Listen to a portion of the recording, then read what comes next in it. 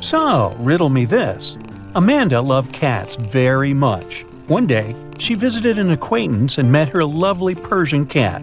Amanda asked her acquaintance how old the cat was. Well, in 2 years, Luna will be twice as old as she was 5 years ago. Amanda nodded and continued petting the cat. And did you understand how old the animal was?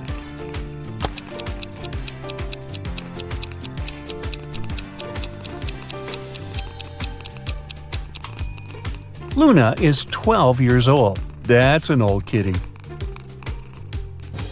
Look at these 3 friends. They seem to have gotten into a trap. They're hanging upside down in the air with their legs tied. On the ground, under the blonde girl's head, there are several venomous snakes. Under the head of the girl with red hair, a fire is burning. And on the ground, under the guy, there are a couple of scorpions. How can these guys escape?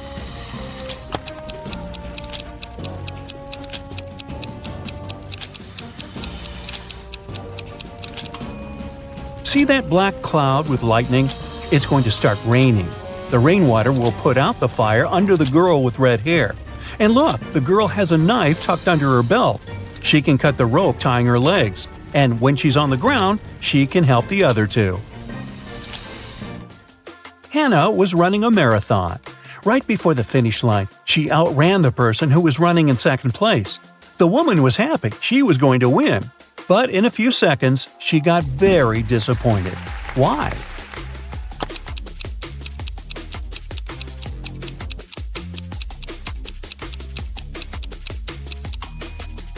Hannah was still the second best.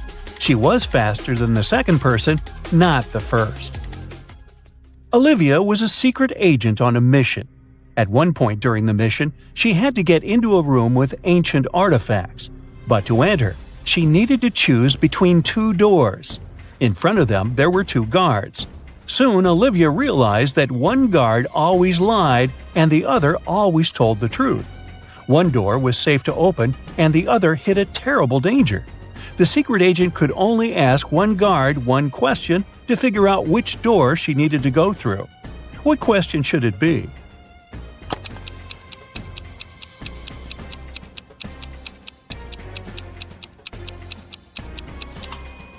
Olivia should ask, if I asked the other guard which door was safe to open, what would he say? Both guards will point at the door that hides some danger. The lying guard, because he's, well, always lying, and the guard who tells the truth, because that's what the lying guard would tell Olivia. So the woman just needs to open the other door. Liza was working as a teaching assistant at a college. One day, she had to look after a group of students who were writing an exam. Liza knew some of them were going to cheat, and indeed, soon after the exam started, the girl spotted one person who was cheating. Who is it?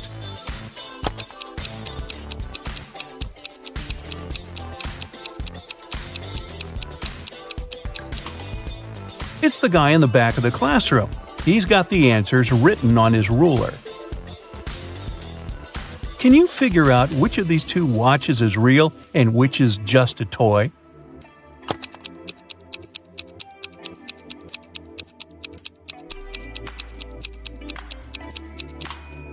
The watch on the left is a toy. Look at its minute hand. It's too long and won't be able to pass all the way around the watch face. In a small village, there were 4 people who were suspected of being werewolves. One night, the village held a meeting to decide which of them was the monster. Here is what the suspects look like. This person has long, sharp fingernails and is known for being able to run extremely fast. This person has long, sharp teeth and is known for being able to see in the dark. This person has wild, unkempt hair and is known for being able to jump high. And this person has a deep, growling voice and is known for being able to smell things from far away. Can you figure out which of them is the werewolf?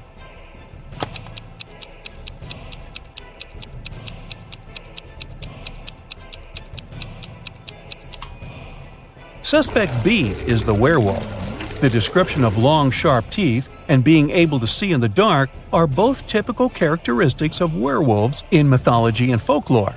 While the other suspects have unusual traits as well, they are not necessarily associated with werewolves.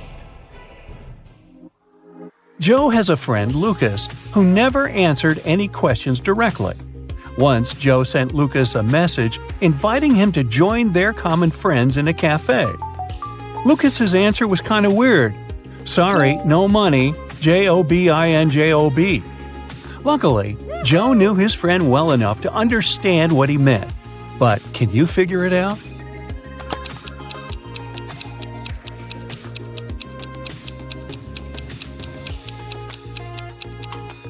Lucas meant he had no money because he was in between jobs. Look at this bizarre wedding. What do you think?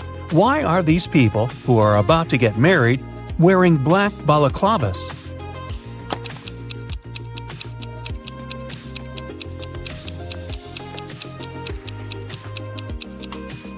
Look, there are cameras on the walls. This couple must be hiding their identities. 3 friends went for a walk in a forest. People said a wizard lived there, and he wasn't a kind, friendly person. But our guys didn't believe these rumors. Everyone knows magic doesn't exist. Suddenly, a wall of fire blocked their way. Look at the things the friends have and try to figure out what they can use to put the fire out.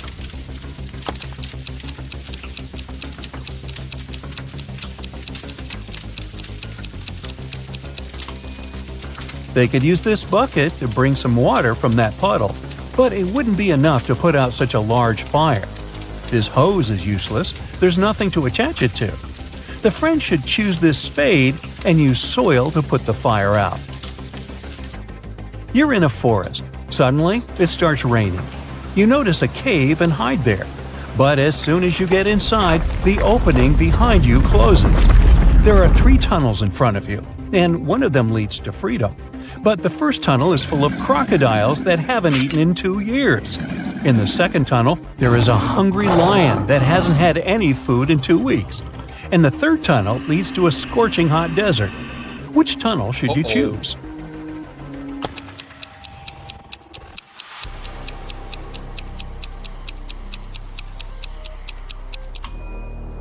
You should wait until the desert cools down at night and follow the third tunnel.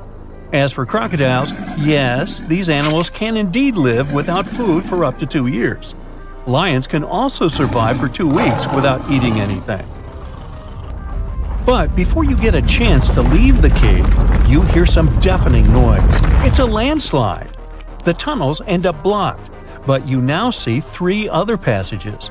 A fire-breathing, wait, is it a dragon? Is guarding the first passage. The second passage is filled with hundreds of poisonous cacti growing there. Their spines are covered with an extremely toxic substance.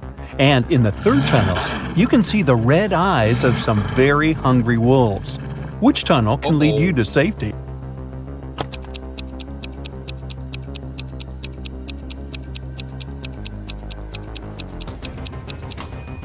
You should choose the tunnel with the cacti.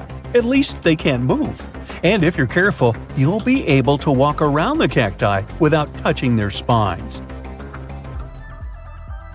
One morning, Donna came to the office and found a box of chocolates on her desk. There was also a strange note. Can you help Donna understand who presented her the sweets?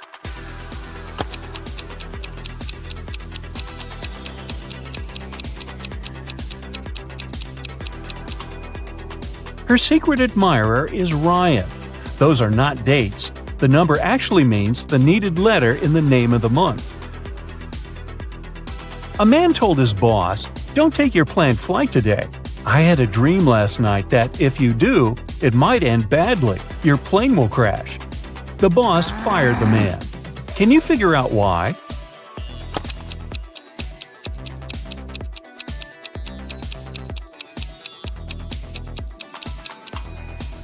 The man was a night watchman. He should have been on duty the previous night, not dreaming. Jacob and Mark decided to go on a camping trip. Look at the things they're going to take with them and say what they should leave at home. A small hint, try to think outside the box.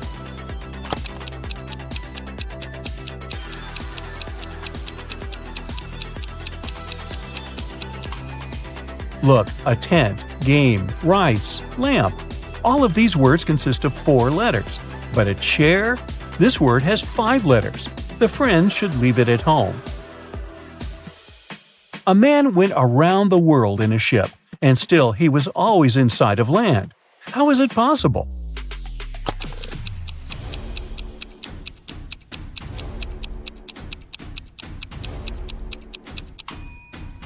The man was in a spaceship orbiting Earth.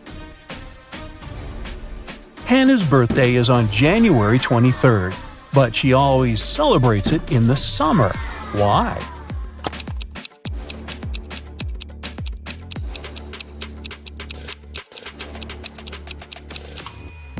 Hannah lives in the southern hemisphere. There, January is one of the hottest months of the year. Hey, nice job! Doris was having a beach vacation with her friend Teresa. One morning, the young women were sunbathing near the water. Teresa went to a cafe to get some lemonade while Doris went swimming. When Doris came back, she saw that her smartphone, which she had left on her beach towel, was gone. "Have you seen my phone?" she asked the man sunbathing nearby. "Nah, I've been sleeping all this time." At this moment, Teresa came back with the lemonade. She looked around and immediately understood where Doris's phone was. Who took it?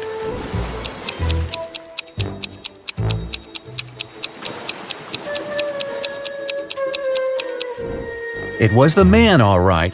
Before the incident, the spade was lying on his left. Now it's on the right. There's also a suspicious pile of sand near the spade now. The man must have hidden the phone in the sand, hoping to dig it out later. Terry invited his friend Alice, who was studying to become a police officer, to a party. It was organized by his friend Sean. Terry was worried there could be a thief at this party. Throughout the event, Alice was watching the guests attentively. At the end of the party, she told Terry who the thief was. Have you figured it out?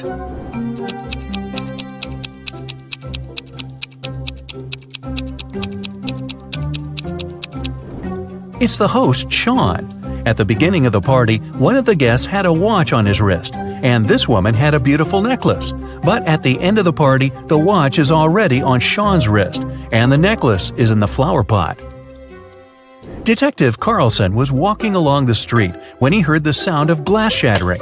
He looked around and saw a large crowd gathering near the broken window of a jewelry store. The shocked owner was inside.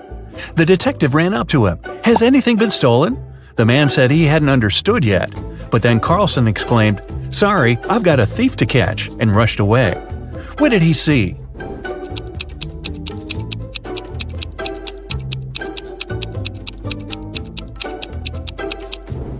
The store window was broken to distract everyone. People were looking away and didn't see this guy stealing a wallet from the man in a suit.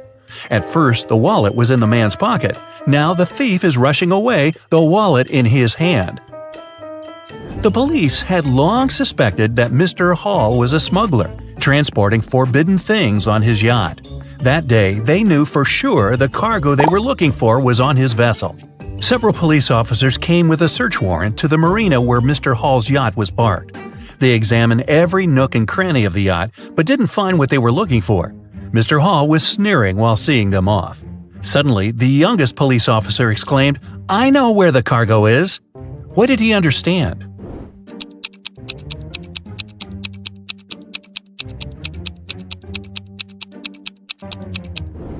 The cargo could only be underwater. Wrapped in a protective cover, it was tied to the anchor. Look at these guys carefully. One of them is not living alone. Who is it?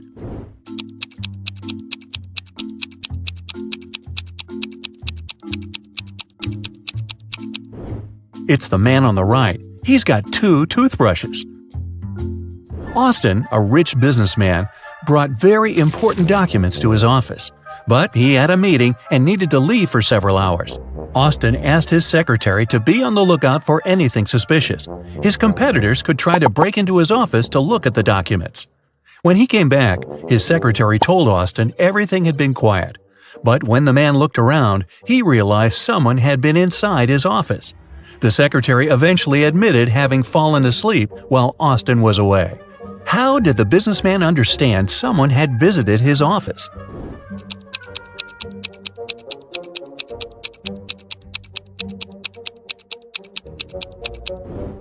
The globe on his desk is now turned in the opposite direction. William, a successful businessman, was having dinner at an expensive restaurant. At one point, he went outside to make an important call. When he returned, his case with money and documents was gone. The thief could only be another customer. When the police arrived, they questioned everyone who was in the restaurant. Karen said she had been writing a new chapter of her book. Paul said he had been waiting in a line to get to the bathroom. Donna had already paid for her coffee and was putting on her coat. And Robert was having a video call with his girlfriend. It didn't take detectives long to figure out who the thief was. Do you know it?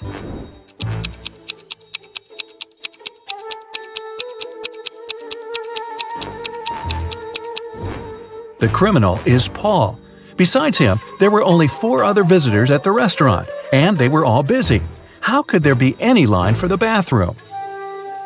The police got informed that one of the most wanted criminals, Carl Walker, was going to arrive in the country. According to this information, the man was going to come by plane. Unfortunately, the police knew very little about him. He was short, wearing glasses, and traveling under a false name.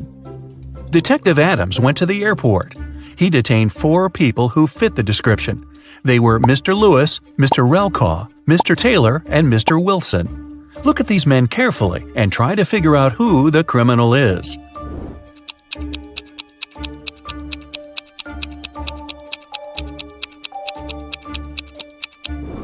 It's Mr. Relcaw. His last name is actually the criminal's last name, Walker, but with its letters reversed. A detective is looking for an important witness. Without them, she won't be able to solve a complicated case. The only thing she knows is that the witness is left-handed. Look at these people and help the detective choose the person she needs.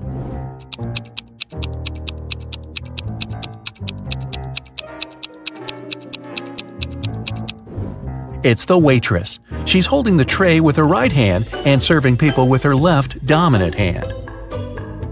Look at these princesses and try to figure out which of them is the fake one.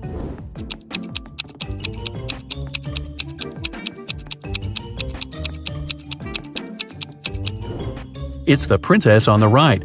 The tiaras of the princess on the left and the one in the middle have a reflective shine to them. You can see they are made of precious metals. But the ice princess's tiara doesn't shine. It's made of plastic. A businessman arrived at his office after a long trip. He discovered that some important documents had disappeared from his desk. He immediately called the police, and a detective arrived shortly after. After interviewing all the workers, he had a list with 3 suspects on it. They were Emma, the accountant, Sophia, the receptionist, and James, the sales manager. But all of these people claimed they hadn't been inside the businessman's office. It didn't take the detective long to figure out who was lying. Do you have any ideas?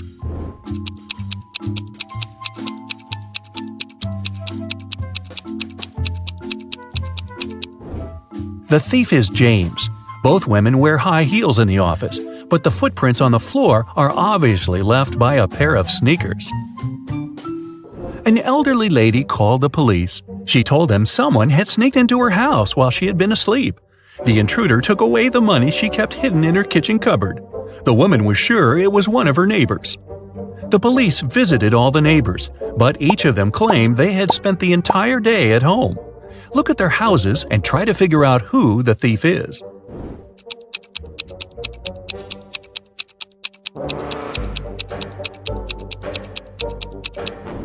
Rick is lying. He wasn't at home. His car was parked near the house already after the snow had built up on the driveway. Look at these people carefully. Who does this dog belong to?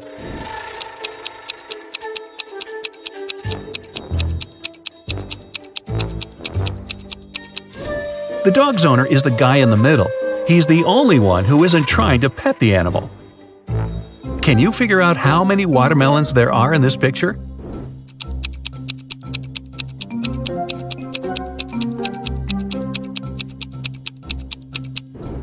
Five. Gloria failed her math test. Luckily, her professor was an understanding woman. She offered a deal. If the girl cracked 3 riddles, she'd get a good mark. Of course, Gloria agreed. The first task was to figure out the answer to the equation. Can you do the same?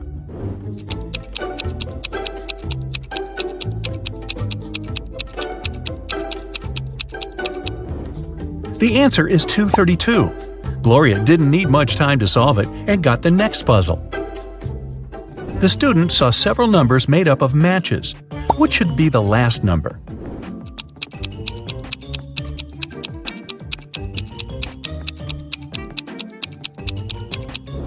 The last number should be 1. After every step, the number of joints goes down by 1. And finally, the teacher gave Gloria several pool balls. Use only 3 of them to make this equation true. After a couple of minutes, Gloria figured out the way to do it. Do you know what she did?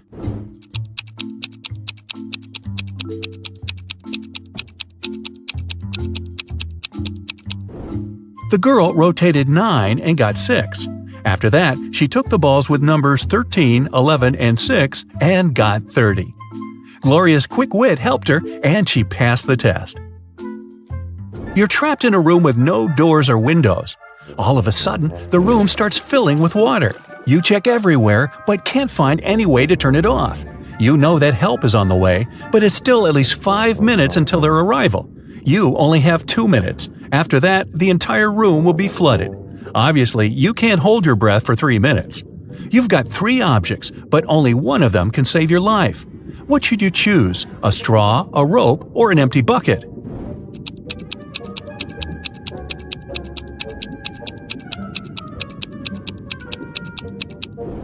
You should opt for the bucket. Put it on your head. This will create an air pocket, and you'll be able to breathe for a couple of minutes until help arrives. You've got lost in a desert. It's already dark, but bright moonlight illuminates the surroundings. At one point, you see a tower, but an evil wizard is looking out of the window. He tells you, "If you want to save your life, solve my riddle. You need to figure out the height of this tower." You look around and see nothing but several fallen tree branches. There's also a watch on your wrist and your own shadow. What can you use to figure out how high the tower is?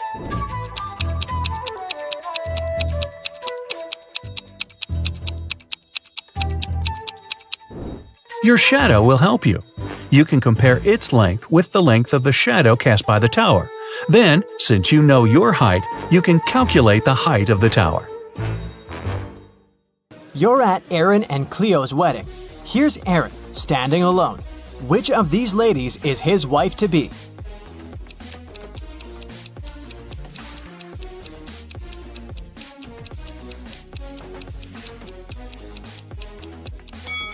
It's this one. Look, there's her name, Cleo, on her bracelet. 3 girls are fighting over a doll. It belongs to one of them, but each of the 3 says it's hers. Who do you think the real owner of the doll is?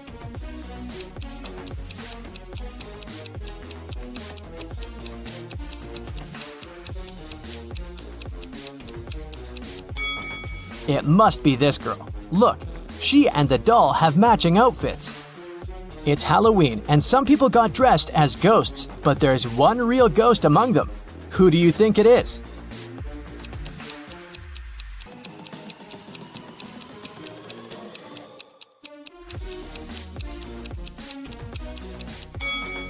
Look, this person doesn't cast a shadow. 3 friends went camping. 2 of them are real people, and 1 is a robot.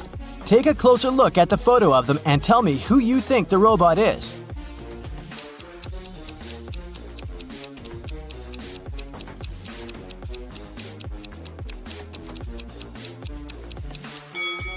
It must be this guy. Take a look at the footprints each of them left. This guy's footprints are actually wheel prints, which is not very common for a real human.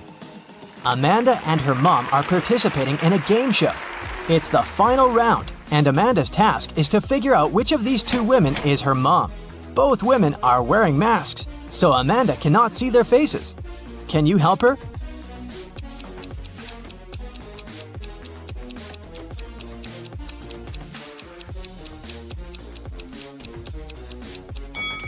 Pay attention to the woman's hair color. Amanda is redheaded. This woman has red hair too, so I'd bet it's her mom. In any case, Amanda must know what color her mom's hair is, so she's safe here. Local police got information that their little town had been invaded. Officers started walking around asking for people's ID cards. I'll show them to you one by one, and you must decide who looks suspicious. For example, this one.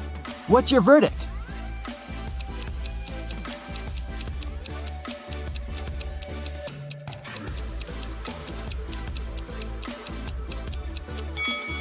Look at this guy's birth year. No, it's definitely not a real ID. Here's another one. What can you say about this lady?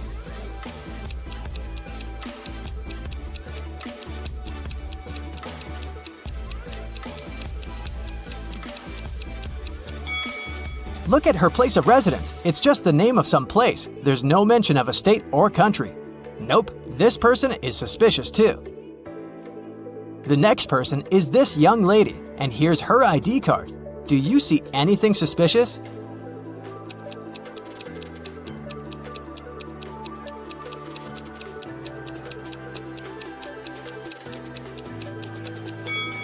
She seems fine to me. I'd let her go. Another one. What about this person?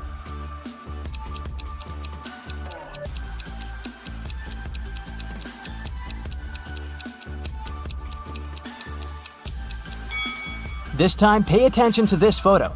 All document photos should have a white background. This one isn't an officially issued ID card, so I'd say he's suspicious. I have the last suspect for you. What do you say? Is there anything we should be concerned about?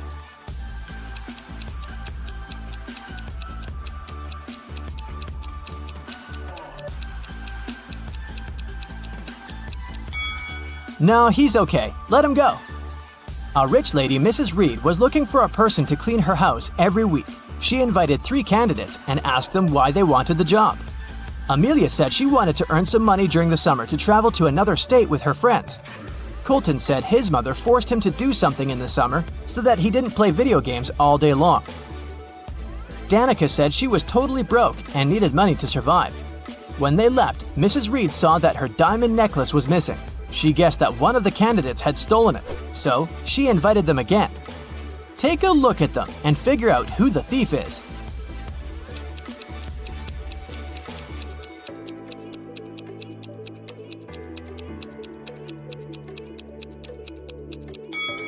It's Danica. She said she was broke. The last time she was there, she was wearing old clothes.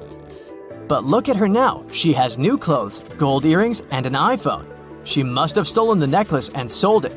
On a snowy winter day, police got a call that one of the houses in the neighborhood had been robbed. A detective visited people living there, but everyone said that they'd been staying at home because of the weather. Still, the detective understood who was lying. This person became the main suspect. Who is it?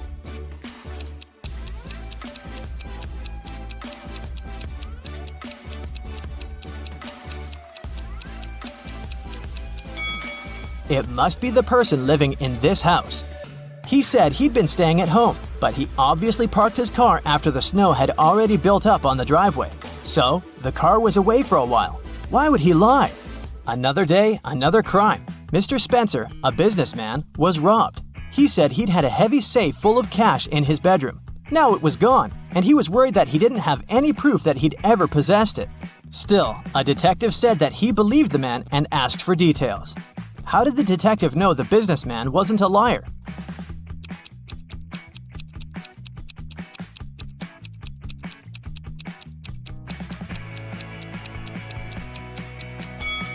Look, there's dents on the floor. Something really heavy was indeed standing there for a long time. There was another robbery in a small town, and the main suspect was Damon, the victim's old friend turned enemy and ex-business partner. The next day, on August 7th, the police paid Damon a visit. He wasn't at home. When they reached him by phone, Damon said he was on vacation in Greece and that he left a week before. The police examined his apartment. When the detective looked around, he realized Damon had left recently. How did he understand it?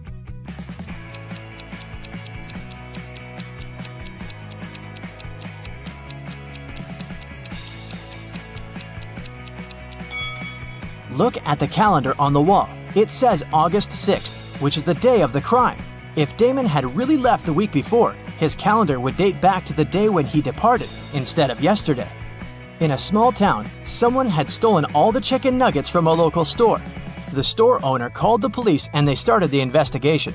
There were 3 suspects. Mr. Jones said that he'd already been at work at that time. Mr. Collins said that his family was vegan, so he wouldn't be interested in chicken nuggets. Mr. Martin said the police had just woken him up. Who's a liar?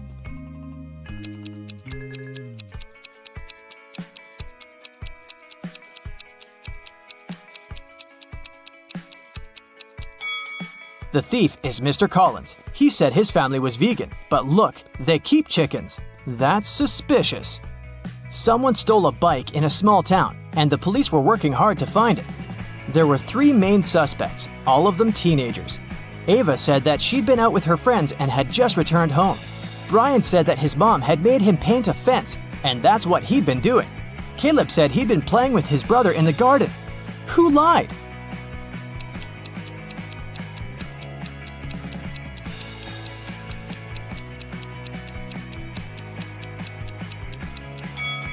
Brian, look, the fence is red, but the grass next to it doesn't have any stains, so the fence isn't likely to be freshly painted.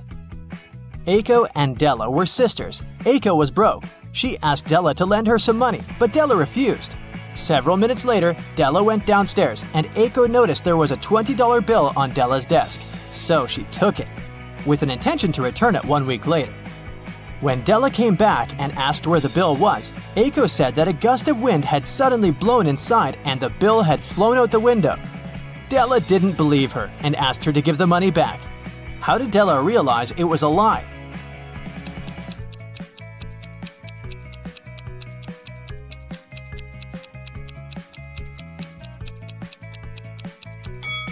If a gust of wind had blown into the room, nothing would have flown out of the window. It would have been swept from the table to the floor, but not the other way around. Esme was having her regular walk in the forest and got lost. After wandering around for a while, she found the witch's house. She walked in, petted the cat, and asked the witch to send her home. The witch had a question for her. If Esme answered correctly, she'd be free to go home. If not, Esme would have to stay with the witch and the cat. My grandma was born in 10 BCE. How old did she turn in 100 CE?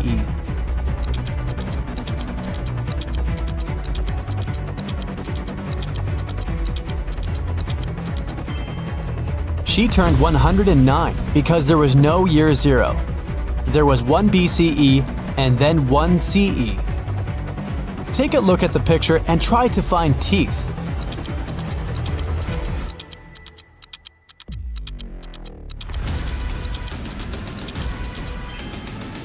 Here they are. Can you find the odd emoji?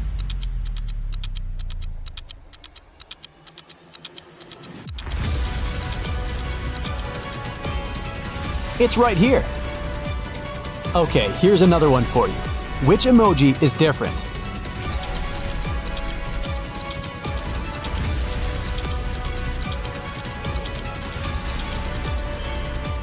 Here it is. Hope you've got it. Can you find the odd one this time?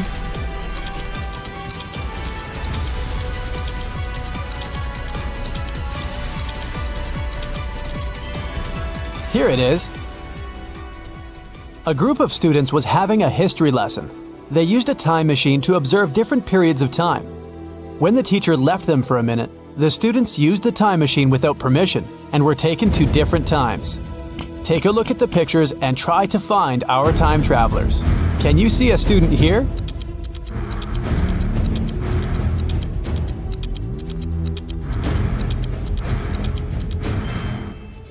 Look, this guy is taking a selfie. Okay, the next one. What can you say?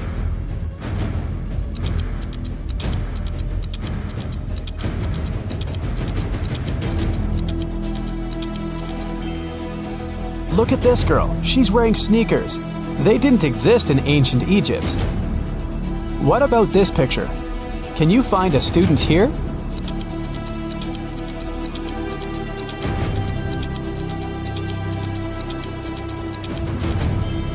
Look, this guy is drinking soda. Finally, the fourth one. Can you find a time traveler?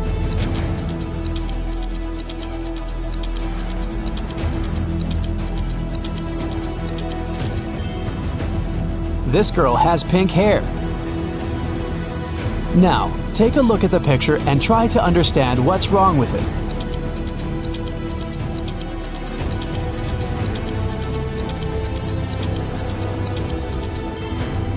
Look closer at the alphabet on the classroom wall. The order of the letters isn't correct. E and F have been switched. What can you say about this image?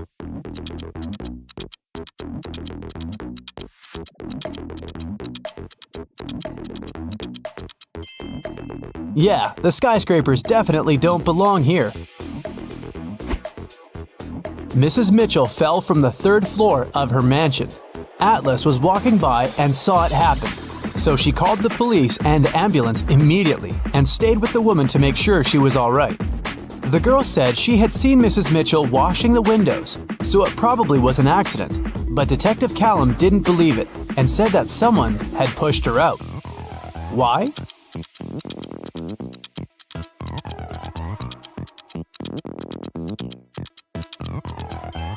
The window she fell out of is closed.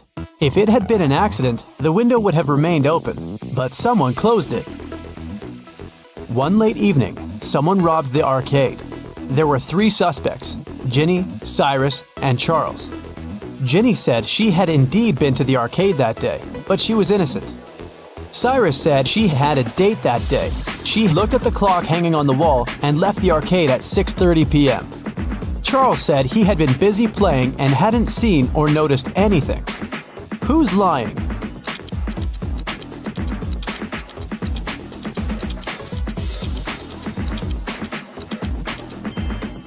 Cyrus. Here's the room he was talking about. But as you see, there's no clock on the wall. Another one for you. Be attentive.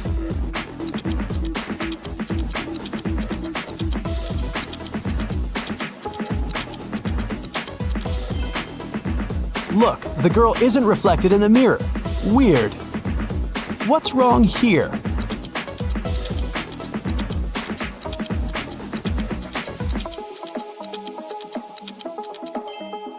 The calendar claims there are just 30 days in August. Where's August 31st? What do you have to say about this one?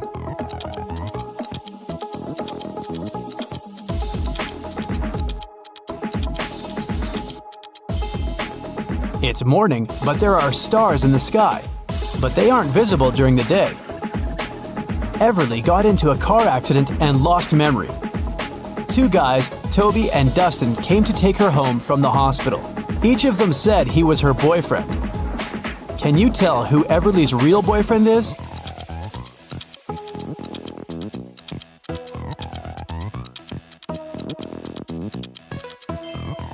It's probably Dustin. He has Everly's name tattooed on his arm. Lyra woke up in a dungeon and couldn't remember what happened.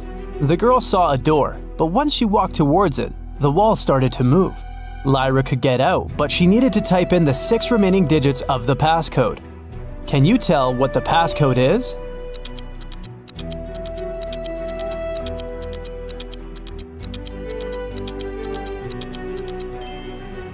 The combination is just a set of 2-digit numbers: 10, 11, 12, 13, 14, and 15. So the other 6 digits are 1, 6, 1, 7, 1, 8.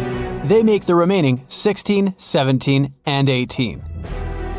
In the first row, there are letters L, T, V, and X. In the second row, there are letters A, F, H, K, N, and Z. Follow this logic. Which 3 letters should be in the third row?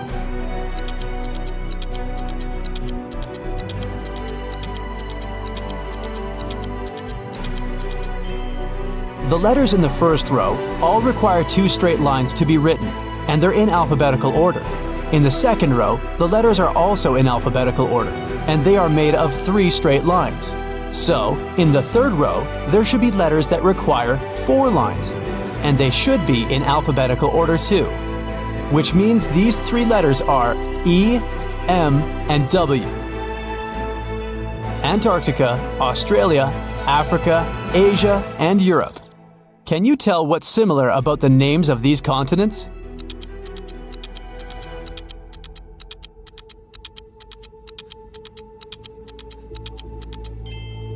All of them start with the same letter they end with.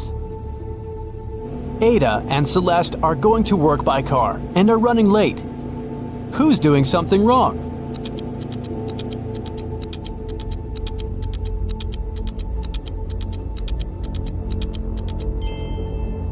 Ada, she isn't wearing a seatbelt.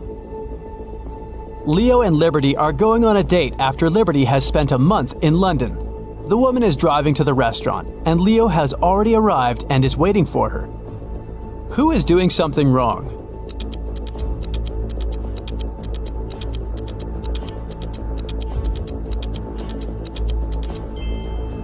Liberty, she's driving on the left side of the road. Girl, you're not in London anymore. Georgia is driving her car to school, and Palmer is taking her son to the doctor. Who is doing something wrong?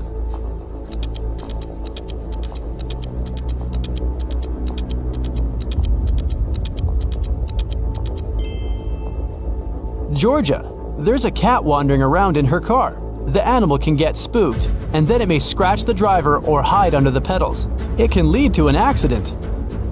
Eleanor and Fleur return home after spending the night at their friends studying for the test. Can you tell which of them wasn't studying, but was instead at a party?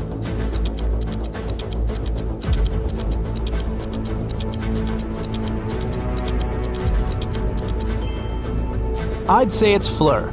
She's wearing a dress, high heels, and evening makeup.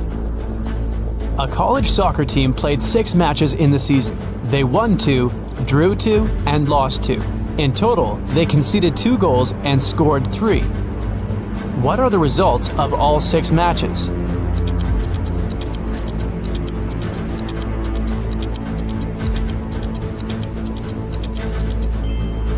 Every time they lost, they must have conceded at least 1 goal.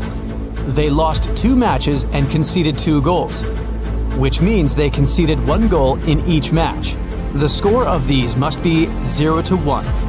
We're out of conceded goals, so the score of the 2 matches that ended in a draw should be 0-0. Now, we're only left with the 3 goals and 2 winning games. So, in Game 1, they must have won with the score of 1-0. And in another one, with the score of 2-0. Neo works in an airport. His job is to check ID cards and not let suspicious people in. Take a look at these 3 ID cards and try to figure out which person has a fake one.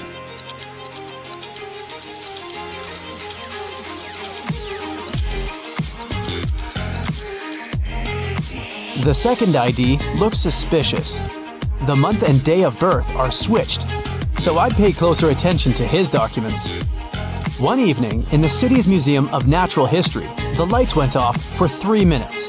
When the problem was solved, museum workers discovered that a rare and expensive dinosaur fossil had been stolen. The city's best detective came to investigate the case. He had 3 suspects and asked them what they had been doing when the lights had gone off. Ashley said that she had been in the bathroom. Ben said he had been in another room looking at paintings. Evan said he had been in the room with the fossil, but he couldn't see or do anything because it was dark. Who is lying?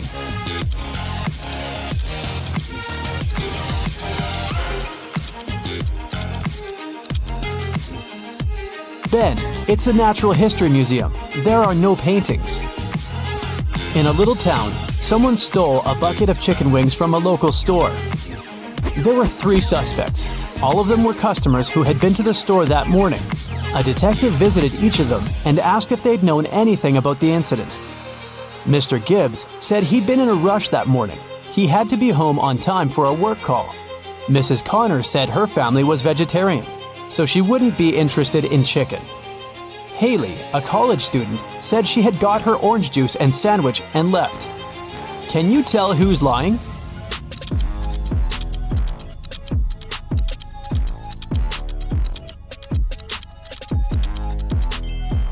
It's Mrs. Connor. She said her family was vegetarian, but take a look at the room behind her back. There is freshly cooked chicken on the table. Sierra and Fred like extreme sports. Sierra is about to jump with a parachute, and Fred is going to jump into the lake from a cliff. Who's in danger?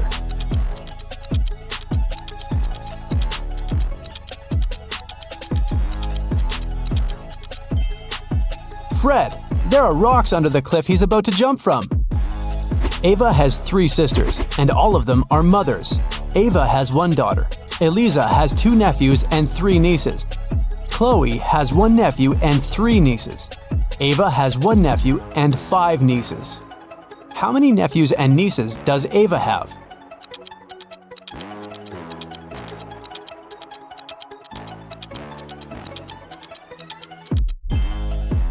Ava has no sons, which means all the boys are distributed between her sisters.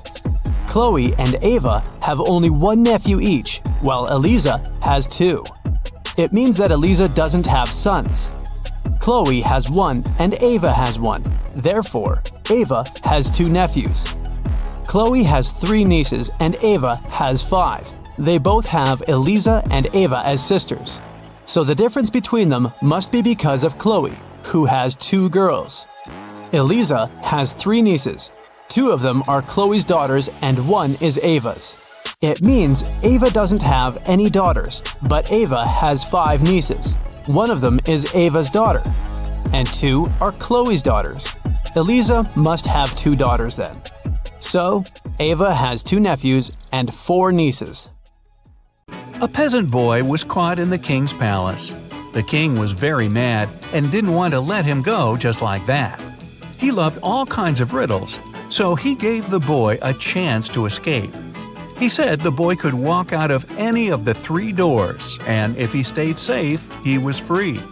Behind the first door, there were lions that hadn't eaten in 3 years. Behind the second door, there were 3 trained assassins. Behind the third door, there was poisonous gas. The boy made his choice and managed to leave. Which door did he walk out of?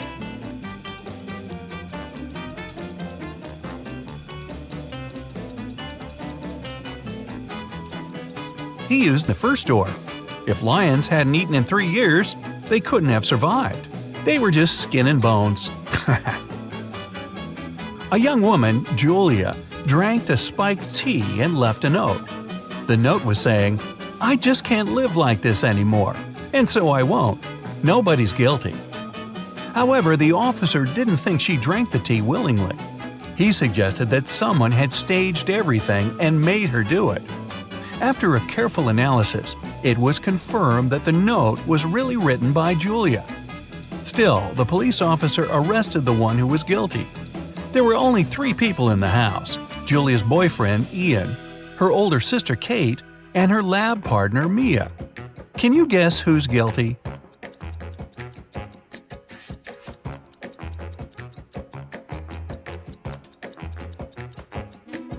The first letters of each sentence come together as Ian, her boyfriend's name. He must have made her write a note to make it look like it was her choice, but Julia left a hint for the police. A man fell off the 3rd floor of the building. He was fine, but he lost his memory and couldn't tell what happened. Someone had seen him a while ago washing the windows, and everybody agreed it must have been an accident. However, a detective decided to check if it was true. He walked up to the 3rd floor, opened the window, and threw down a coin. When he returned, he stated that the man didn't fall himself, but somebody pushed him out. How did the detective know?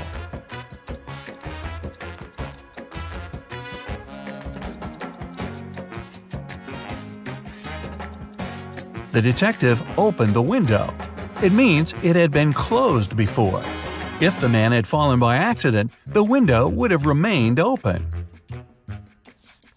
You're locked in a dungeon. There are 3 ways out, but none of them seem safe.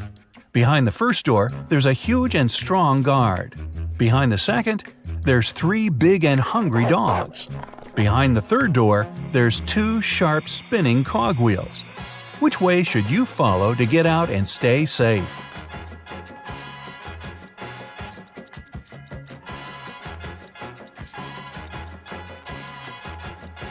The third one. The cogwheels are quite high above the ground, so you can crawl beneath them. You and your friend come back home very late, when everyone is already asleep. Nobody knew that you were outside, and nobody should. There's a code on the door that asks to type in the rest of it. Your friend completely forgot it, but if you don't type it in 10 seconds, it'll start the security alarm. Can you guess what the missing numbers are?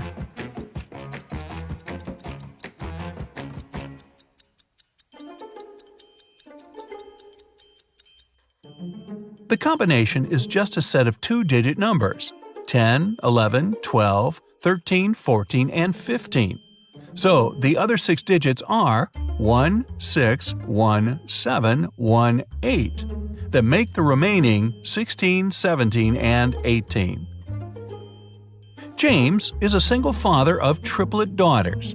He stayed late at work and got a call from a friend who just saw one of his daughters at a party in a different neighborhood. However, the friend couldn't tell which of the daughters it was. When James came home, he asked his daughters who had been at the party. Autumn said she had been doing her homework all evening. Serena said she spent the day outside reading. Emily said she'd been playing Uno. James could tell immediately who was lying. Can you?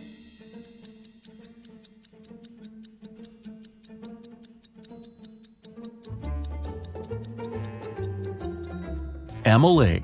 She couldn't play Uno alone. She would need a partner for that. You're lost in a deep forest. It's getting dark, and you have to get out immediately, unless you want to spend the night in the woods. Luckily, you come across a little shack where a witch lives. She promises to show you a way out if you solve her riddle. So, here it is. Ava's mom has 3 daughters. The oldest daughter's name is April. The second daughter's name is May. Can you guess what's the name of the youngest daughter?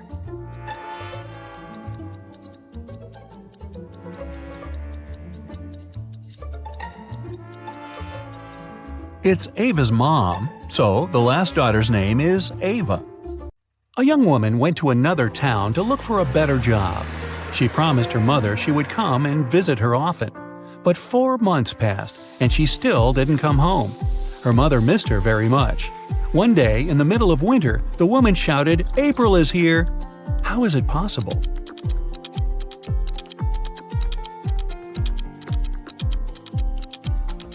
April was her daughter's name. She finally came to visit her family. It's usually under you. Take away its first letter, and it'll be above you. Take away its first 2 letters, and you won't see it. What is it?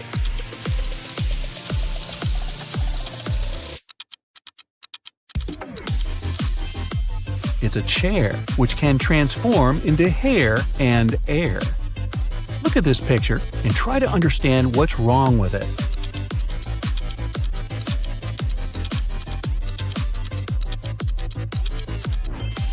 Why would this young lady put a pair of boots on the table and a saw in the fridge? How about this image? Does anything strike you as odd?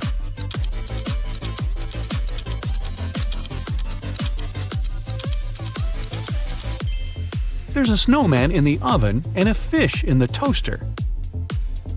Dennis, Maria, and Julie were at a party. They decided to play a game. There were 5 hats, 2 red ones and 3 yellow ones. The friends closed their eyes, took random hats, and put them on their heads. Then they opened their eyes and looked at one another. Each of them had to guess what color the hat on their head was. Dennis and Julie said they didn't know, but Maria exclaimed that she knew the color of her hat. What color was it?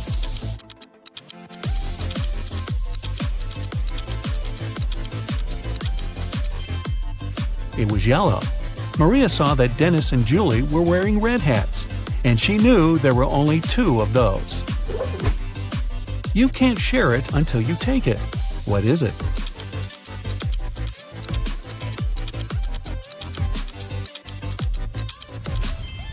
It's a photo. You see a combination of letters OTTFFSS. What should be the next 3 letters in the line?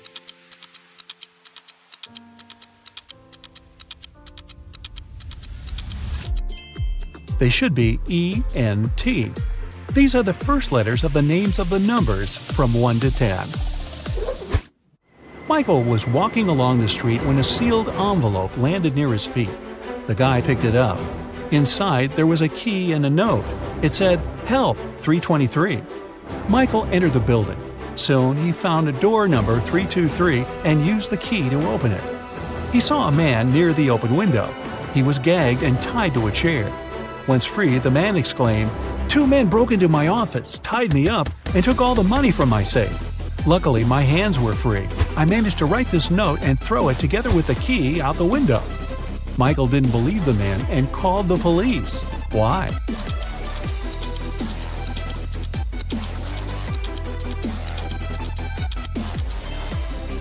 The envelope was sealed. How could the man do it if he was gagged? It can never be thrown, but it can be caught. People are always looking for ways to lose it. What is it?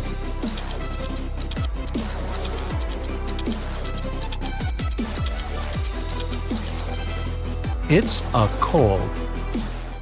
Two teams were playing soccer against each other. Each of the teams scored 2 goals in total. And still, it wasn't a tie.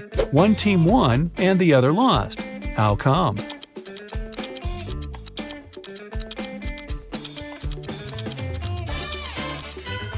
One of the teams scored an own goal. Young but very popular blogger Eric wrote his first book. It was a huge success. The guy was preparing for his first book signing. He was very excited and nervous, so he took a break to steady his nerves in a quiet corner. But even at 6 p.m., when the meeting was supposed to start, Eric was nowhere to be seen. In 10 minutes, a security guard found him lying on the floor in the bathroom. Someone had hit the writer on the head. The police had 3 suspects. Angela, his agent, said she had been solving some urgent organizational issues. Frank, one of the fans, said he had been a great lover of Eric's books for years. He wouldn't do anything to harm the writer. And Patrick, the security guard, said he had been doing his job, keeping the fans away from the entrance. Who hit Eric?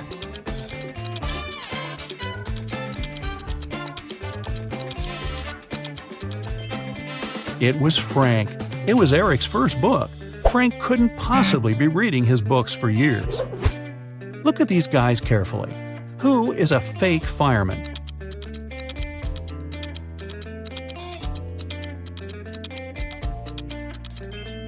It's the guy on the right. He's not wearing a helmet and doesn't have a special bag.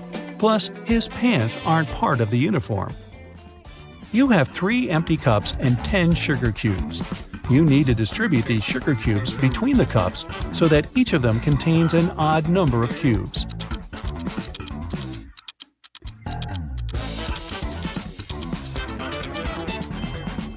Put 3 sugar cubes in the first cup and 3 cubes in the second one.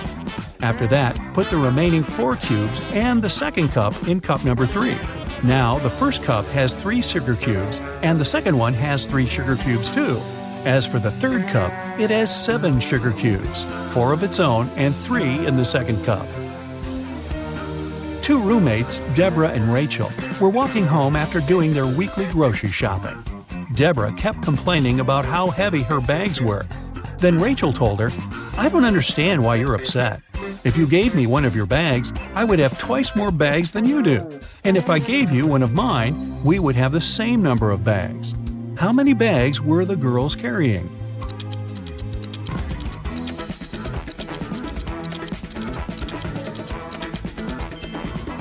Rachel had 7 bags, while Deborah was only carrying 5 bags.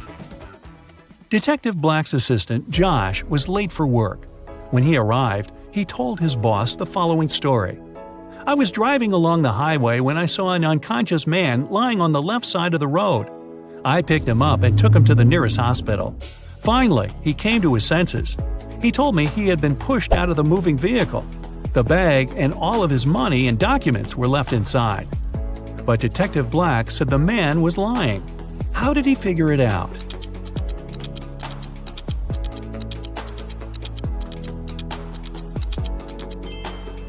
If the man had indeed been pushed out of the car, he would have been lying on the right side of the road, not the left one. Kenneth was starving. He found a nice diner that served burgers and bought one. After a waiter brought him his order, Kenneth went to the bathroom to wash his hands. But when he came back, his burger was gone. The guy looked around the diner and understood who had taken his lunch. Can you figure it out?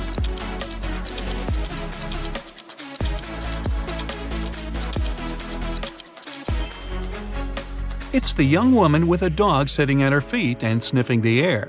If she was just drinking coffee, which is what she's pretending to do, the dog wouldn't be so interested in her. Mary was walking through the park when she spotted a hungry dog. The woman decided to share her snack with the animal. Unfortunately, there was a stream between her and the pooch.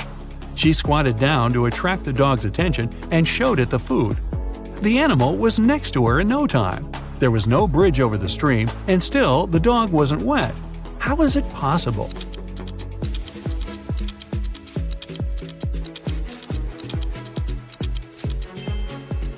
It happened in the winter, and the stream was frozen. A rich entrepreneur disappeared from his office. The only thing he left behind was a note with the numbers 6, 4, 9, 10, and 11, and a calendar. The police have 5 suspects: James, Kevin, Carol, Jason, and Laura. Who knows something about the man's disappearance?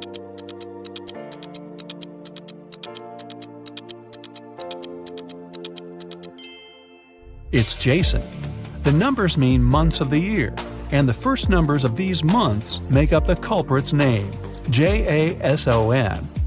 Matthew bought a new smartphone and a phone case.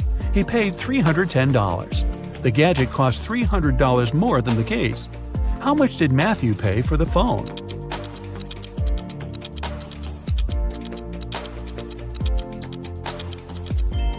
He paid $305. Tony was hosting a party. 3 hours after it started, several guests came up to the guy. They asked where they could charge their phones. Unfortunately, there was only one socket in Tony's house. The guy checked all the power strips he had. Help him figure out how many phones he can charge at a time.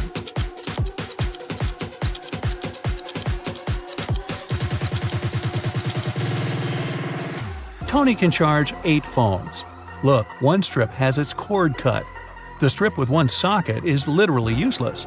One of the strips doesn't have a cord whatsoever. Another has no hole for a plug. Plus, one socket on each of the 2 strips will be taken by the plugs from the others. A rich businessman called the police. When he arrived at his office in the morning, he remembered he had left a bunch of important documents in his safe at home. He sent his secretary, John, to bring them. But the guy called half an hour later. He said the safe was open. The documents were still inside, but all the money had disappeared. The police examined the businessman's home office. They tried to find some fingerprints. Nothing at all. The detective had 3 suspects: the secretary, the businessman's nephew, Mark, and the housekeeper. The secretary said he had called his boss as soon as he had seen the safe. Mark said, "I opened the door for John. Then I went to my room and found out about the accident only after John called me." The housekeeper told the police she had been very busy with her chores and hadn't been to the office since the previous evening. Who took the money?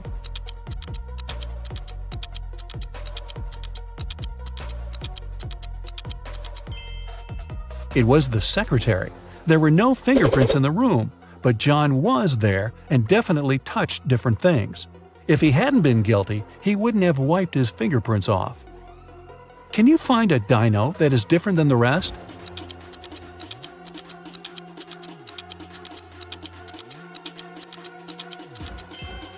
Right, it's this one. Now Tyler runs an amusement park. He's having a job interview with these 3 clowns, but only one of them is not dangerous. Can you help Tyler hire the right person?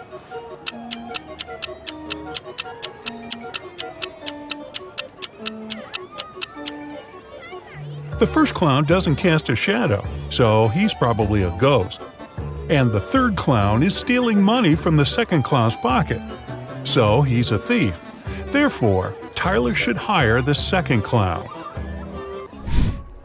Peter and Holly are having their first date in the amusement park. They decide to ride the Tunnel of Love. At some point, it gets pretty dark inside the tunnel, and after the ride, Peter finds out that his wallet is gone. Tyler calls the police and questions 3 customers from nearby swan boats. Bella says, "I'm sorry, I filmed a video on my phone. I didn't look around." Tim says, "No way, bro, my wallet is gone too." And Lisa replies, "In the dark, I felt someone touching my bag. I pushed the attacker away." Can you spot the thief?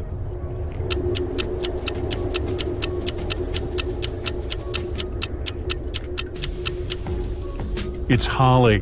Take a look at her bag. There are 2 wallets inside it, and here's one more in her pocket. Tyler receives a curious delivery.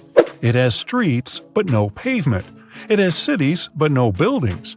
It has forests, but no trees. Also, it has rivers, yet no water. Can you guess what it is?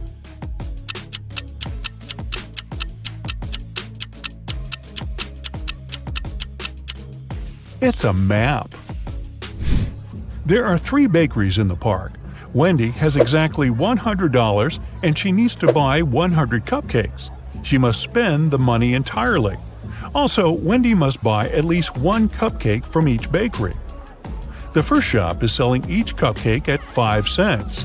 The second one is selling them at $1, and the third at $5. How many cupcakes should Wendy buy from each bakery?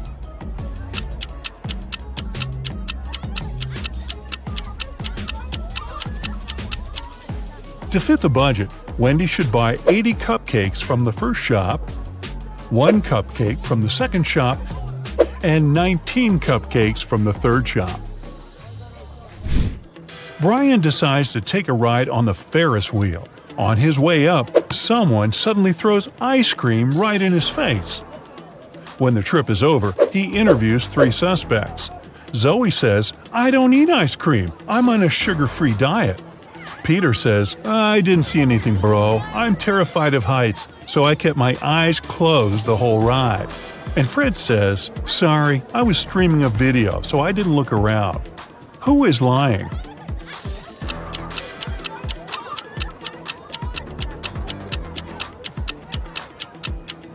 Peter.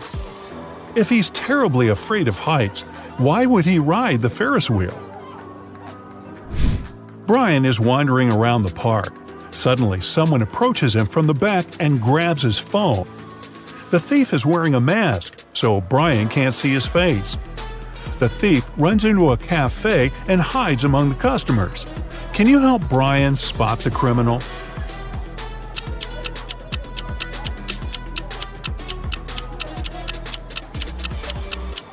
It's this woman. She's hiding Brian's wallet in the menu. Tyler is walking down the street after a long work day. Suddenly, he pushes this lady. Can you guess why?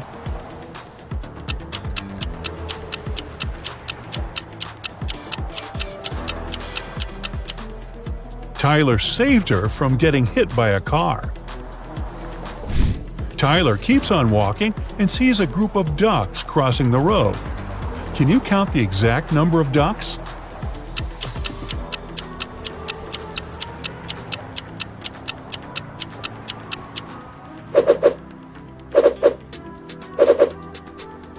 $16. Tyler enters a jewelry shop where his girlfriend Mary works as a saleswoman. Unfortunately, he finds her unconscious on the floor. He calls doctors immediately. They figure out that Mary was poisoned. Tyler questions 3 witnesses. The cleaning lady says, "I was cleaning silver jewelry in the storage room." The guard said, "I was having a lunch break outdoors and talking with my friend." And the boss says, "I had a business meeting in another part of the city." Can you help Tyler figure out who poisoned Mary?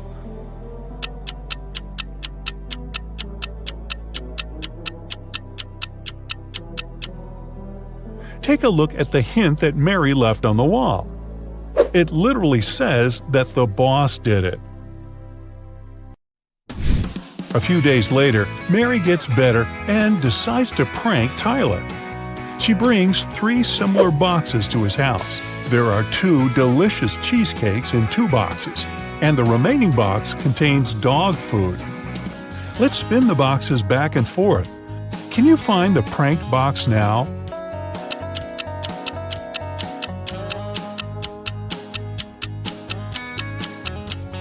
Aha! The second one. Tyler gets an urgent call from his assistant. Someone painted graffiti at a vegan restaurant in his park. Tyler interrogates 3 employees. The cleaner says, "I had an urgent call from my mother, so I went outside the restaurant to the backyard. When I returned, the graffiti was already there. The waitress says, I was taking an order. Suddenly, I looked out the window and saw a person in a black hoodie. He dropped a paint can and ran away.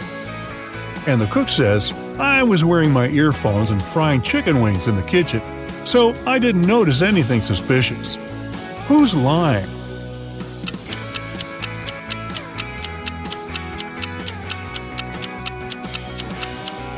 The cook. It's a vegan restaurant. Why would he fry chicken wings? After getting exposed, the cook pushes Tyler away and escapes from the restaurant. Tyler follows him. The cook hides in a carnival tent. He puts on a costume to blend in with the crowd. Can you help Tyler find him?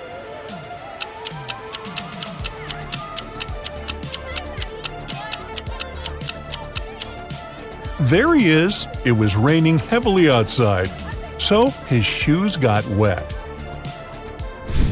Tyler is walking around the park and spots 4 weird details. Can you see them too?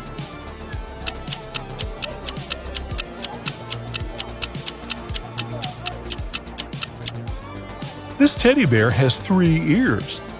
There's no July 34th.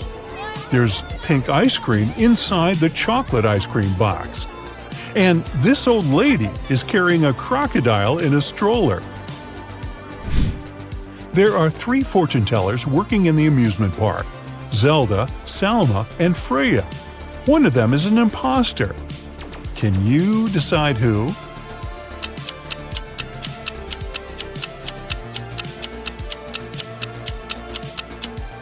Salma has an earphone in her ear, which probably means that someone is helping her when she tells fate.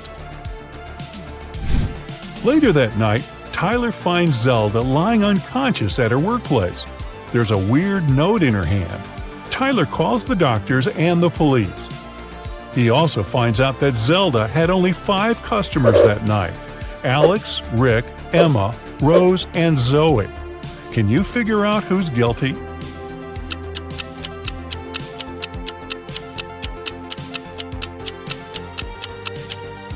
Rose.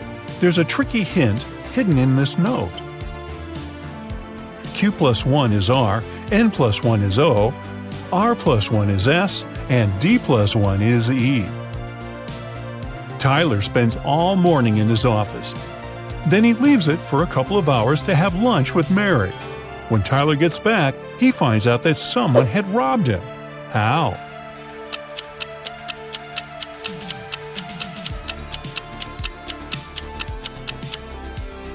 These 6 items are missing. Tyler is checking out these clowns' makeup before their performance. Can you spot the odd one out?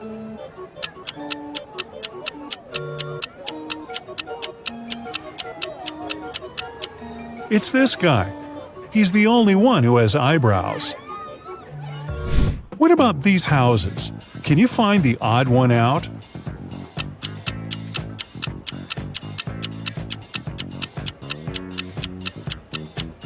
Yup, it's this one. Tyler receives 4 new tents. Unfortunately, one of them has a slightly different design. Can you spot which one?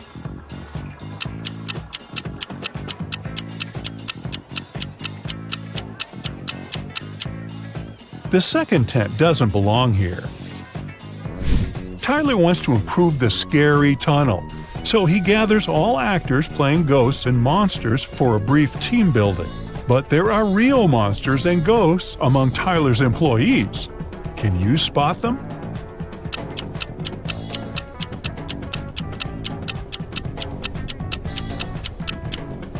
This guy is too transparent for a human. He's a ghost. And huge claws cut through this guy's sneakers, so he's probably a werewolf.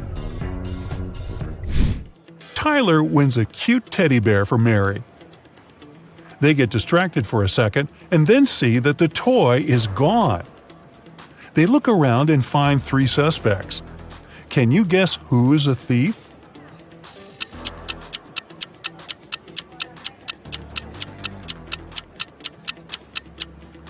Although this lady is holding a similar teddy bear, it still has a different bow. This guy is carrying a box, and judging by his posture, it's hard for him to carry it, so it's probably really filled with heavy stuff.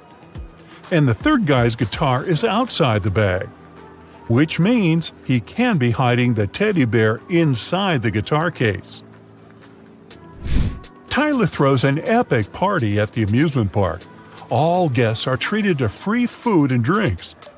In the middle of the party, all the guests begin to fall asleep right on the dance floor. The next day, doctors check all the food and drinks from the party, and everything is perfectly fine.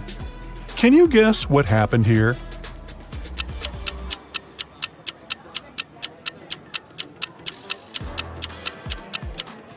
These balloons were filled with sleeping gas. In the middle of the party, they burst and made the guests fall asleep. Mr. Robinson is a successful businessman. One morning, he had an insight. Later that day, he invited two of his best managers to his office to discuss this breakthrough. Which of these men is Mr. Robinson?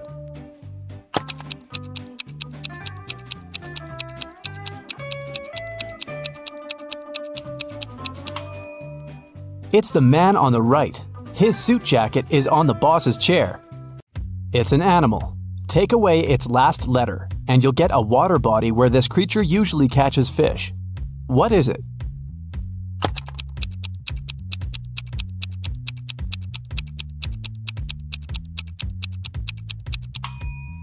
It's a seal, which transforms into the sea. Tilda's mother has 7 daughters. The names of her 6 daughters are Monday, Tuesday, Wednesday, Thursday, Friday, and Saturday. Can you guess the 7th daughter's name?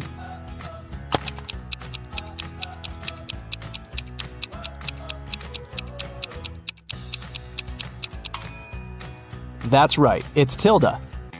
It begins and ends with E, but only has 1 letter. What is it?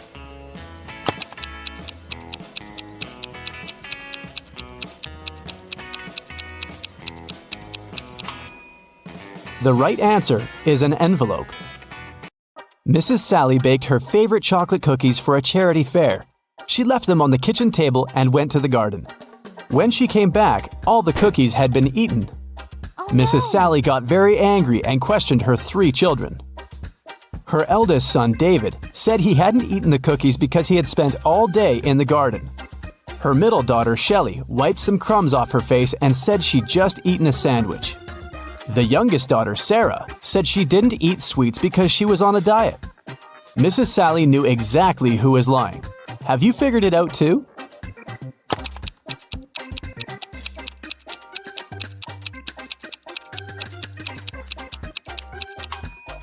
It was David. Mrs. Sally was in the garden when someone ate the cookies. If she had seen David there, he wouldn't be among the suspects. Look at the picture. Can you find the odd star?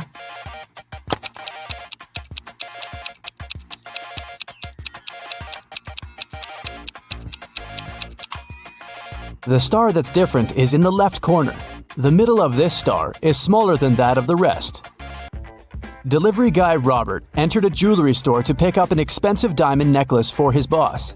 Saleswoman Daphne took the necklace out of the safe and was about to pack it in a box. But suddenly, the lights went off in the entire store. When the lights turned on a couple of seconds later, the necklace was gone. The alarm went off and the store doors slammed shut. But only Robert, Daphne, and one other customer called Vicky remained inside. The police came over and interrogated all of them. Robert said he hadn't seen anything. Daphne said she had felt someone push her in the dark. They must have taken the box. And Vicky claimed she had been choosing rings for her upcoming wedding in the opposite corner of the store. The detectives immediately understood who the robber was. What about you?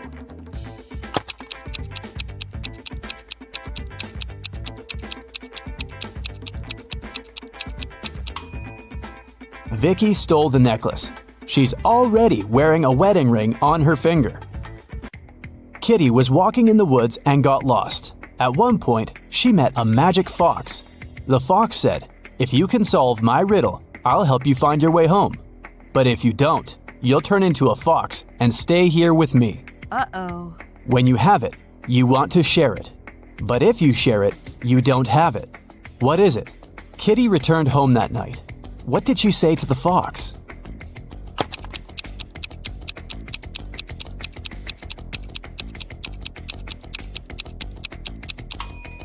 It's a secret. If you share a secret, you can't keep it anymore. Look at the picture. How many squares do you see? A. 10. B. 5. C. 3. D. 6.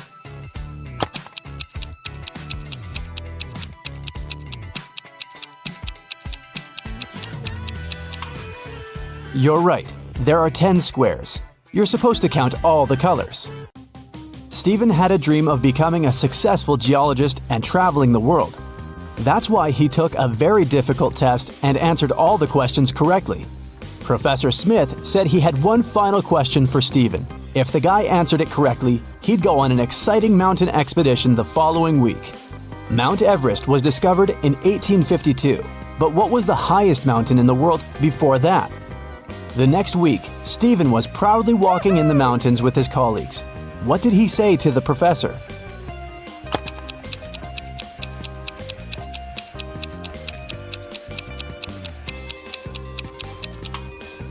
Stephen said it was Mount Everest. It was still the highest mountain in the world, even though it hadn't been discovered yet.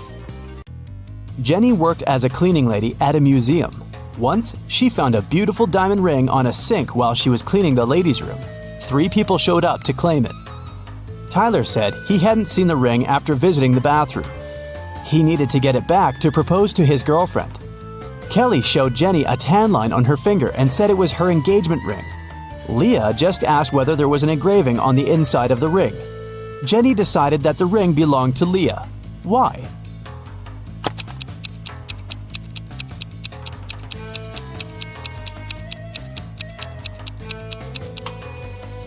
Kelly's tan line was on the wrong finger.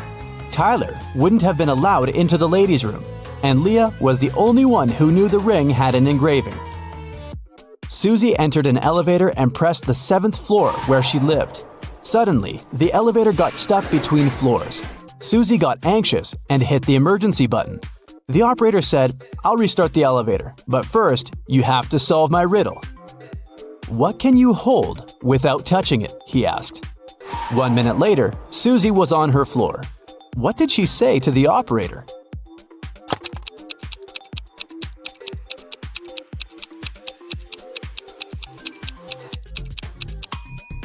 Breath. You can hold it without using your hands. It belongs to your friend, but you use it way more than them. What is it?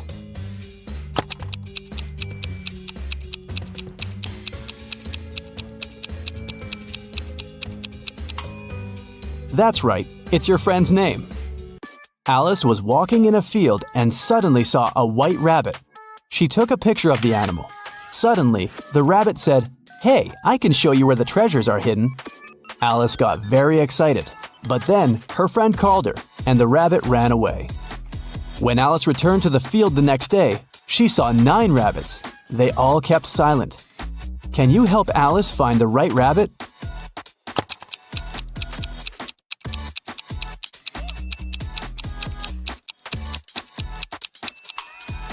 It's over there, in the right corner. What substance is there in each mug? 1. It's not sugar or water. 2. It's not sugar or tea. 3. It's not tea or water.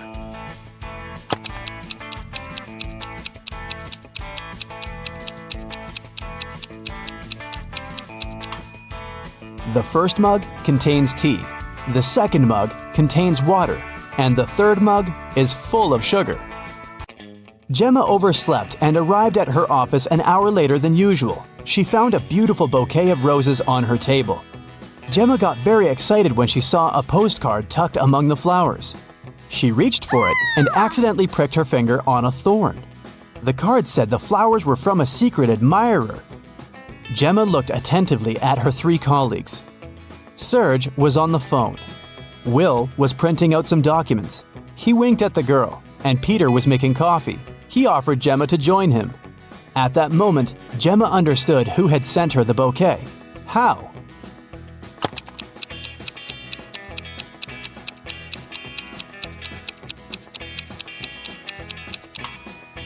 It was Serge. He had a fresh scratch left by a thorn on his finger. Rotate it 90 degrees and it's everything. Cut it in half and it's nothing. What is it?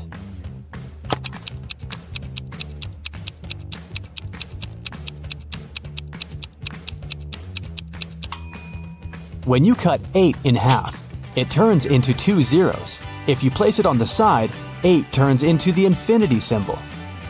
The more it dries, the wetter it gets. What is it?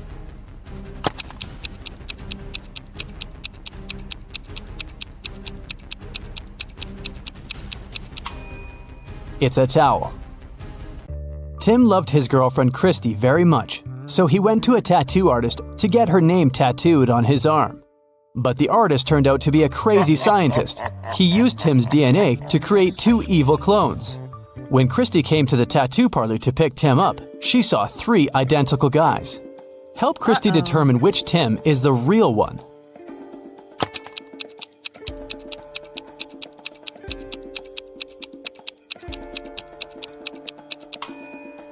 The guy on the left is the real Tim. He's the only one who has a tattoo. The clones aren't supposed to have any. How many months of the year have 28 days?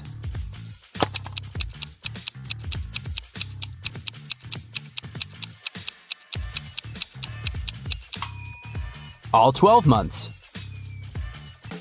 Look at the picture. Which one is different?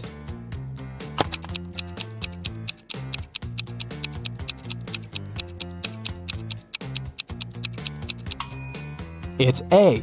The color that should be at the top is at the bottom. Helen was a famous singer.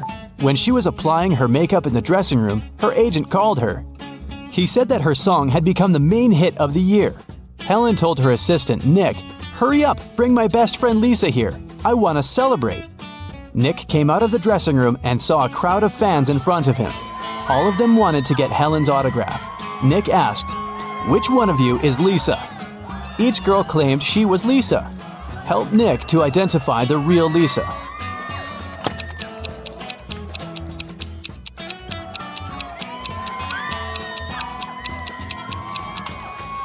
The real Lisa is wearing a necklace with the left half of the heart on her neck. It matches the one Helen is wearing. Josh left his office earlier that day and decided to take a walk through the park. But suddenly, it started to rain. Unfortunately, Josh forgot his umbrella and hat at work. His clothes were soaked, but not a single hair on his head got wet. How did he do that?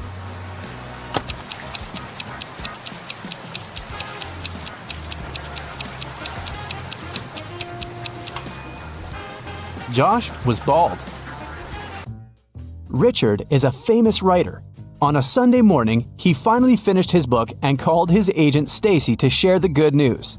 Stacy came to his house at 9 a.m. She found Richard unconscious on the floor. Oh, no. His laptop with the new book had disappeared. Stacy called the police. The detectives arrived immediately and questioned everyone who had been in the house. The nanny said she had driven Richard's son to school. The gardener said he'd had a day off and spent time with his family. The driver said he had taken Richard's car to a car wash.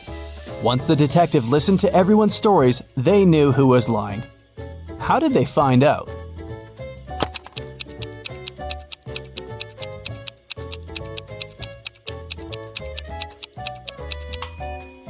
The nanny was lying. She said she had taken Richard's sons to school. But schools are closed on Sundays. Uh-oh, someone stole expensive jewelry from Mrs. Doris's hotel room. It happened at around 6 a.m. When the police came, the hotel owner told them that there was a heavy snowfall early in the morning. It destroyed all the evidence. Suddenly, one of the police officers spotted an infamous criminal. He had been accused of committing several burglaries, but always managed to get away with it. The man denied being at the hotel at that time. "I only came a half hour ago," he claimed. The police officers immediately understood he was lying. How?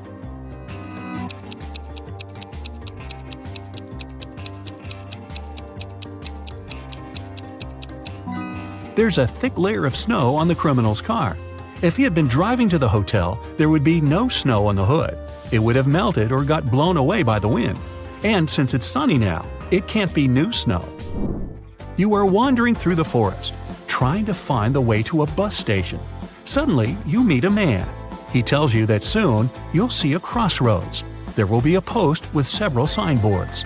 The right signboard will lie, and the left one will tell the truth. A bit later, you indeed see this post. The right sign on it says, "To the bus station," and the left one reads, "To the forest." Where is the station?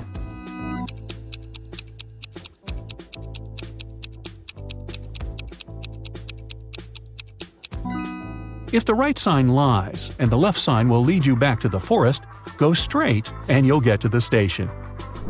Damien is an artist. Recently, he has had problems with money. That's why he had to sell the only valuable thing he had, an expensive painting of a 17th century artist. The man who bought it showed the canvas to his friend Matthew, a police detective. After looking at the picture carefully, Matthew asked for Damien's address. He visited the artist and asked him where he had gotten the painting from.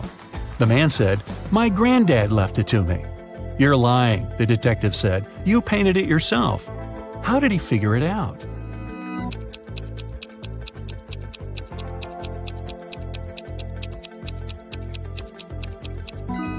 There are electrical power lines in the picture, but they didn't exist in the 17th century. The police found out a diamond smuggler was going to leave the country through the largest airport in the city. They didn't know who it was and where this person was flying. That's why they searched the baggage of everyone who was departing on that day. Most people were angry and nervous, but one man was calm and polite. The airport security officers didn't find anything suspicious in his suitcase. But after the man got the sticker checked on his baggage, police asked him to come with him. They suspected he was the smuggler they were looking for. How did they understand it?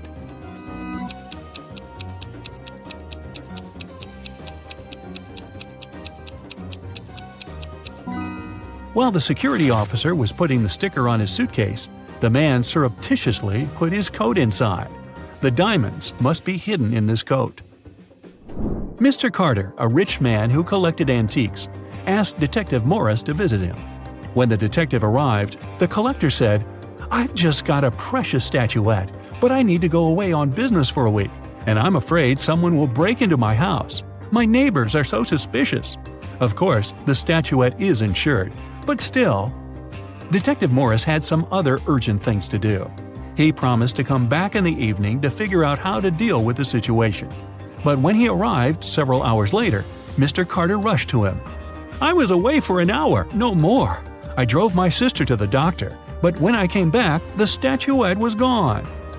Detective Morris didn't believe the collector. Why?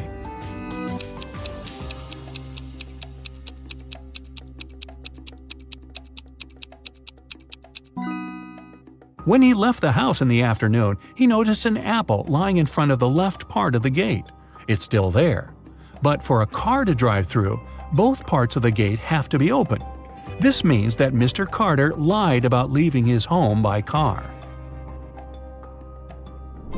A man with a bandage around his head came to a police station. "I was hitchhiking when the car stopped. The driver asked me to check if one of the tires was flat. I bent over to look, and he hit me on the head. When I came to my senses, I found out he had taken all my money and cell phone. I remember he had a big car, large eyebrows, and a mustache." The police had a suspect. They found him in a cafe. But the man said it couldn't be him. He changed the tires on his car 2 weeks ago, and since then, the car had been parked near the cafe. The detective realized the man was lying right away. How?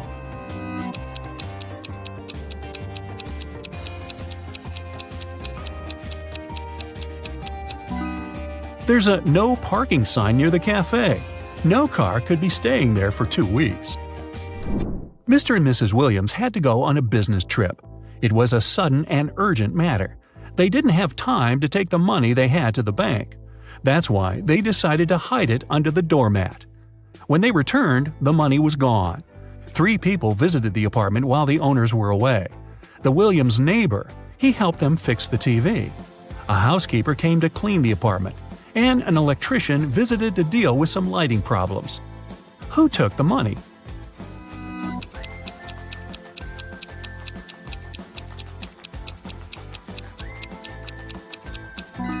It was the housekeeper. She was the only person who had any reason to look under the doormat.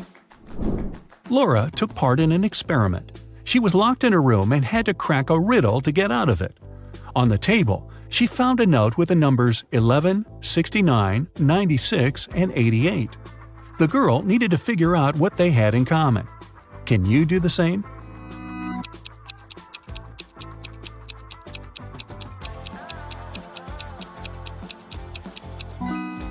All these numbers can be read in the same way if you position them upside down. A man on a motorbike crashed Mr. Ruby's store window, grabbed a dozen expensive watches, and drove away. When the police arrived, Mr. Ruby told them he was almost sure it had been his nephew, Patrick. The officers went to visit the guy. Because of a heavy downpour, they got there in only an hour. Patrick was at home, together with his friend. "Look at the weather! I haven't been outside since yesterday." Patrick's friend confirmed his words. But the police didn't believe this story and arrested Patrick. Why?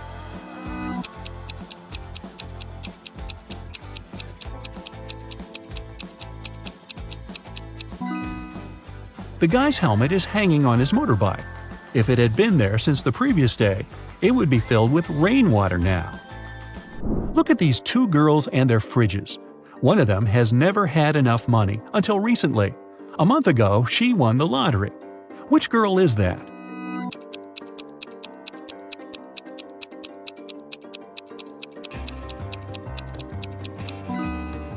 It's the girl on the left. High heels, a flashy dress, and a fridge filled to the brim. She looks like a person who has finally managed to get their hands on big money. Look at these people lounging near a swimming pool. They all seem to be wealthy, but in fact, only one of them is a millionaire.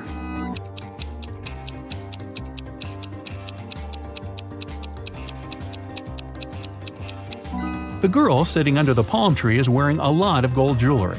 But all this gold is fake. It leaves greenish marks on her body. The girl walking past the swimming pool is wearing sandals with a large logo on them. But the name of this brand is written wrong, so it's fake. The guy who's lying on the floating mattress is playing a game on his phone. But instead of an apple, there's a strawberry on his gadget. The man who's watering the plants is the millionaire we're looking for. There's a Mercedes keychain hanging out of his pocket. He also left a $100 tip for the waiter. Ethan and his girlfriend Anne went to explore a cave and got lost. After some time, they came across two people, a man and a woman. The man, bearded and rough-looking, had a shovel in his hands. "I've been stuck here for a week. I know how to get to the surface, but I need your help. Come with me." The young woman exclaimed, "Don't trust him. He's a criminal. Follow me. I've been here longer than him. I know where the exit is." Who should the guys believe?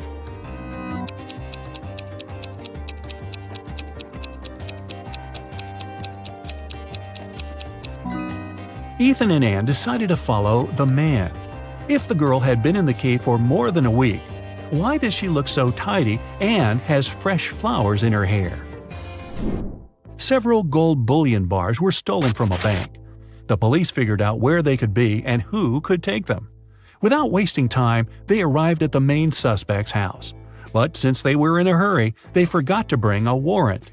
The man told them he wouldn't allow them to search his house. "Come back with a warrant and we'll talk." An hour later, the police officers came back with the needed document.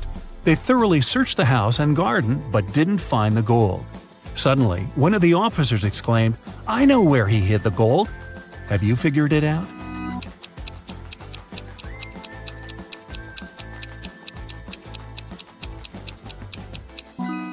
The gold is in the swimming pool. When the police visited the man for the first time, the level of water in it was lower. A man shaves every day, but still has a long and thick beard. How is it possible?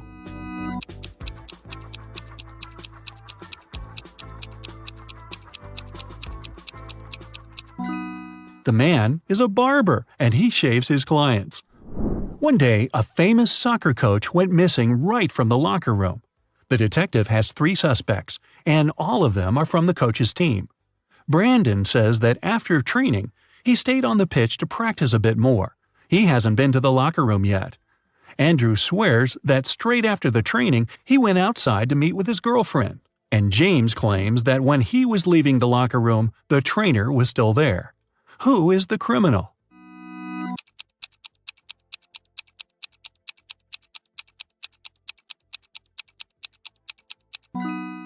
It's Andrew. He said he hadn't been to the locker room yet, but he's wearing not the uniform, but his street clothes. 5 people were asked to step over a pencil that was lying on the floor, but for some reason, none of them managed to do it. Have you figured out why?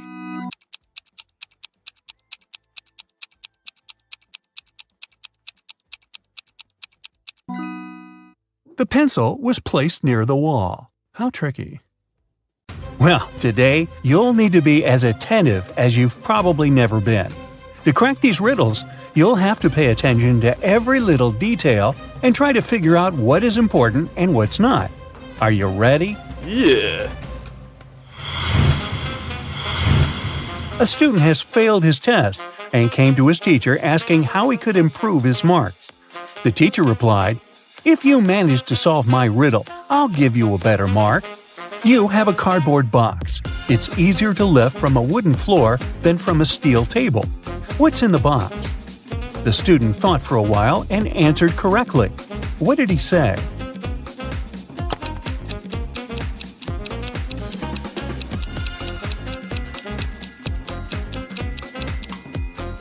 The box is filled with magnets. Look at these triangles. Which number should be in the last one?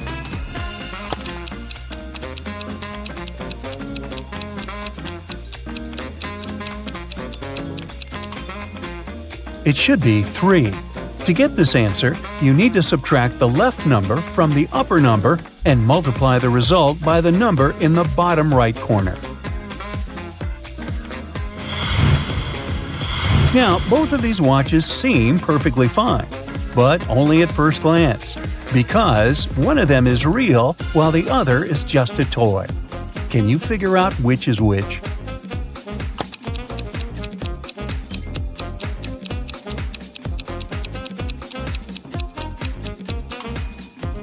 The watch on the left is just a toy. Have you noticed that the minute hand is too long to pass around the watch's face while moving? Your task is to separate these trees in such a way that there are 5 rows with 4 trees in each row. How can you do it?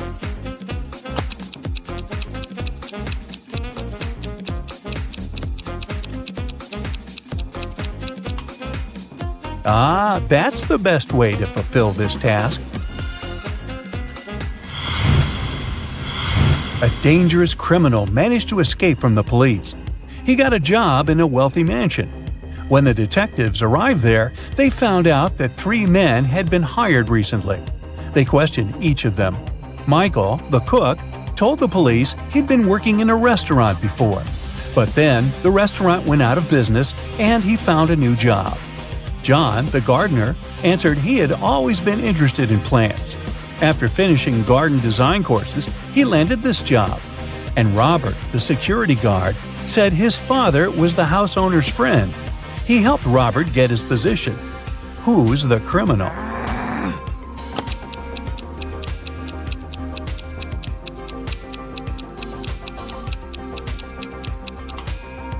It's the cook. If you were attentive, you probably noticed that before the police came, he had been trying to make an omelet, but it was full of eggshells. A real cook would have never made such a mistake. Take a look at this picture attentively.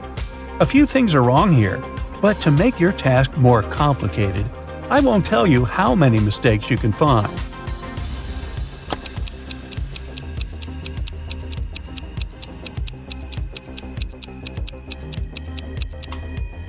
If you found 3 mistakes, congratulations. Yes, this clock is all messed up. June only has 30 days. And the shoes the girl is wearing are from different pairs. How about this next image?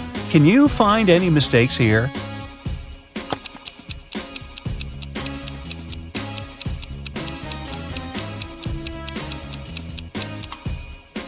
There are even more mistakes in this image, 5 in total. First of all, carrots don't grow this way. This thing looks like a fridge, but there are brooms inside. This man has probably failed to decide whether he's going out or staying inside. Look at his shoes. The armchair is missing one of its legs, and the woman is using a lawnmower instead of a vacuum cleaner. How about this? At first sight, perfectly normal breakfast. What's wrong with it?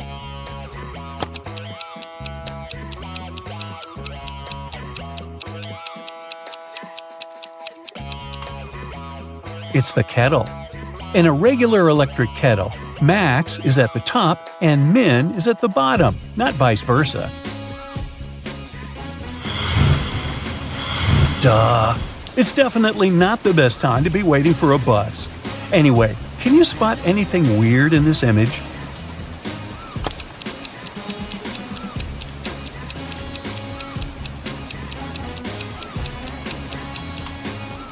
The girl in the red dress is perfectly dry, but she doesn't have an umbrella and it's pouring with rain.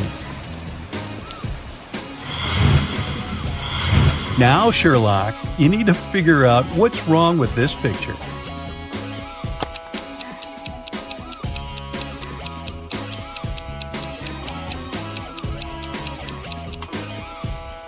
It's the river.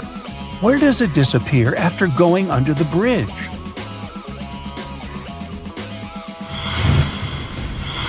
Something important was stolen from a mansion, and there were 2 suspects, the cook and the gardener. The gardener said that he had been working in the garden all day, but had gone to call firefighters when he had smelled something that had been burning. The cook, on the other hand, said that she had been working in the kitchen all morning. Who is lying?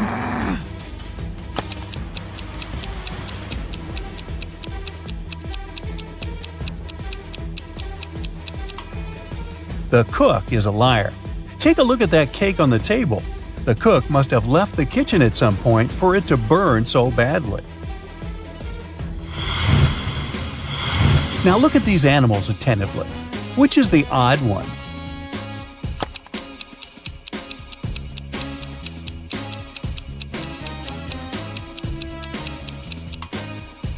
It's this kangaroo.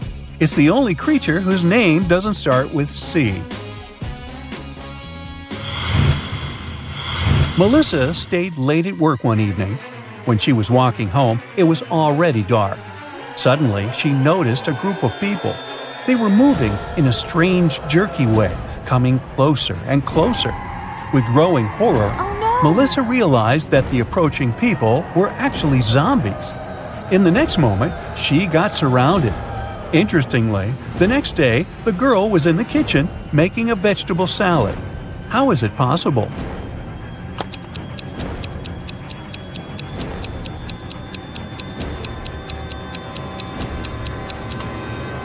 Look at the calendar hanging on the wall. It's November the 1st. It was Halloween the day before, and zombies were just some dressed-up people. Jerry got a job as a security guard at a supermarket. On his first day, he heard an alarm go off when a young woman was leaving the store. He stopped her and asked whether she had a receipt. She did, so Jerry checked it and the girl's bag. Everything looked okay, but the guy still called the police. Why?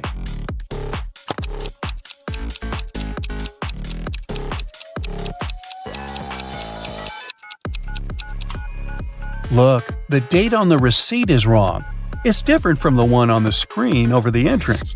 The girl had bought all the products the day before and then came the next day to steal the same stuff. A wealthy businessman was poisoned at a restaurant. When the police arrived, they questioned all the other visitors who were there at that time. Albert said he had been talking on the phone with his brother. Judy told the police she had been waiting in a bathroom line.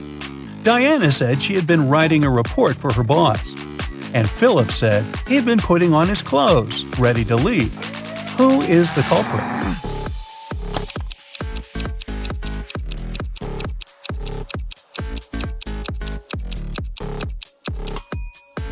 It's Judy. Oh, Besides no. her, there were only 3 other visitors in the restaurant, and all of them were busy.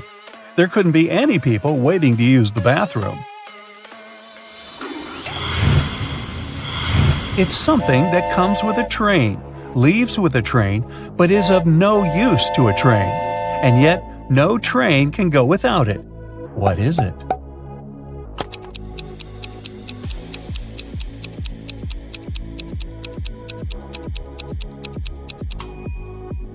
It's noise. Andrew and his friend Kenneth went to the beach to have some fun. Andrew started to play volleyball with Gary, a guy they met there. After the game was over, Andrew went to a beach bar and ordered a lemonade. But after drinking it, he almost immediately fell sick and lost consciousness. Kenneth called an ambulance and his friend was taken to a hospital. There, it was discovered Andrew had been poisoned. The police questioned the suspects. Kenneth said, "I'm sure the barman put something in Andrew's drink." The barman exclaimed, "Why would I poison my customer? It was probably the guy he played volleyball with. He lost the game and wanted to get revenge." Gary said, "After we finished playing, I went for a swim in the sea. I didn't even know Andrew had been taken to a hospital."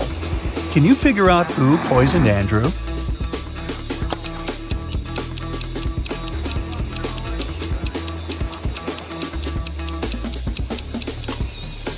It was the barman. He lied about Gary losing the game to frame the guy. 2 girls, Tina and Betty, got lost in the forest. After some time, each of them found a clearing with lots of berries growing there. At that moment, the girls had been starving. They decided to snack on the berries. But for one of them, it's going to be a grave mistake. Which girl is that?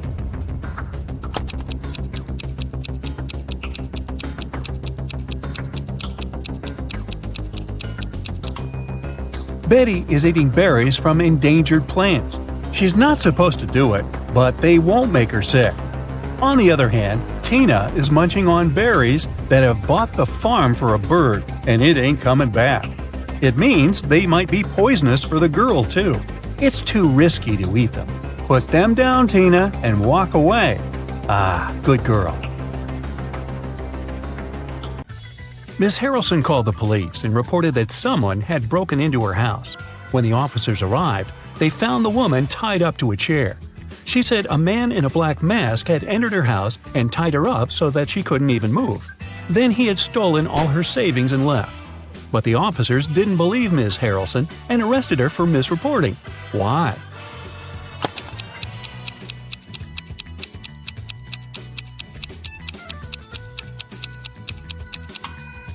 If the woman couldn't move, how did she manage to call the police? It was Hazley's birthday. Her parents said that they had a present for her, but she had to find it first. To help the girl, they gave her a note that said, "Where should the girl look for her present?"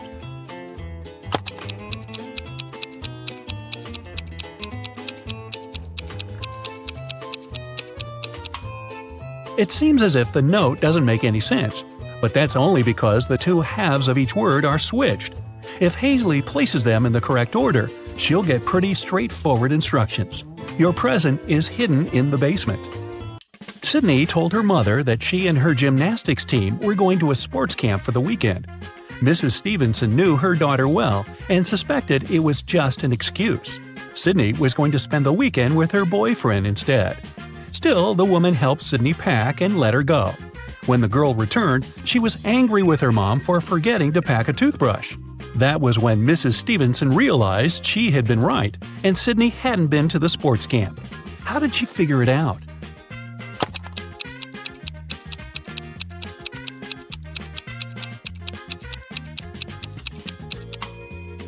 When she packed Sydney's things, she put the toothbrush in the bag with her gymnastics clothing. If her daughter had indeed been to the sports camp, she'd have opened the bag and found the toothbrush. But she didn't, which means she never used that bag. Look at these people who are doing their grocery shopping. One of them has stolen a watermelon. Can you tell who?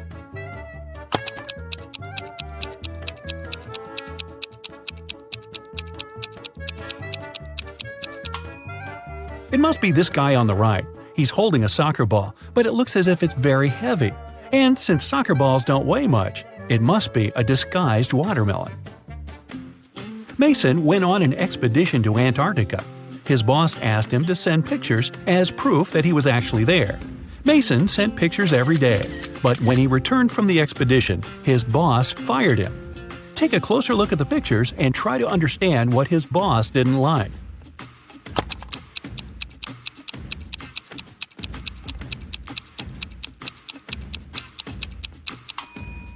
Mason was sent to Antarctica, but in some pictures, you can see palm trees. No wonder the boss realized the photos were photoshopped and Mason hadn't gone there at all. An old man had extremely poor vision. He was living with his son, Mark, because he needed assistance all the time. One day, the man was resting in his armchair while his son was preparing dinner. Suddenly, Mark heard glass shatter. The man ran into the room and saw that the window was broken. He asked what had happened. His father told him that some dark-eyed, dark-haired guy had thrown a stone into the window and shattered it. Then he ran away. But Mark didn't believe his father. Why?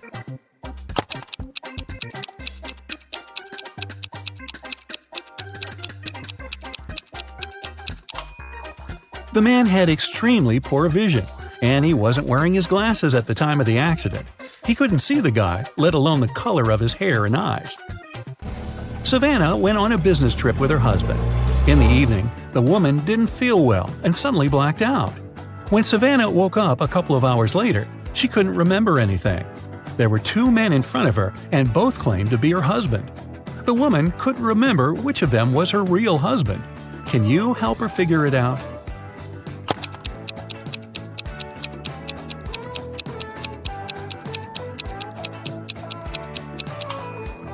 They went to a business meeting. That's why they are both dressed accordingly.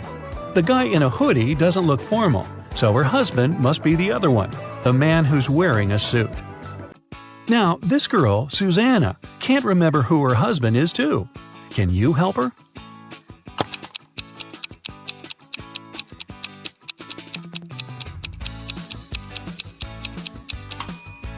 It must be this guy. Look, he's wearing a ring while the other doesn't seem to be married. Ava's parents, John and Catherine, came to the hospital to pick up the teenager. Can you tell which of these young people is their child?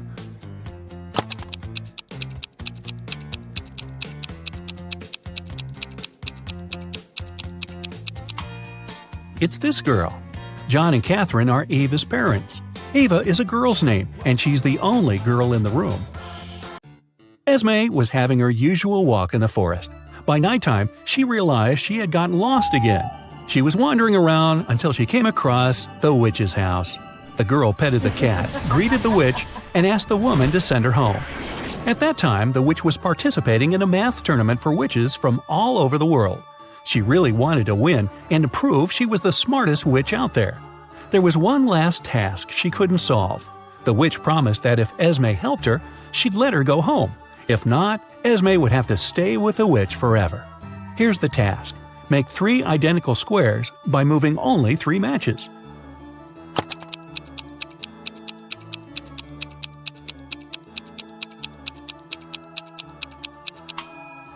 You just have to move these 3 matches over there. It works, and Esme can return home. Thor asked his friends to guess what his laptop's 3-digit password was. Each of them made a guess. The numbers they chose were 357, 902, 907, 954. Even though no one's guess was right, every person guessed 1 digit correctly and exactly in its right place. Can you figure out Thor's passcode?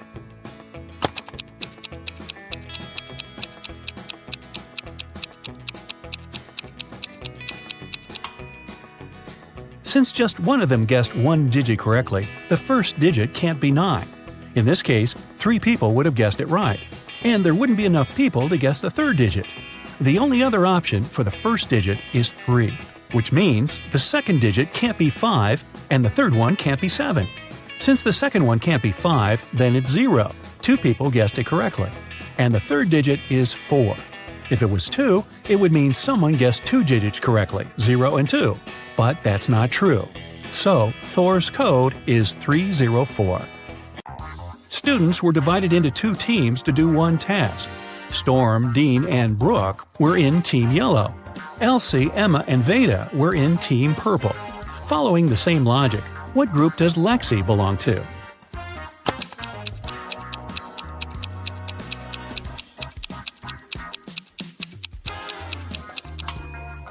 In Team Yellow, there are students whose names have just one syllable. In Team Purple, there are students with the names that consist of 2 syllables. Lexi's name has 2 syllables, so she belongs to Team Purple. Atlas got trapped in the attic of an old house. There are just 3 ways out, and all of them dangerous.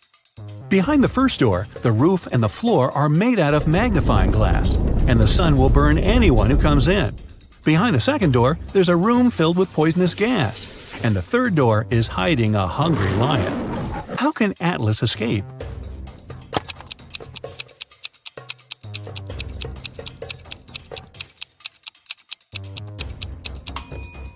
He should wait until it's night. The sun will set, and the guy will safely walk through the first door.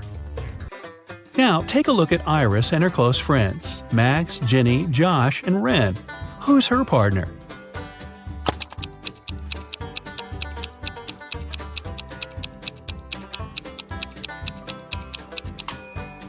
It must be Josh. Look, they have matching tattoos. On a rainy night, Dylan was driving past a bus stop. There were 3 people there: an elderly lady who was feeling unwell, a doctor who saved many lives, and Selena, a girl Dylan had been crushing on for years. Unfortunately, there was only room for one more person in the car. What should Dylan do?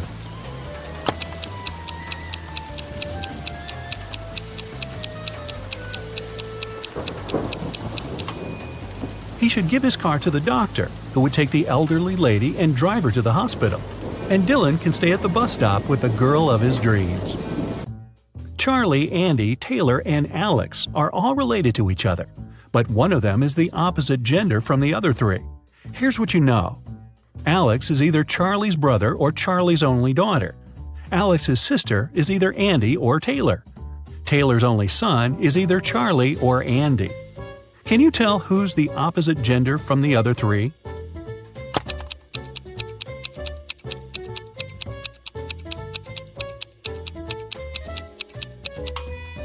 If Alex is Charlie's only daughter, then Alex cannot have a sister. It means that Alex is Charlie's brother. If Alex's sister is Andy, then Andy's a girl. And according to fact 3, Charlie is Taylor's only son. But Alex is Charlie's brother. So we have a contradiction here. It means that Alex's sister is Taylor. So Taylor's a girl.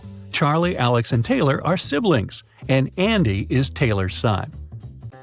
Keenan was watching TV when a detective arrived with a search warrant.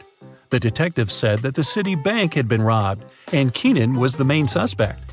The man replied that he hadn't even left the house that day. He couldn't do anything. The police didn't find the money, but still arrested the man. Why?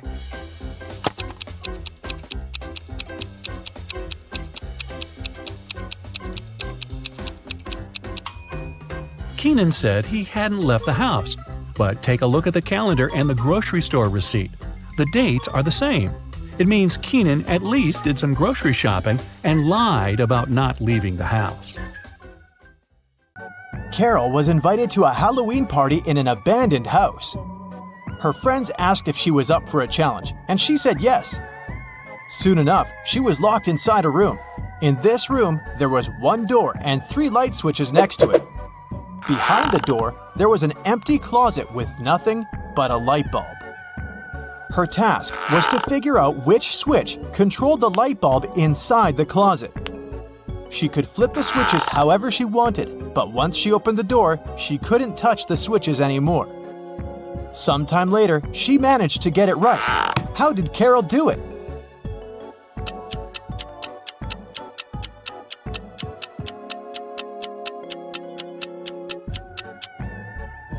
Okay, let's go step by step. She flipped switch number 1, then waited for a few minutes. Then, she flipped it back to off and immediately flipped switch number 2. Then, she opened the door and checked the light. It was turned off. So she realized it wasn't switch number 2 that controlled the light. She decided to touch the bulb to test if it was hot or cold.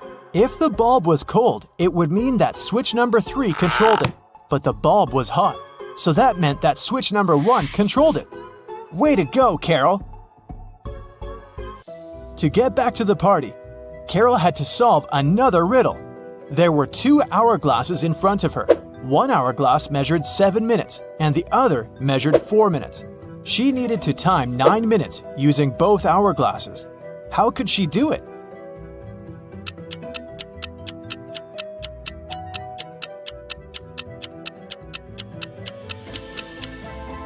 First, she turned over both hourglasses at the same time.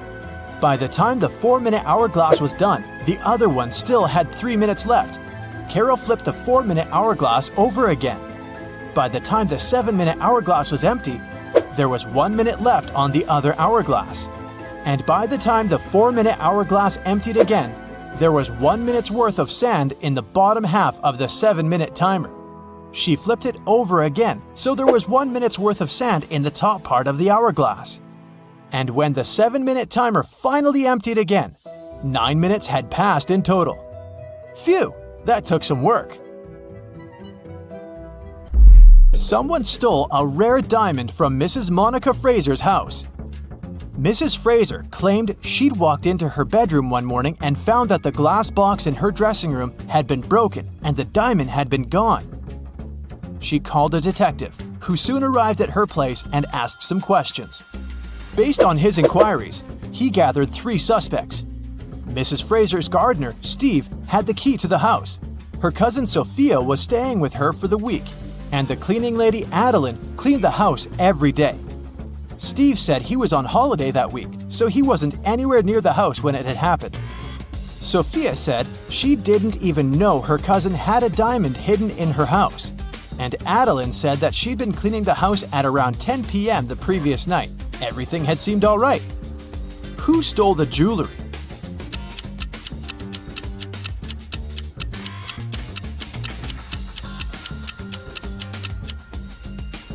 It was the cleaning lady. It seems that right after she broke the glass and stole the diamond, she also wiped off the pieces of glass left on the floor.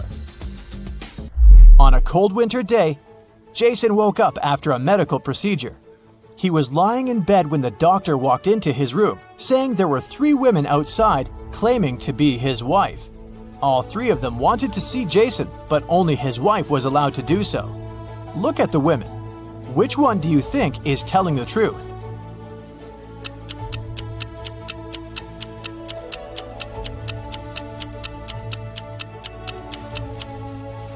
The woman wearing a white shirt is the only one that has a ring on her left finger. She's the wife. It was a lazy Sunday morning, and John was having breakfast in the kitchen.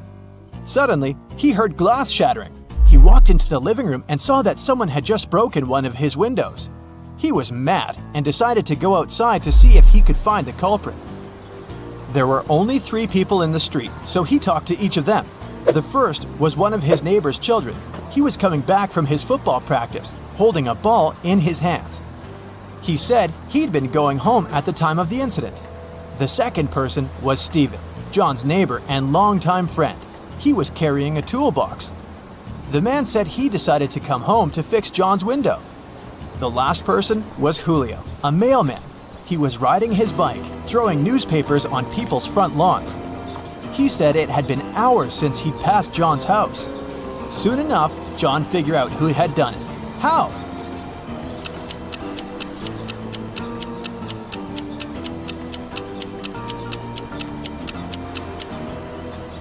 It was the mailman. If you look at the lawn, the newspaper is lying on the grass beneath the window. He threw the newspaper towards the mailbox, but missed it, and it hit John's window. Whoops. It was a stormy night. Kate and her boyfriend stayed up late watching a soap opera. In the middle of it, there was a weather forecast. The weather lady said it would keep raining for 2 more days, but in 72 hours, it'd be bright and sunny. Kate turned to her boyfriend and said that the weather lady was wrong, and the girl was right. Why?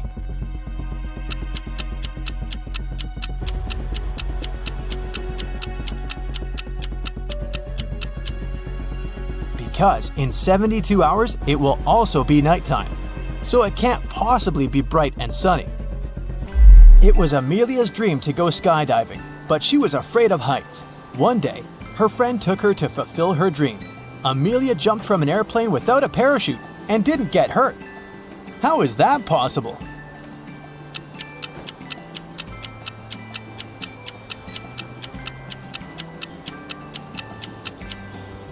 The plane wasn't flying, it was still on the ground. Duh. Dave, an archaeologist, traveled to Egypt on a very special mission. He spent days excavating ruins hidden under the sand, and the only thing he found was a coin marked 10 BCE. When he showed it to his colleagues, they told him the coin was a fake. Why?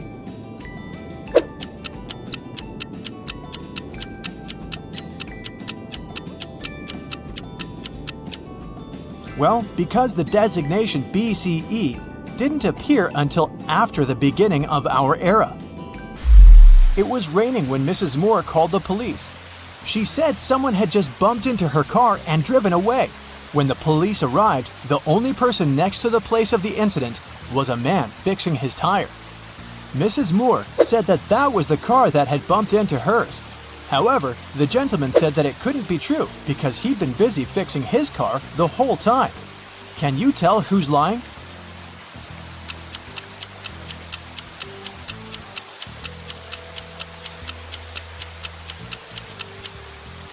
It's the guy fixing his car. The rain started just recently. If he'd been fixing his car this whole time, the ground underneath it would be dry. But look, it's wet. This means he's just arrived there and is actually the one responsible for the incident. 4 friends decided to meet up for coffee one afternoon. Someone asked which one of them was the oldest, and they answered with a riddle. Mia is 3 times older than Anna, but 3 years ago, Anna was a year younger than Claudia is now, and Olivia is twice as old as Anna. So can you put the girls into order by age?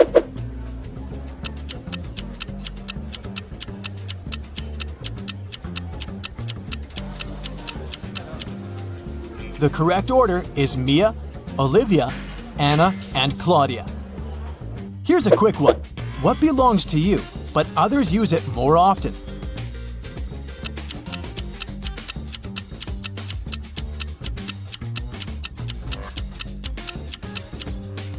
Your name. Outside a fancy palace, 2 sentinels were guarding the main gate. They were standing, looking in different directions, one towards the west and the other towards the east.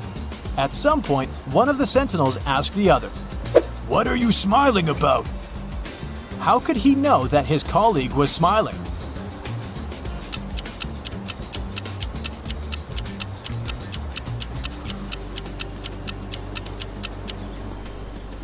Well, despite the fact that they were looking in different directions, they weren't standing back to back. They were facing each other. Kevin was away on business and had to spend the night in a hotel. After a full day of meetings, he returned to his room to get some rest. He went to bed but couldn't fall asleep. After tossing and turning in bed for hours, he called someone, didn't say a word, and then finally fell asleep. Who did Kevin call? And how could he finally fall asleep?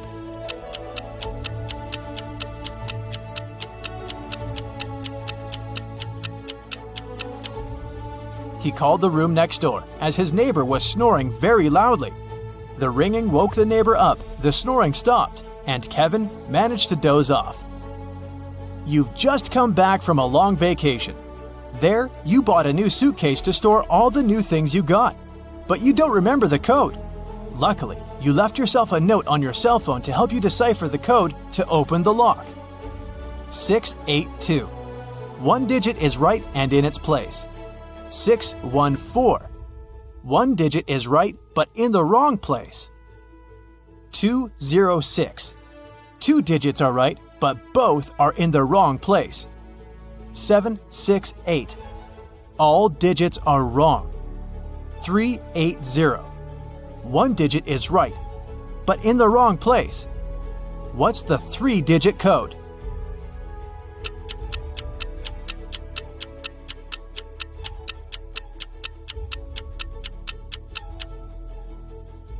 Zero, 4, 2. Hey, my dear detective, are you ready for a nice brain workout? Great, then let's get started. Yeah. William decided to go on vacation for a month. He went to a bank and asked for a loan of $500. The bank officer told the guy that the loan could only be approved if he mortgaged some valuables at the bank. William said he would mortgage his car, whose worth was a whopping $80,000. The bank officer was surprised, but he approved the loan instantly. After William's vacation was over, he came back to the bank. The bank officer asked him why he had mortgaged such an expensive car for such a small loan. William told him the reason, and the bank officer admitted it was a very clever plan. What did William say?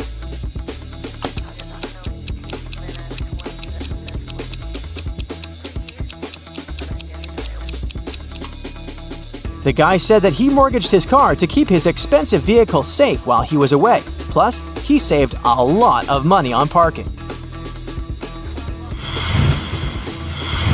Miranda is practicing her dance steps together with her friends. In a particular sequence, all of them form a row. At that point, Miranda is the fourth from either side of the row. Can you figure out how many girls are practicing together?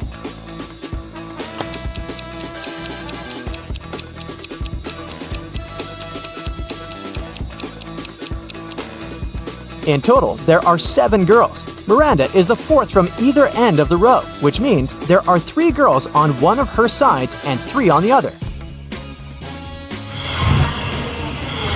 Ethan and his girlfriend took a flight to New York and reached their destination in 2.5 hours. After spending some quality time together, they flew back home. Surprisingly, this time it took them 150 minutes, even though the plane flew at the same speed. How is it possible?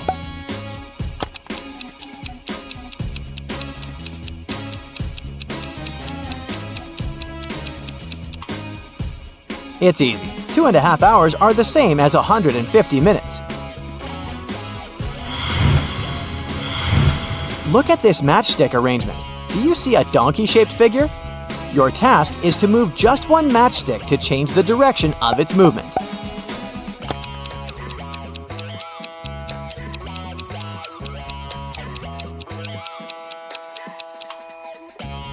That's how you can do it. 4 men can build 4 tables in 4 hours. In this case, how many tables will 8 men build in 8 hours?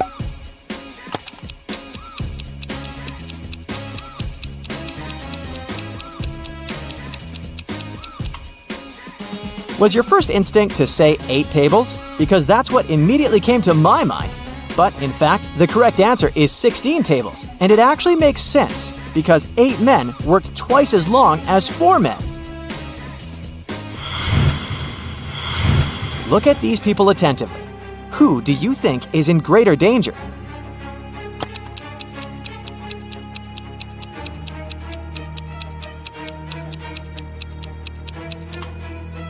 The lion won't necessarily attack the man, of course, if he doesn't provoke the animal. If the guy tries his best to look unthreatening, the lion might simply ignore him.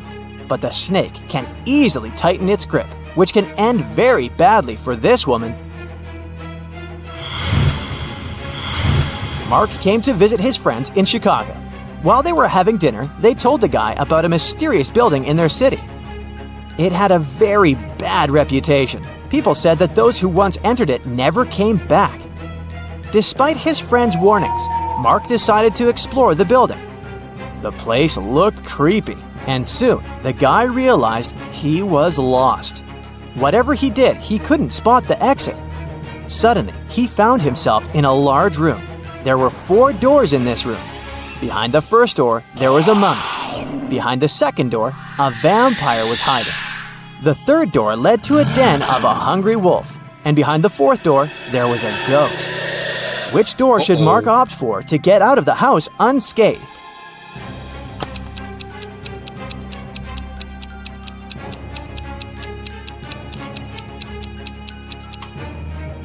The mummy can potentially be very dangerous. The vampire behind the second door is also far from friendly. The wolf, especially hungry, can easily attack a person. At the same time, the ghost is relatively harmless. Mark should choose the fourth door.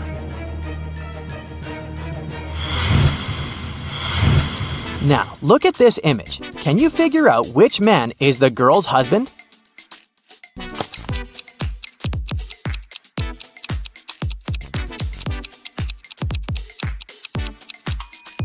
Have you noticed that the woman and the man on the right are wearing identical wedding rings? That's the clue we need. Marta got into a trap set by a powerful witch. The girl got locked in a jail cell, and the only thing that could help her escape was a special magic elixir. Marta found 3 jars. The liquid from the first one could turn her into a superwoman. The second jar contained the liquid that turned people into zombies, and if Marta drank the elixir from the third jar, she would turn into a vampire. The effect of each elixir could last for half an hour. Which of them should Marta drink?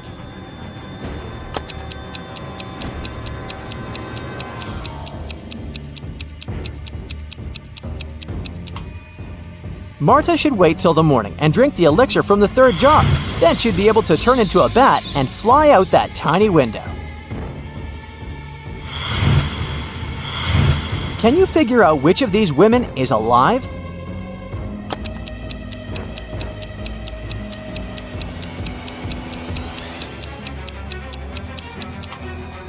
It's the woman on the right. Unlike the lips of the other 2 girls, her lips are red and plump. Plus, her hair is still growing. If you watch a time-lapse of them lying there, you can notice that the length of her hair is changing. Poor people have it, but rich people need it. If you eat it, you won't survive. What is it?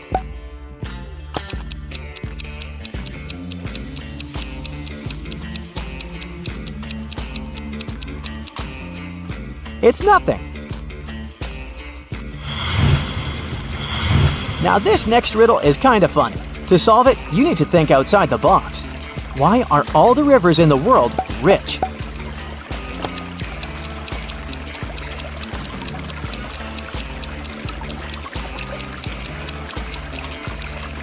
They have 2 banks.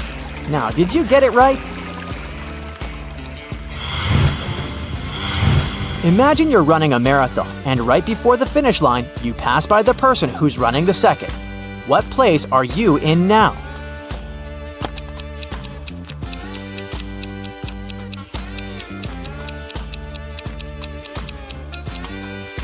You're still in second place. You've been faster than the person in second place, but not first.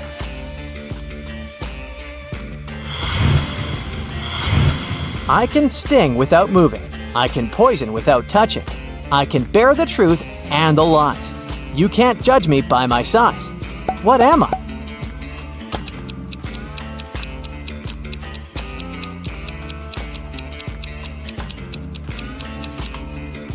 A word. You measure its life in hours and minutes, and it serves you by expiring. It's quick when it's thin and slow when it's fat. Its biggest enemy is the wind. The longer it lives, the smaller it becomes. What is it?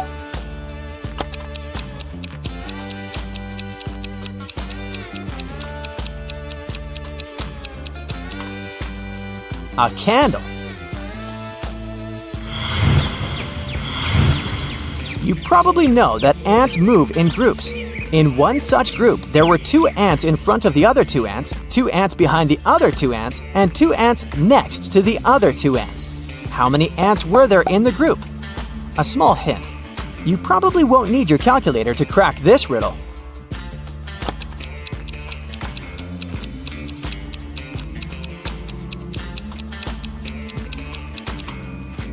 Even if it may seem there were a lot of ants in the group, in reality, there were just 4.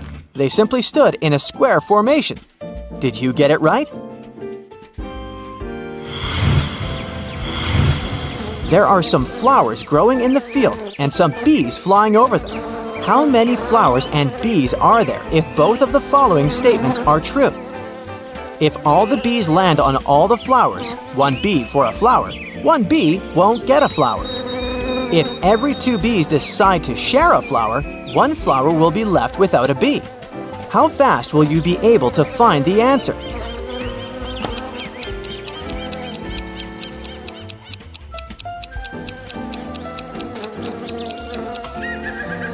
There are 4 bees and 3 flowers.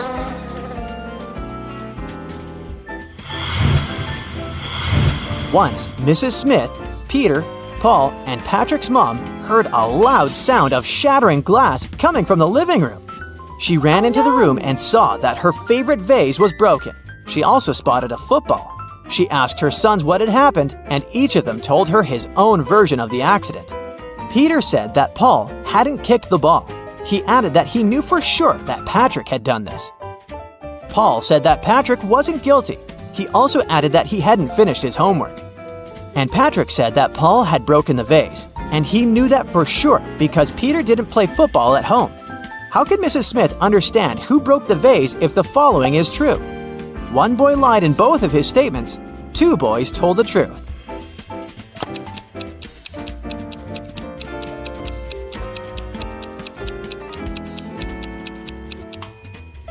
Now, have you noticed that only one of Paul's statements is related to the accident?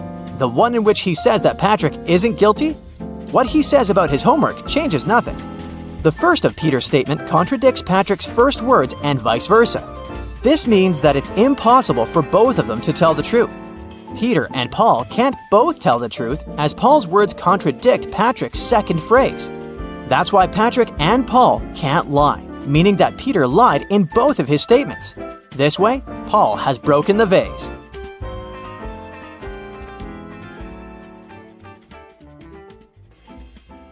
When you take the whole from me, there's still some left. What am I?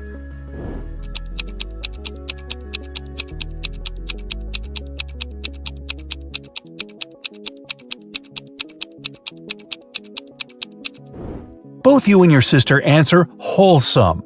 The man smiles again and lets you go. Now you have to find the exit, and you have no idea where to go. You randomly take turns, and in the end, you get lost in the building's labyrinth. After half an hour of wandering around, you realize that you've been going around in circles. You admit that you're lost and can't find a way out. Suddenly, from each of the 3 directions before you, a man appears. Each man says he was kidnapped too, but escaped and will show you the exit, while the other 2 men are guardians and will lead you back to your kidnappers. Who should you trust?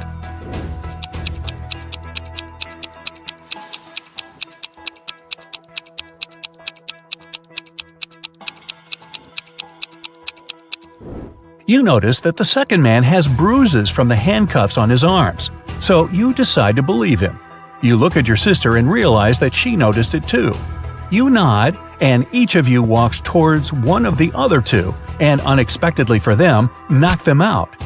The man gives you thumbs up and tells you to follow him. You're back in the labyrinth again, taking turns over and over. Does he really know where to go? How much time did he spend here? You even start worrying if you made the right choice, but then you bump into a massive metal door. To open it, you need to enter the password. But lucky you, there's a hint again. The note is saying 5th of March, 1st of October, 2nd of April, 4th of November. That's why the man was wandering around looking for someone. He couldn't crack the code. Can you?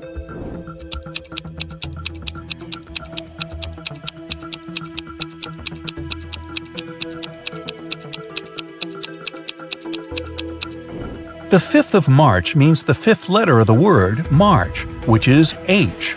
Similarly, the first letter of October is O, the 2nd of April is P, and the 4th of November is E.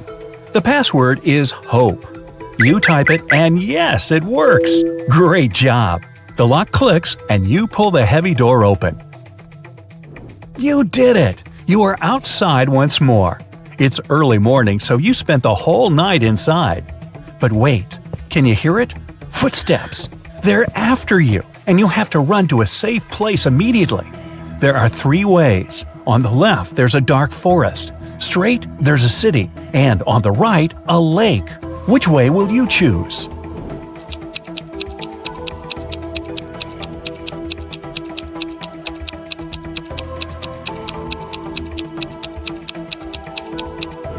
You should definitely run straight to the city where there are people around. So, what are you waiting for? Run!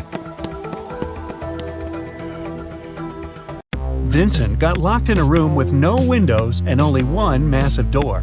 There's a panel with several buttons on the left and another one with a hint on it on the right. There's also a clock on the wall above the door. Which button should Vincent press to get out of the trap?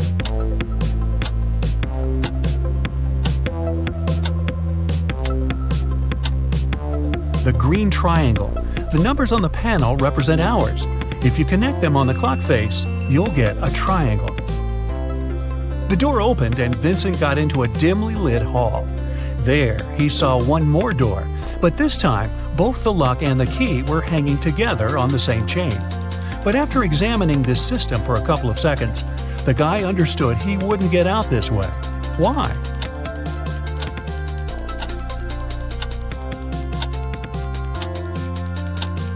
The key has a different pattern. It won't fit in the lock. Vincent needs to look for another way to escape. Then Vincent notices a table standing in a dark corner. There's a piece of paper, a knife, and several inflated balloons lying on it. Vincent picks up the paper. It's a note. To get out of here, you must puncture a balloon with a knife. But if the balloon loses any air or bursts, you'll stay here forever. Vincent thought for a while, then he did something, and a hidden door opened in one of the walls. What did he do?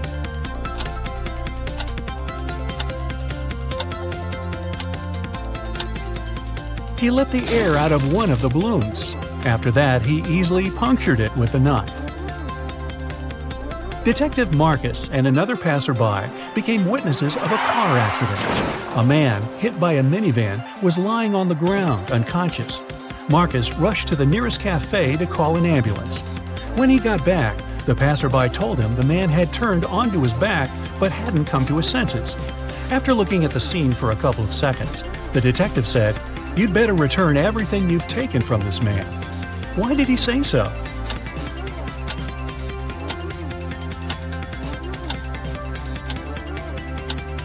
When they saw the man first, only one button was buttoned on his suit jacket. But now, it's already 2 buttons. The passerby must have opened his jacket to look for the wallet and then buttoned it up incorrectly. Look at this picture and try to figure out who is an alien in disguise.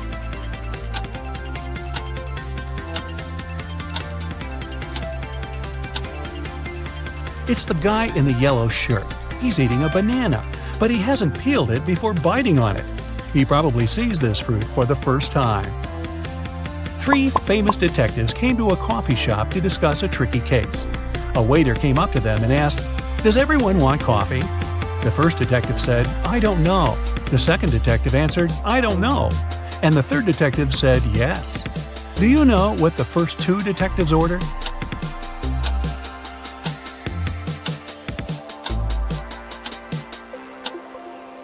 All the detectives ordered coffee. Each of them wanted to have this drink, but the first 2 couldn't know if it would be everyone's choice. If the first 2 detectives hadn't wanted coffee, they'd have simply said no. So, when the third detective heard the replies of his colleagues, he figured out both of them wanted coffee. And since he was also going to take a cup, he said yes. Ralph, Willie, Amber, and Grace are in a museum room. Someone stole a priceless exhibit from this room several hours ago. Ralph, Willie, and Amber claim they have nothing to do with the crime, but the detective doesn't believe them. They all get arrested and taken to the police station. Only Grace, who hasn't answered the question, is free to go. Why?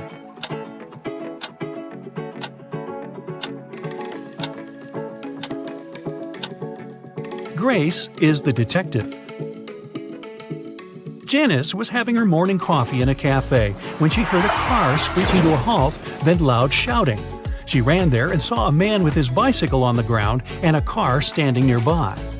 The cyclist didn't look hurt, and Janice helped him to get up. The car driver came up to them too. The cyclist pointed at the man. "He made me crash by hitting my bike with his car." But the driver said, "I saw him losing control of his bike in the mirror. Then he fell to the ground, and I stopped the car to go check on him." Janice almost immediately understood who was lying. Have you figured it out?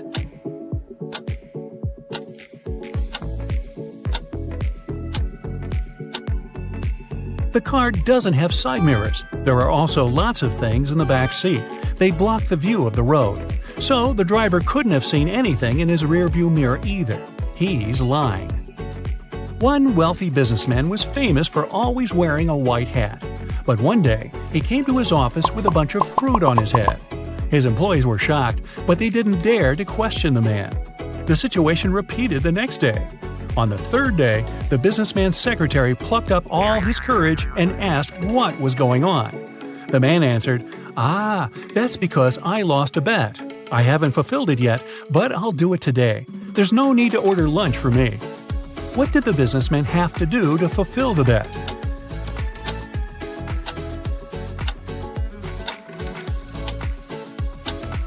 When he made this bet, he said, "If I lose, I'll eat my hat." Detective Mark Darson suspected one man of committing a crime. He decided to stake out his house. Not too far away, he spotted an artist setting up her easel. Apparently, she was going to draw the criminal's house. At one point, the detective had to go away to the police station. He asked the girl to call him if she saw someone entering or leaving the house. She agreed. When Mark came back in the evening, the artist told him she'd seen no one. The detective immediately understood she was lying. How did he figure it out?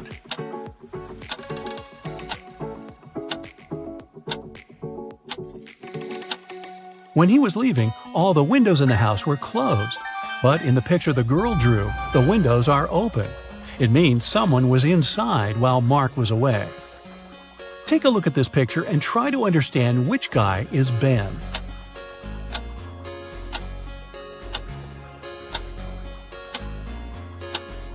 Ben is the guy looking for something on the floor. He's the only one not wearing his shoes. That's because they're still in his locker. You've got a sack filled with coffee beans. You need to use this coffee to completely fill 2 other sacks of the same size. How can you do it?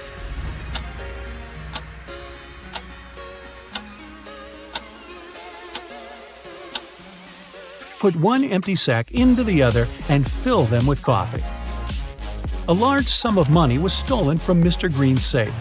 The police suspect Alan, but Alan says, "I don't know anything about safes or about how to open them. I'm a simple blacksmith." The detective doesn't believe him and asks Alan to prove it. He gives the guy one job-related task. If he copes with it, he's telling the truth. Alan gets 5 different chains. Each of them has 3 links. The detective asks the guy to make one chain out of these 5 pieces, but he can separate and combine only 3 links. In no time, Alan finished this task and was released. How did he do it?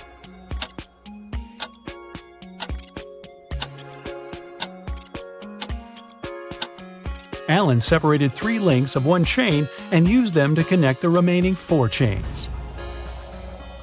Can you move just one matchstick to make a square?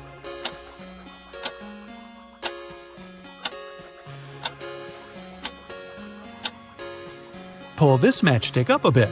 Here's your perfect square. Mr. Bernard, a famous inventor, lived on the 6th floor of an apartment building. After long months of work, he finally created a time machine. He packed lots of food, water, and other necessary stuff and was ready to test his invention. He set the timer so that the machine took him 500 years back into the past. Mr. Bernard was about to press start when a thought came to his mind. He took the mechanism and carried it to his garage that was on the 1st floor. Why?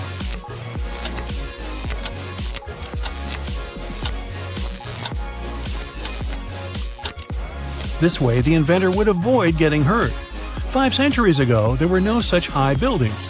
He'd simply fall to the ground from the height of the 6th floor. Look at these guys carefully. One of them lied when he said he hadn't painted the green smiley face on the fence. Which one is it?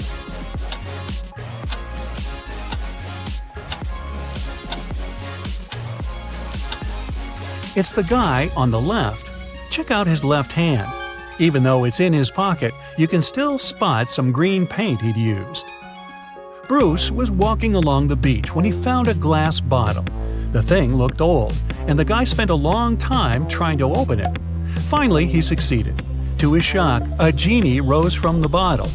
"I'll fulfill your 3 wishes, but you aren't allowed to wish for more wishes." Bruce agreed, but still managed to get more wishes. How did he do it?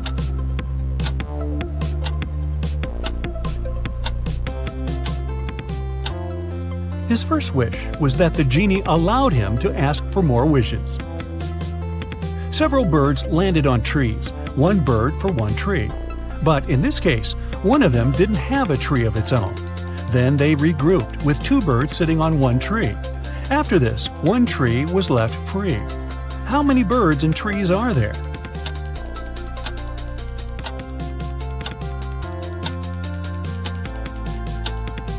There are 4 birds and 3 trees. Detective Hall, one of the agency's most talented detectives, used his coded key and entered the apartment where the secret documents were hidden. To help him find them, his assistant Clark had left an encrypted note with the exact location of the documents. It looked like this. Detective Hall deciphered the message and found the documents. Where were they hidden?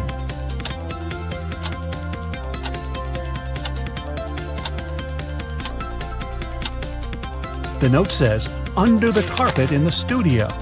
The detective just read it backwards and ignored the spaces between the words. The safe's open. Justin sees a folder with the case he needs to solve next.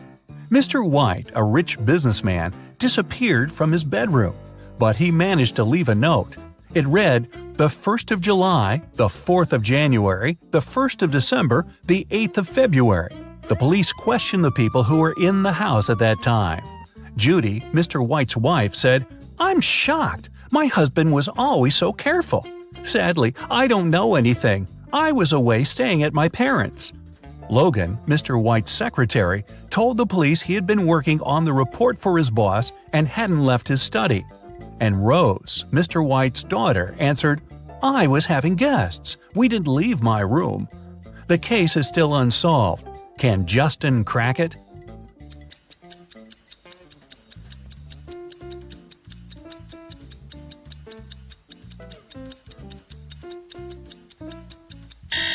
The one behind Mr. White's disappearance is his wife. The 1st of July means the letter J, the 4th of January, U, the 1st of December, D, and the 8th of February, Y. Altogether, it's Judy. The next day, Justin was questioning Mary, a suspect in a tricky smuggling case. The girl refused to talk. At some moment, she shouted, "Right now, I'd drown my phone in this cup filled with coffee and you'll never find out the truth." But Justin was totally unbothered by her threat. Why?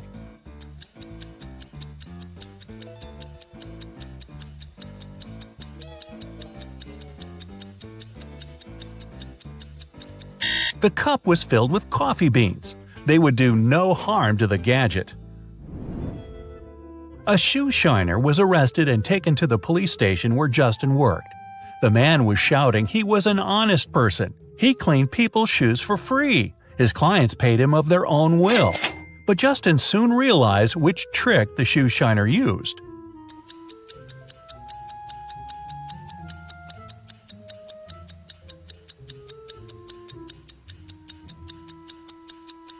The man cleaned one shoe for free. Nobody wanted to look untidy in just one clean shoe, and paid him for shining the other one. Once, Justin's boss called his wife and told her he'd come back home at 8 o'clock. They had no plans for the evening whatsoever. The man was at home almost on time, at 5 minutes past 8. But his wife was furious. The boss was confused. When he came to work the next day, he asked Justin to explain to him why his wife had been so angry.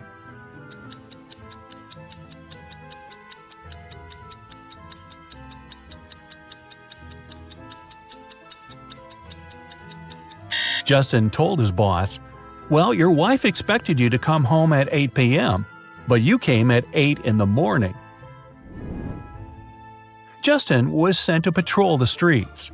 While walking, he saw a weird picture. A man went out of a house with a bucket of water, shouted, and poured this water on the sidewalk.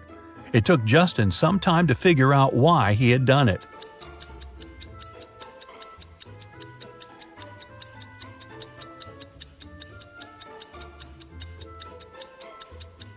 The man had been planning to wash his car, but while he was away, it got stolen. Once, a bank was robbed. The police suspected that one of the bank's security guards had helped the criminals, and Justin had to question 3 of them. The first security guard told him he had heard some shouting and rushed there, but by the time he arrived, the criminals had already been gone. The second security guard explained he had been drinking a cup of coffee at that moment and hadn't even heard anything. And the third guard said that he had run after the thieves, but he had to lace his boot. Without a second thought, he crouched near an emergency exit. At that very moment, the door opened and hit him on the head. When he came back, the criminals had been gone. Justin immediately understood which guard was guilty. Who was it?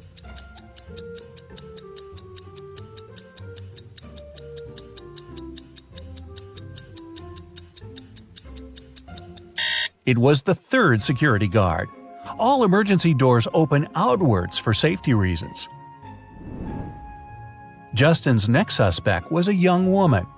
The guy hadn't seen her yet, but he had her photo. When he was looking at this picture, he felt something was wrong, but couldn't figure out what exactly. Then, all of a sudden, it dawned on him. What did Justin realize?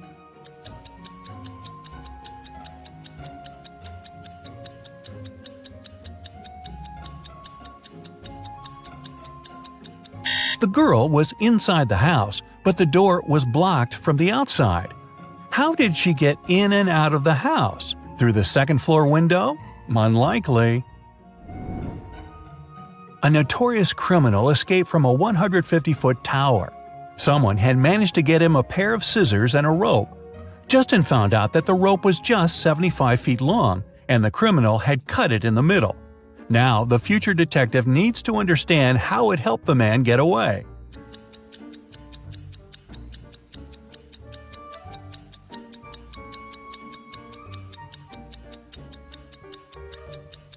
The criminal indeed cut the rope in the middle, but not across. He made the cut along the rope, tied its 2 parts together, and got down to the ground without any problems. Before they made their wedding vows, Jenny had to say yes to a dress. So, she went to a couture store to check their wedding gown collection. She explained to the designer the style of the dress she wanted for her ceremony. The designer said he had just the perfect gown for her and would bring it to her if she answered his riddle correctly. He asked, if a gown takes an hour to dry, how many hours will it take 6 dresses to dry?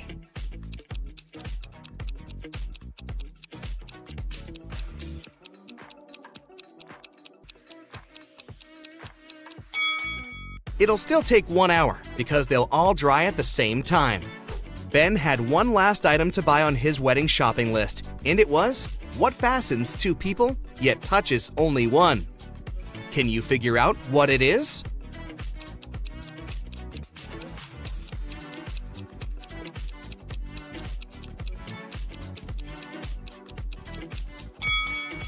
It's a wedding ring, of course.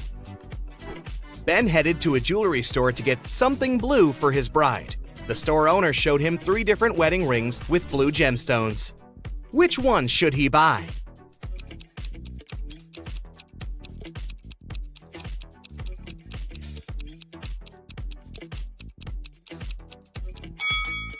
The second ring has an engraving inside, so it must have belonged to someone else before.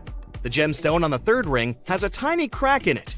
That can only mean it's made of glass or even plastic. So, Ben should buy the first ring with a sapphire.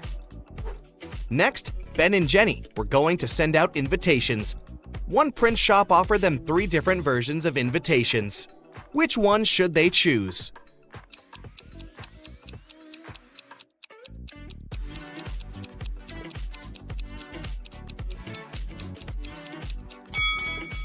Do you remember the name of the hotel they booked? It was Sunrise Lodge, but the first invitation says Sunset Lodge. So this one won't do. And on the third invitation, their names are printed as Benny and Jen. That's not our couple, so they should choose the second invitation. Before the wedding, 3 of their friends paid them a visit. One of them brought a painting as a wedding gift, but all 3 claimed that they were the artist who had created it. 2 of them must be lying.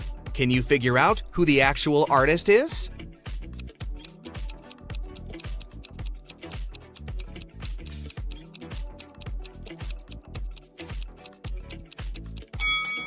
Take a look at the signature on the painting. It says Denise. Now look at the third friend's necklace. It has the letter D, so she must be Denise, the artist who painted the painting. It was finally the day of the wedding, and Ben and Jenny's guests started to arrive. However, the hotel security spotted 3 suspicious-looking people who could be uninvited. Take a look at these 3 guys. Can you tell which one is not supposed to be at the wedding?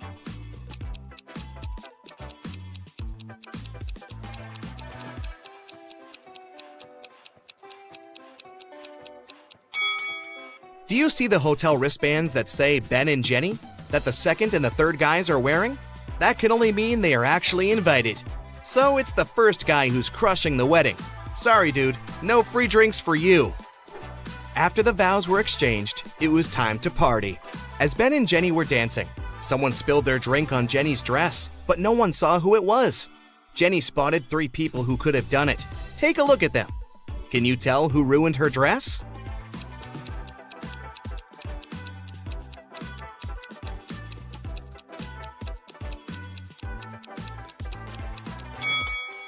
The first guy has spots on his shirt that resemble stains from the spilled drink, but they are actually part of the pattern, so it can't be him. The third lady looks clean, but the hem of the second lady's skirt looks dirty, so it must be her who did it. After the ceremony ended, Ben and Jenny wanted to take a photo to capture the moment forever. But take a look at it. There's something strange about it. Can you spot what it is?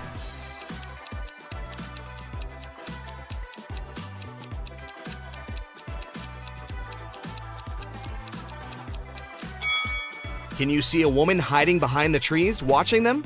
She is wearing a witch hat, but it's a wedding ceremony and not a costume party. Creepy.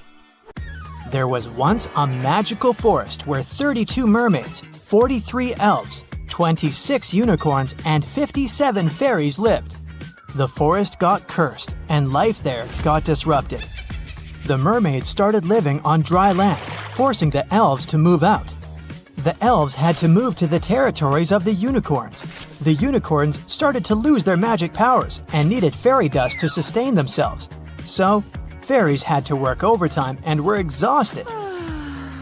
There are 4 spells. One will make elves disappear. The second will make mermaids move to the territories of unicorns instead of elves. The third one will heal the species, but only those with an even number of creatures. The fourth will turn unicorns into fairies. Which one should you use?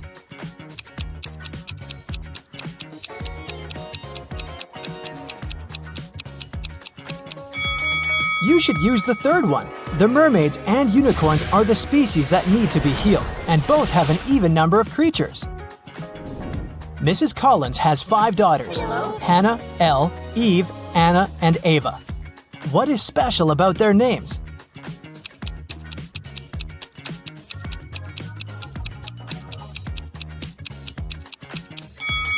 They all have palindromic names, meaning they're the same when you read them from left to right and from right to left. Adam was traveling around the world when he found himself in a little kingdom. He didn't have a map or the internet. He was just wandering around. Also, he couldn't read any signs because he didn't know the language. Adam walked into a beautiful castle and ran into 2 girls. It turned out that it was the castle of the royal family, and no one was allowed in there. The girls agreed not to report him, but only if he guessed which one of them was the princess. Can you help him?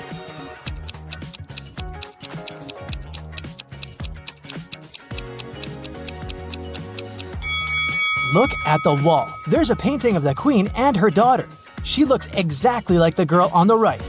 I bet she's the princess. Genevieve is a time traveler, and she got to ancient Greece. The girl was so mesmerized by everything that she forgot to be careful and blend in. So, she was captured and taken to the emperor. He could tell that Genevieve wasn't from his land, so he started to interrogate her but didn't believe a single word. Still, he was a nice person, so he gave Genevieve a chance to escape. Yes! There were 3 young women in front of her. If she guessed which one of them was his daughter, she'd be set free. Can you help Genevieve?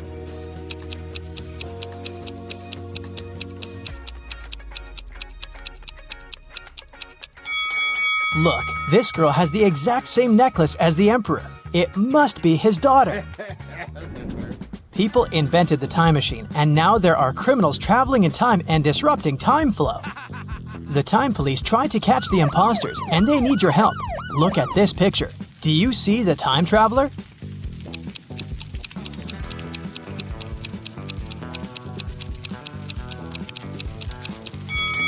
It's this dude here. Look at his fancy modern haircut. Back in that era, people didn't have barbershops. Yeah. Moving on to the Wild West. Do you see the time traveler here?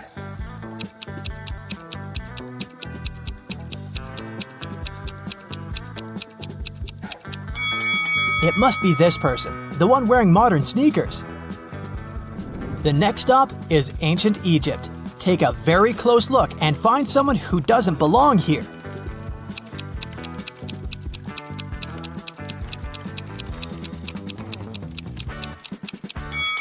What is this girl wearing? A tank top and shorts? No, she's not from here. Okay, we have to catch some more. For example, here, do you see anything suspicious?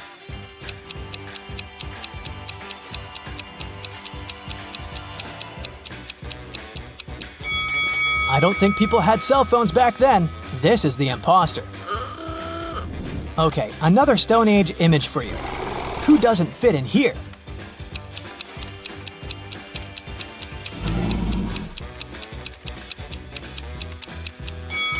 This girl looks like a Stone Ager, but she's reading a book. There were no books back then. Hello. Great, there's just one last time traveler to catch, and they're in the Middle Ages. Look closely and tell me who you think it is.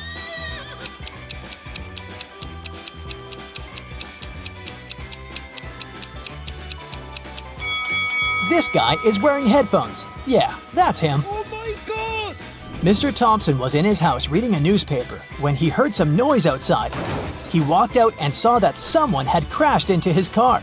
He asked his neighbors what they'd been doing. Scarlett said that she'd been at home playing video games. Charles said that he'd just come back after a walk with his dog. Tessa said that she'd been gardening behind her house. Who lied?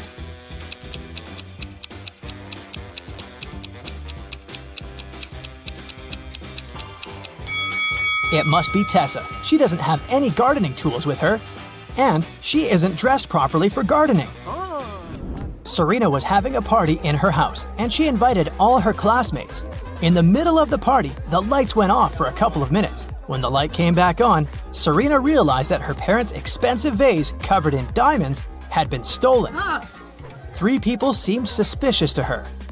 Tatum said, "I was in the bathroom."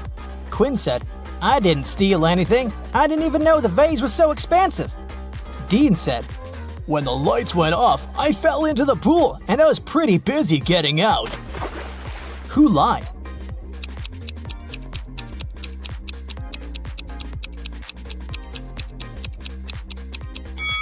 Dean, for sure. If he had fallen into the pool, he'd be all wet, but his clothes are completely dry. In a little town, someone stole a bucket of chicken wings from a local store. 3 customers were the main suspects. Mr. Cook was interrogated at work. Hello. I was in a rush and just got something for lunch. I didn't steal anything. Mrs. Bailey was at home making breakfast. "I only got some fresh vegetables. My family is vegan." What? Dale, a college student, was in the park studying. "I got my sandwich and left. I didn't know anything about the theft." Who lied?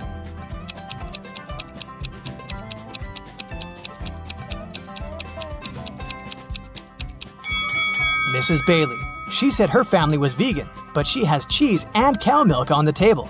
Vegans don't eat any of that. In a parallel universe, it's only allowed to have fun and eat candy. No one studies or does anything useful. Mr. Relum came back home after shopping with her friends all day and asked her daughters what they had been doing. I was eating popcorn and binge watching a TV show, said Hannah.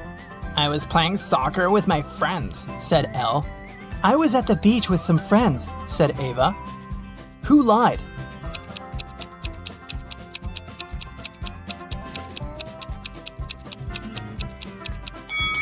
It must be Hannah. Look, she hasn't even started her popcorn, and there's also a book under her bed.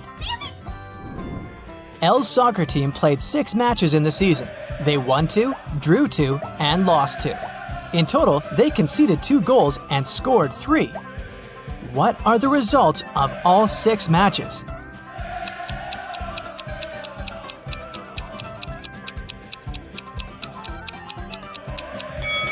Every time they lost, they must have conceded at least 1 goal.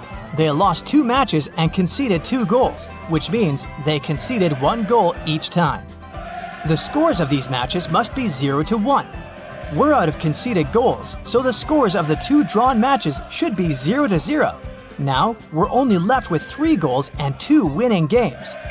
So, in one game, they must have won with a score of 1-0, and in the other, with a score of 2-0. Ava was out partying with her friend all week, so her room is a complete mess now. It's Friday, and she's planning to go on a picnic with her best friend. She needs her bag, her sunglasses, and her cell phone. Can you help her find them?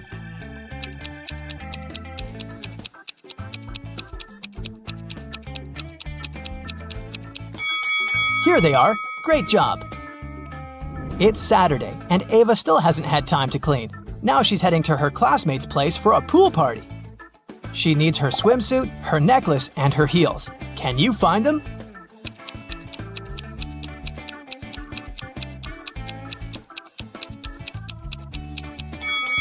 Yes, they're all here. Ava is getting ready and realizes that a lot of her stuff isn't in the bathroom. She remembers she lent it to Elle. Elle says that the stuff is in her room, which is, of course, also a mess. Can you help Ava find her lipstick, her hairdryer, and her hairbrush?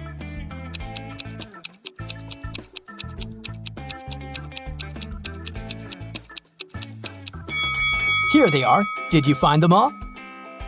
Elle is getting ready for her soccer practice. She needs her football, her sneakers, and her lunchbox. Where are they?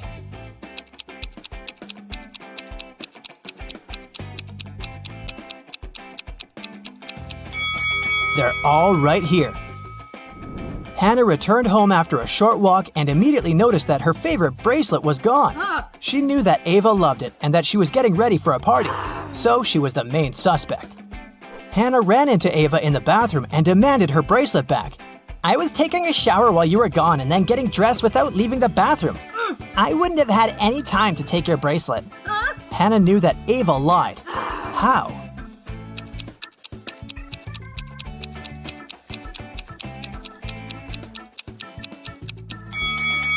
If Ava had really taken a shower, the bathroom mirror would be misted. But look, it's all clear.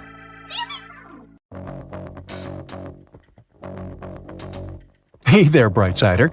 I've got some refreshing riddles for you. Let's start with a warming up activity. Your main goal is to answer fast and correctly, of course. Yeah. I have cities, but no houses. I have forests, but no trees. I have water, but no fish. What am I?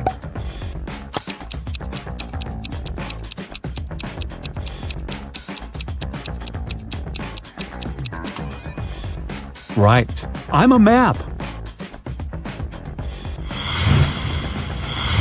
What can run but never walks? Has a mouth but never talks? Certainly not me. Has a head but never weeps? Has a bed but never sleeps?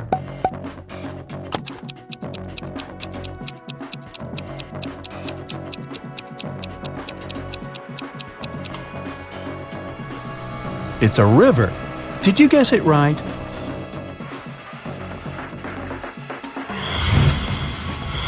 What runs all around your backyard, yet never moves?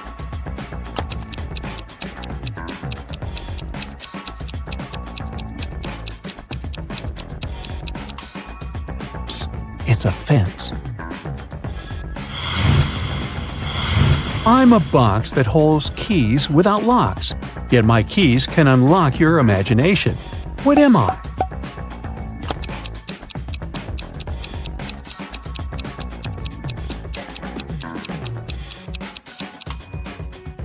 A book.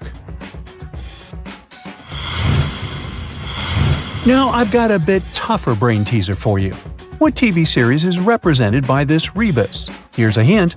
The first, third, and fifth names are there only to fill space.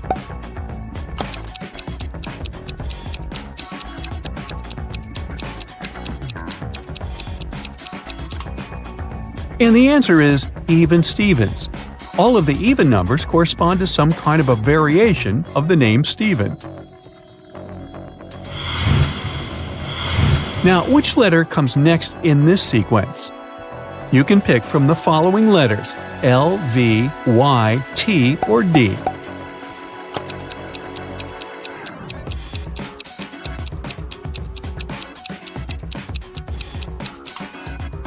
We need the letter Y.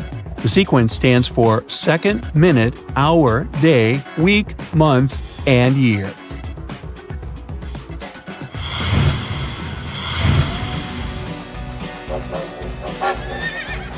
A cowboy rode into town on Friday. He stayed for 3 nights and rode out on Friday. How is it possible?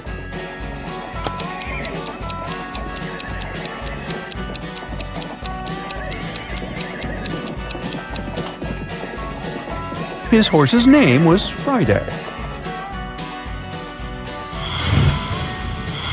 6 children have been measured. Turns out Weldon is taller than Delia, but shorter than Zena.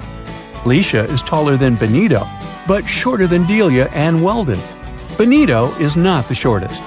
Can you put the kids in order of height from the tallest to the shortest one?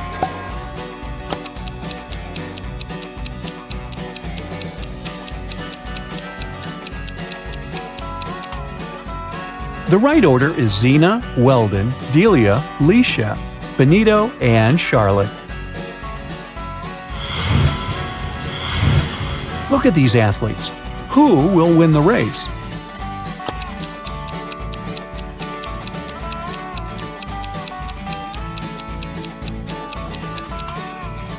The left shoe of the guy on the right is untied, so he isn't likely to be the first one to get to the finish line. The guy on the left seems to be really exhausted, so he can't be the first one either.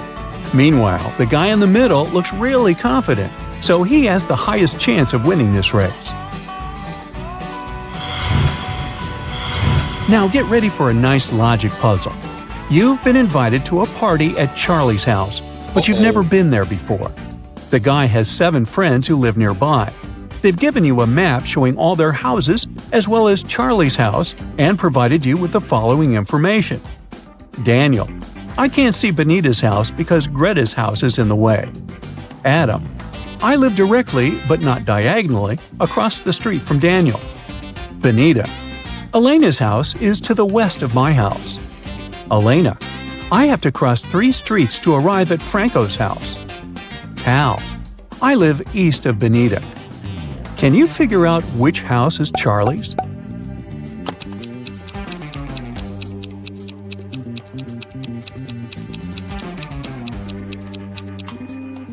It's House E, and that's where the rest of the friends live. On April Fool's Day, a teenager decided to play a prank on his parents. He replaced salt in 3 out of the 4 salt shakers with sugar and left messages on each of them. Shaker A: this is salt. Shaker B: this is salt. Shaker C: this is sugar. Shaker D: the salt is not in Shaker B. If only one of these inscriptions is true, which shaker contains salt?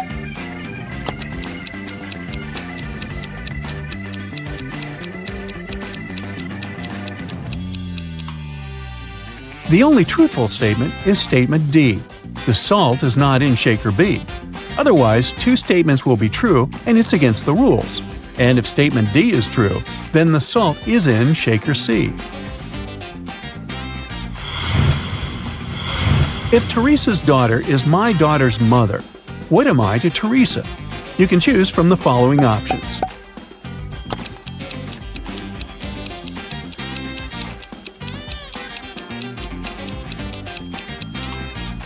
The correct answer is, I'm Teresa's daughter.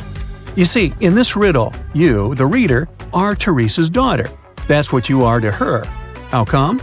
Well, if Teresa has a daughter who is also the mother of your daughter, you are Teresa's daughter. Now let's break it down in a different way.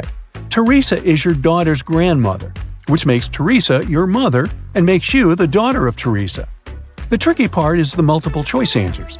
You might have tried to figure it out as if you're an additional person to the riddle, when in fact, you're inserted into the riddle from the get-go. If Teresa's daughter, which is you, is my daughter's mother, what am I to Teresa? The answer is already there. A cat is out on a hunt, and a mouse is hiding from the predator. Can you spot the mouse before the cat does?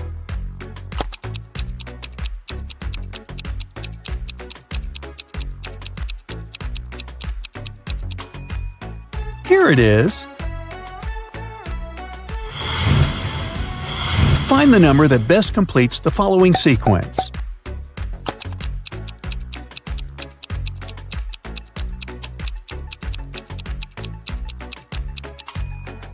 This number is 16 because each next number adds 1, 2, 3, 4, 5, and 6 respectively to the preceding number. Let's have a small break and crack some short riddles, but you need to be fast. Yeah. I make two people out of one. What am I?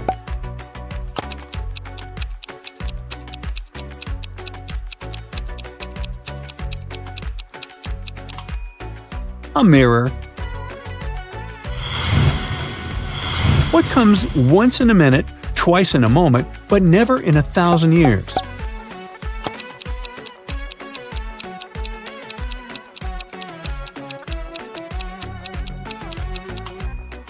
It's the letter M. What's more useful when it's broken?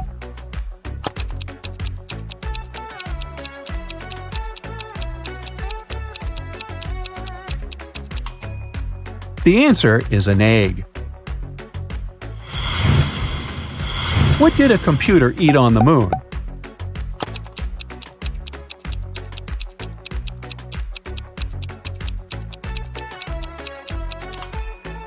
Space bars. Oh.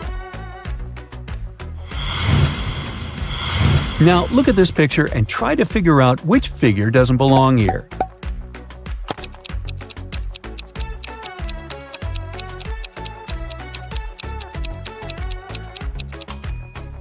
It's the triangle. It has only 3 line segments, while the other figures have 4. Another image to examine. Can you deduce which woman is rich?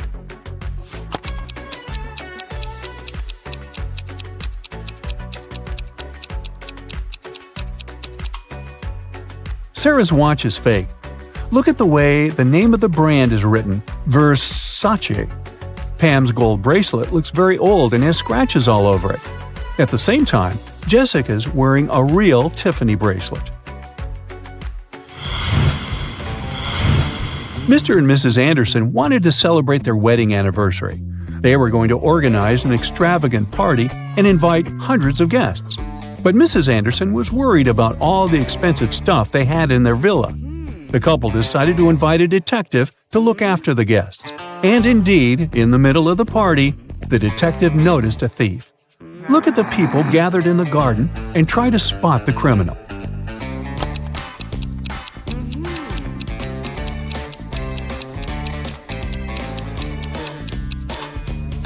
It's the guy on the left. He's trying to steal a woman's bracelet. One morning, Donna came to the office and found a box of chocolates on her desk. There was a strange note. October 7th, May 3rd, August 1st, January 3rd.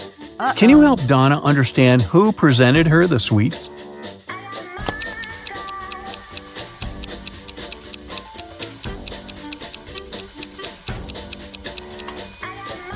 Her secret admirer is Ryan. Those are not dates. The numbers actually means the needed letter in the name of the month. Detective Mitchell was following a bank robber, but after the criminal turned the corner, he seemed to vanish into thin air. After wandering around for a while, the detective came across a small park with a lake. Right on the shore, there were several marble statues. The man was about to pass by when something drew his attention. He realized where the criminal was. Can you figure it out?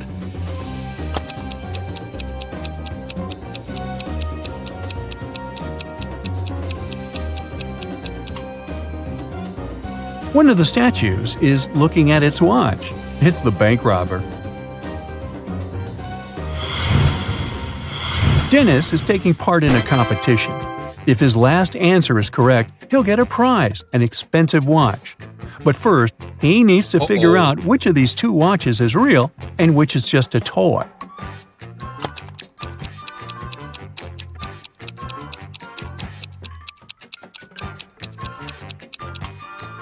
The watch on the left is a toy. Look at its minute hand. It's too long and won't be able to pass all the way around the watch face. Lisa worked as a teaching assistant at a college. One day, she had to look after a group of students who were writing an exam. Lisa knew that some of them were going to cheat, and indeed, soon after the exam started, the girl spotted one person who was cheating. Who was it?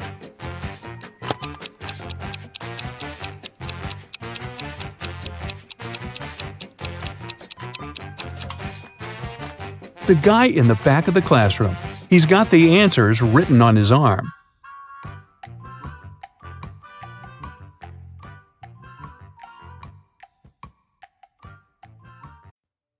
Mr. Wilson's company was having lots of financial problems. One day, the man called the police. He said someone had broken into his office. They stole my safe with all the money I had. The police officers who came to investigate asked the man why he was sure it was they. Well, my safe was too heavy for one person to carry it. The police instantly realized Mr. Wilson was lying. How?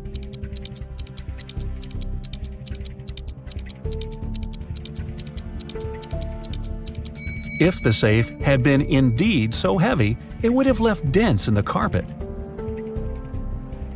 After the bank had been robbed, the police found the bag with the money in the park. It was lying among cacti.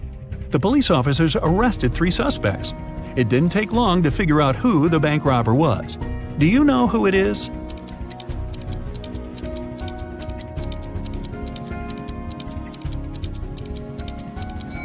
It's the man on the left.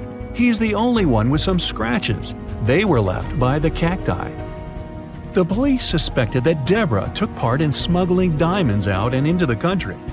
But they didn't have any proof. That's why Detective Taylor was following the woman, trying to find some evidence.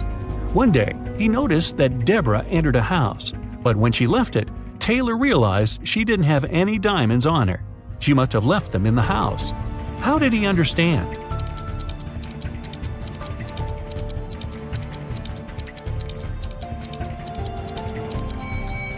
Deborah was wearing boots with removable heels. The diamonds were hidden there. Look at this picture carefully and try to figure out who the guy's mom is.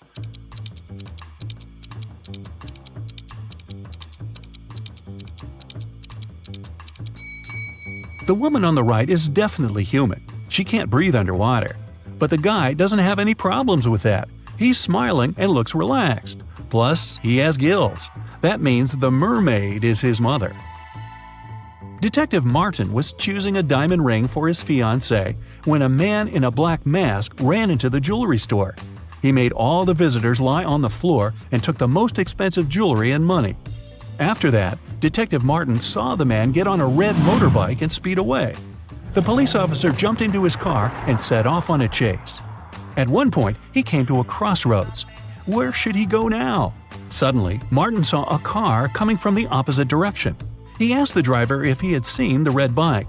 "No, I've only seen a silver convertible and nothing else." Then the detective saw a gray car appear from the left. The woman inside said she hadn't seen the red bike, but she'd seen a yellow bike and a group of cyclists. and the man who appeared from the right told Detective Martin he'd only noticed a large blue truck. Where is the robber?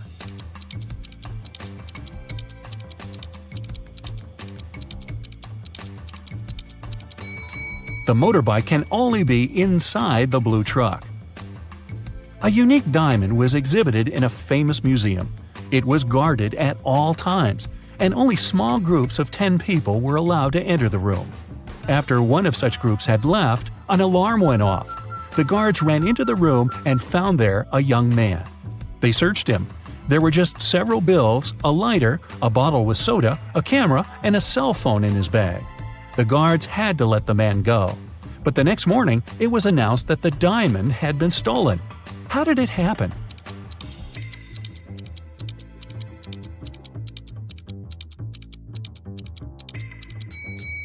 The man replaced the real diamond with a fake one and hid the real treasure in his bottle with soda.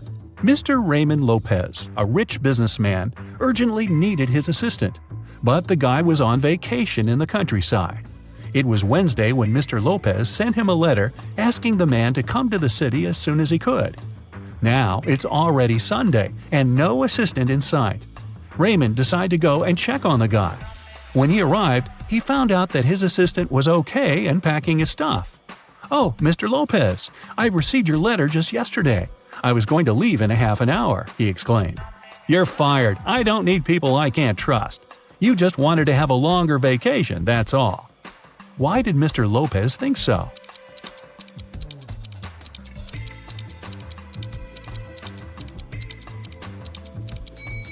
The calendar on the assistant's table shows that it's Monday, November 4th. But there's no mail delivery on Sundays. The guy is lying. Someone robbed a bank in a large city. A police detective went to visit the main suspect. "I've been feeling unwell all this week, and I haven't left my apartment for 3 days. I didn't even need food. My fridge is full, you can make sure yourself," the suspect said, and indeed opened his fridge. But the detective realized the man was lying and arrested him. How did he figure it out?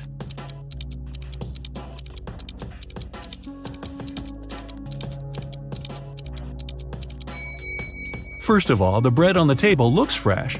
Plus, if the man had been staying inside for 3 days already, his fridge wouldn't be that full. An art expert paid big money at an auction for a painting that didn't cost anything. He knew about this fact. He was also an honest man and didn't have any criminal intentions. Why did he buy this picture?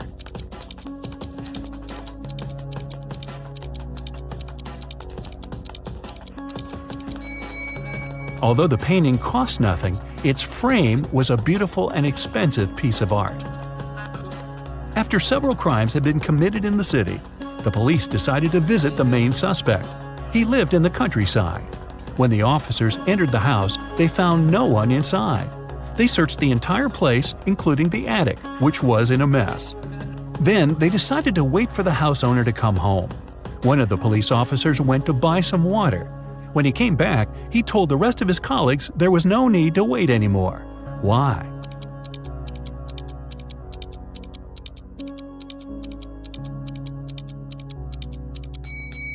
The attic window was closed when the police first arrived, but now it's open. The criminal was hiding in the attic and escaped through the window. Two people are standing near the river. Both of them want to get to the opposite side, but the boat can only hold one of them. And still, they manage to get across the river. How?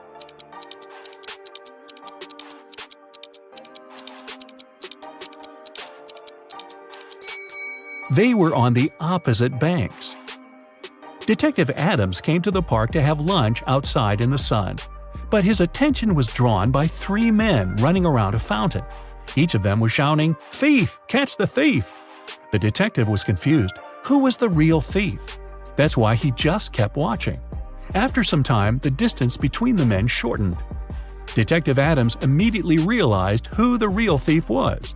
Can you figure it out too?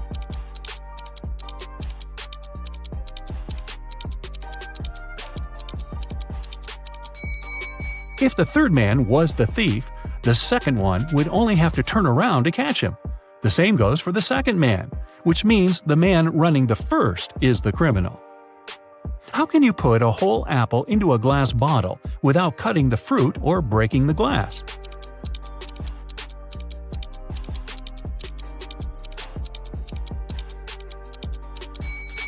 Put the bottle over an apple tree branch in the spring, then wait until an apple grows inside. Scott, an infamous burglar, came home one evening. Just a day before, he had stolen some very expensive paintings from Mr. Smith's house. He was in the living room when he noticed several police officers approaching his home. Scott gave instructions to his wife and slipped out through the back door. When the officer knocked on the door, Scott's wife told them, "My husband has been away for a week already. He's actually supposed to come home today." At this moment, Scott entered the house. He hugged his wife as if they hadn't seen each other for ages. But the police officers didn't believe them. Why?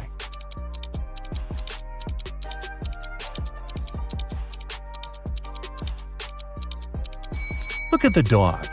If its owner had been away for a week, the pooch would be jumping around, happy and excited.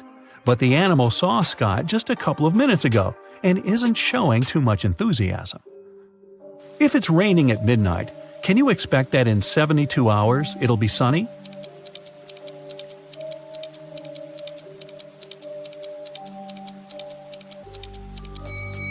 No way. In 72 hours, it's going to be night again. Detective Lee was called to a small family cafe. The owner told him her story. "I went away to the kitchen for a couple of minutes, but when I came back, I saw that all the money from the cash desk had been stolen." At that time, there were only 3 visitors in the cafe. All of them were women. When the detective asked them who had taken the money, each of them exclaimed, "It was her." The first woman added, "The owner is my friend. How could I do this to her?" The second woman said, "I was looking out of the window, drinking my coffee. I didn't see anything." And the third woman claimed she would never steal anything. Who took the money?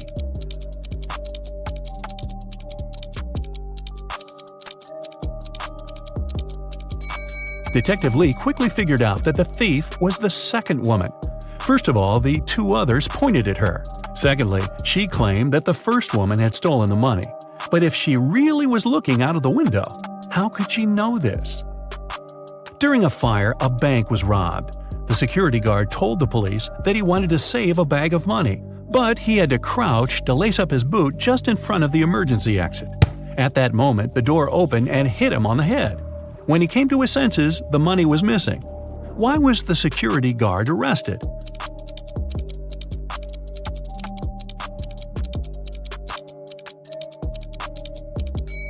All emergency doors open outwards. A young lady has the same number of brothers and sisters, but each of her brothers has 2 times fewer brothers than sisters. How many sisters and brothers are there in the family?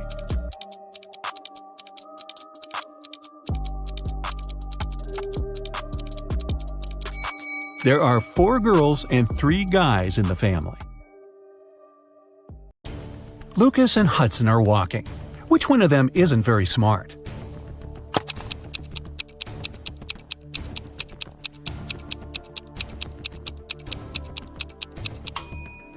It's Hudson. He's staring at the screen of his phone and can miss that cliff and fall over. Even though Lucas is blind, he still has his stick. With its help, he'll know about the edge of the cliff as soon as he reaches it. He's safe. Opal is spending a vacation climbing the mountains. Karis is climbing Everest. Can you tell which one of them isn't smart?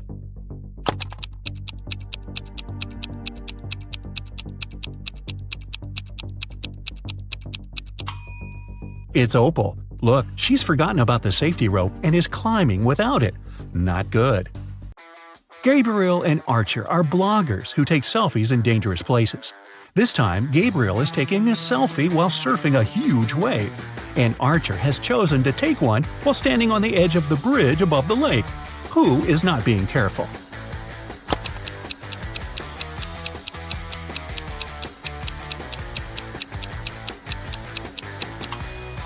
It's Gabriel. They're both doing very risky things, but at least Archer has some people around who can help him if something happens.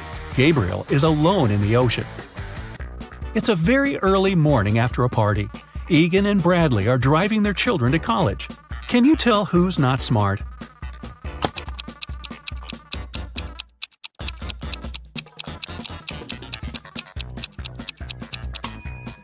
Egan. His son isn't even in the car. Delilah and Ellery are on vacation.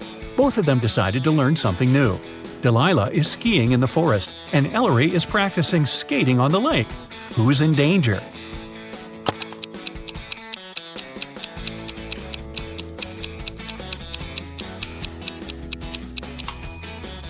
It's Ellery. Look, the ice on the lake is cracking, and there's no one around to help her. She should get out of there as fast as possible.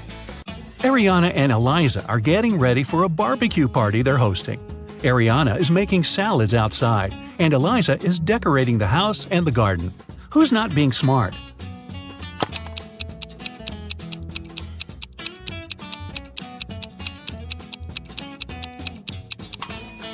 It's Ariana. While she's busy with the salads, the meat is going bad in the sun. Karis, a mother of 4, returned home and saw that all the teenagers were quietly doing their own stuff. The oldest one, Amanda, was playing Uno, Gabriella was reading, Haven was painting. What was Ainsley doing?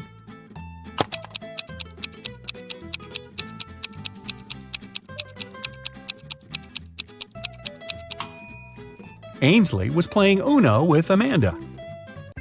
Take a look at these guys and tell who is behaving stupidly.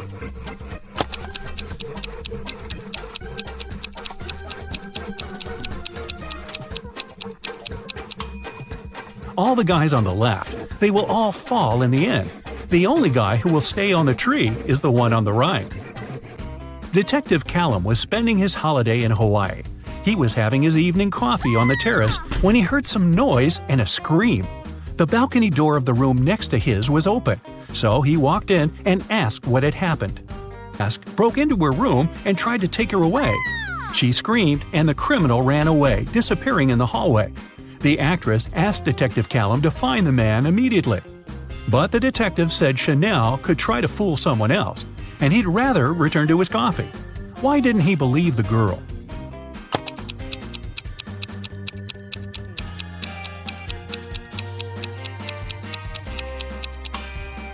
Look at the door of the actress's room. Lots of boxes are blocking it.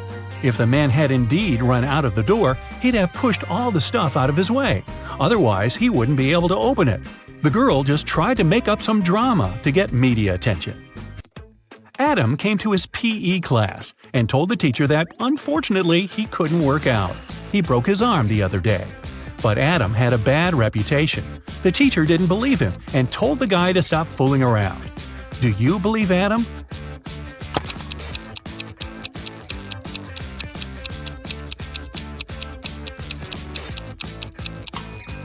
Look, he has a cast on his arm, but it's placed over his jacket. It must be fake. Mrs. Miller reported that someone in the neighborhood had run up to her and stolen her bag. The authorities interrogated all the neighbors. Bryce said he had been away. I came home less than a minute ago. Arden said she'd spent all day at home and hadn't been outside. Easton said he had taken his dog for a walk, but he didn't steal anything or see anything strange. The authorities arrested one person. Who?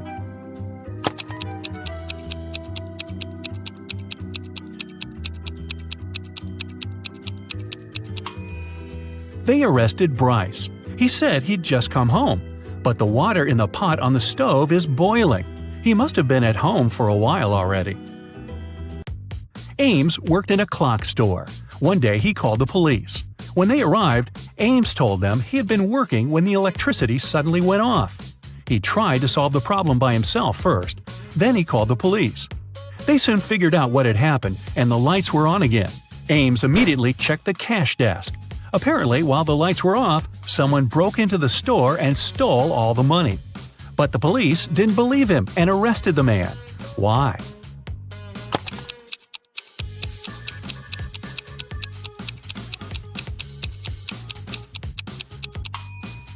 In the store, there were mechanical and electric clocks, but the difference between the time they display is just 10 minutes.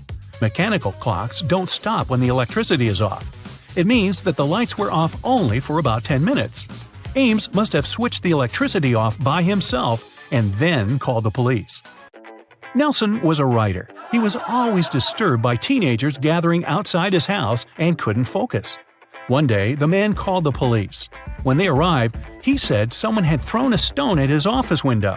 He asked the police to officially prohibit the teenagers from coming anywhere close to his house. But the detective didn't believe him. Why?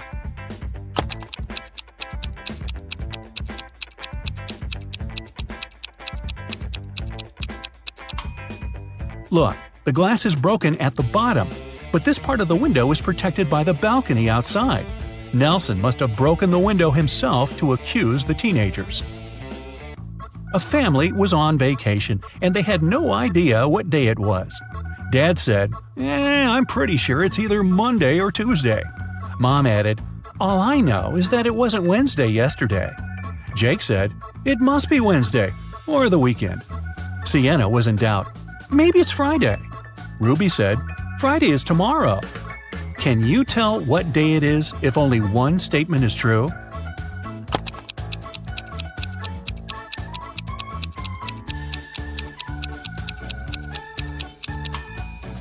According to Dad, it's Monday or Tuesday. According to Mom, it's any day other than Thursday. So it might be Monday, Tuesday, Wednesday, Friday, Saturday, or Sunday. Jake is sure it's Wednesday, Saturday, or Sunday. Sienna claims it's Friday, and according to Ruby, it's Thursday. The only day that is mentioned only once is Thursday. It means Ruby is right.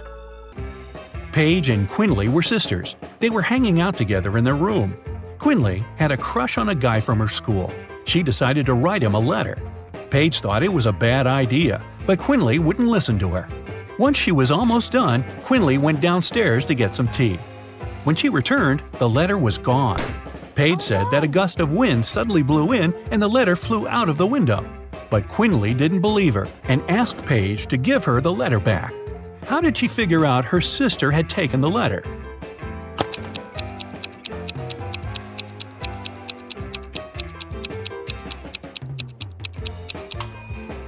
When the wind blows inside a room from the outside, nothing can possibly fly out of the window. Colton got into an accident and had memory loss. Kennedy and Isla both claimed to be his girlfriend. They took the guy to the place where they had their first date. Each of the girls hoped Colton would decide she was his real girlfriend. Have you figured out who the guy dated?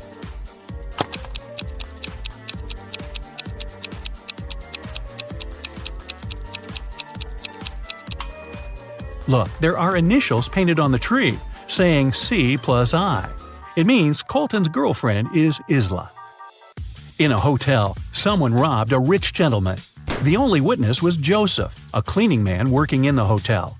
He was tidying a room nearby at the time of the robbery. The detective asked the man if he had seen anything.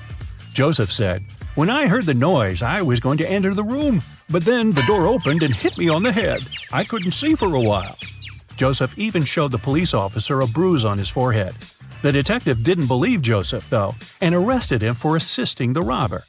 Why?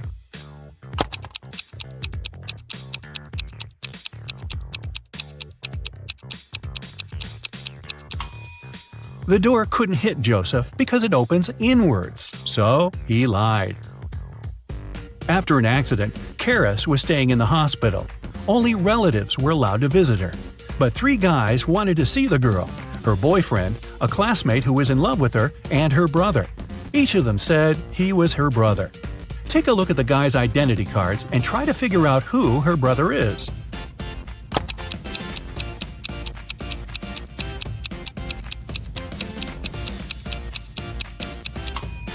Her brother must be Philip. The age difference between Karis and Colton is 4 months, and between Karis and Nero, 5. Such an age gap is too small for them to be siblings. Maddox came to the police station to report his cousin Damon. The guy asked Maddox if he could stay with him for a couple of days. In the evening, Damon asked the host to bring him some fruit from the basement. When Maddox went there, Damon locked him inside. There was no electricity and no light in the basement, and Maddox didn't have a single gadget with him that could help him out. 2 days later, at 4 a.m., he heard his cousin drive away. It was only later that day that he managed to get out, thanks to a postman. Maddox found out that all his money had been stolen. But the police officers didn't believe him. Why?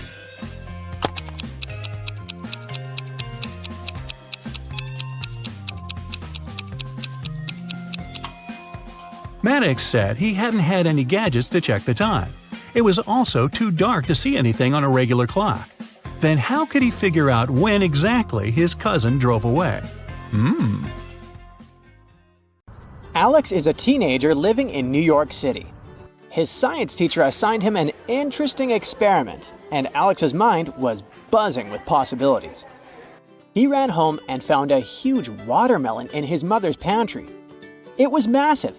When he weighed it, he found it was 100 pounds. He found out everything he needed about watermelons. But the most important information was that watermelons were generally 99% water. For the experiment, he left the fruit drying out in the sun for a few days. With the help of a trusty weighing scale, he discovered that the watermelon was now only 98% water.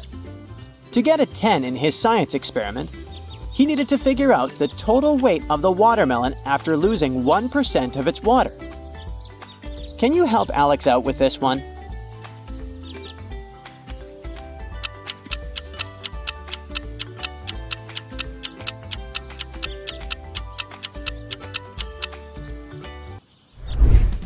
Here's the deal. At first glance, this riddle sounds like a piece of cake. You might have guessed that the watermelon now weighed 99 pounds. But that's actually not even close. Let's work out the answer together. To solve the riddle, Alex should start by thinking about the non-water part of the watermelon. If the watermelon was 100 pounds and 99% water, then 1% of it was the actual fruit. So, 1% of 100 pounds is 1 pound of the fruit. After drying, the watermelon is 98% water, which means the 1 pound of fruit now makes up 2% of the total weight. So, if 1 pound is 2% of the total weight, we can call that total weight W. 1 pound of 2% of W, which is the same thing as saying that 1 pound equals 0.02 times W. To find W, we need to divide both sides by 0.02. So, if W equals 1 pound divided by 0.02, this means that W equals 50 pounds. Eureka! Alex had cracked the case. The once 100-pound watermelon now weighed 50 pounds. Cole invited his girlfriend Nikki over for a game night at his place. He told her he had a very difficult quiz prepared for her to solve. Cole showed her an empty triangular glass. He grabbed some orange juice and asked her when the glass would be closest to full. Measuring from the bottom of the glass till the top, Nikki had to guess the percentage of orange juice she'd have to pour in order for the triangular glass to be the closest as possible to half full. If you had to guess without any calculations, what would you say?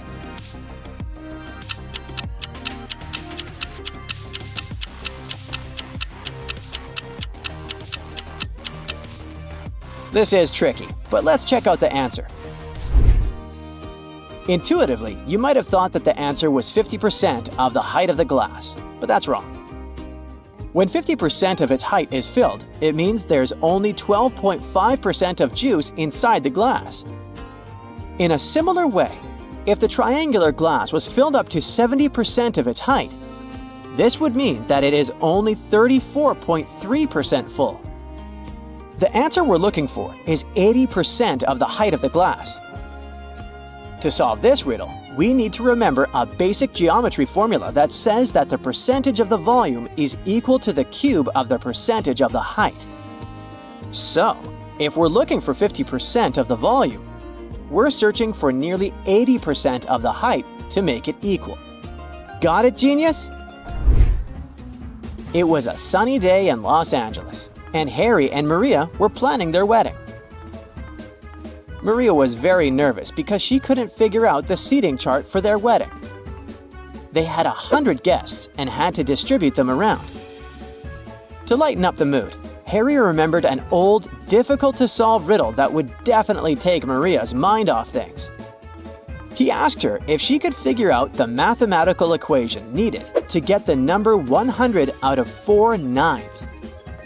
She could use the simple things such as addition, subtraction, division, and multiplication. The important part was that she got the number 100 out of it all. Can you help Maria out?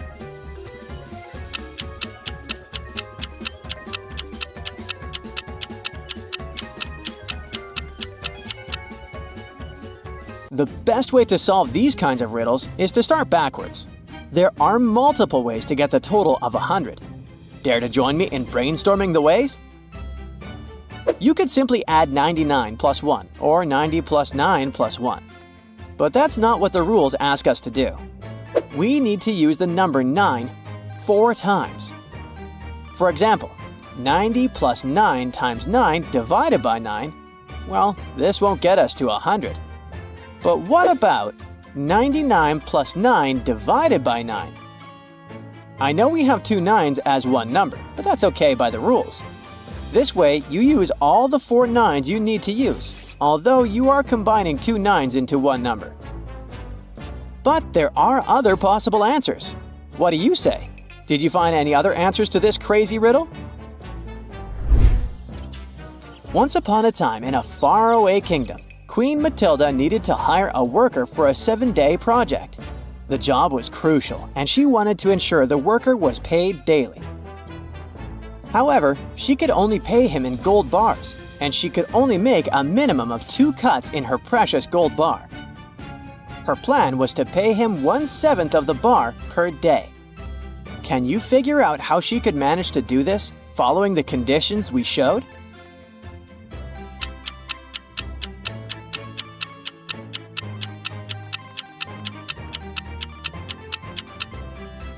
Well, Queen Matilda is a very intelligent woman, so this is how she worked it out.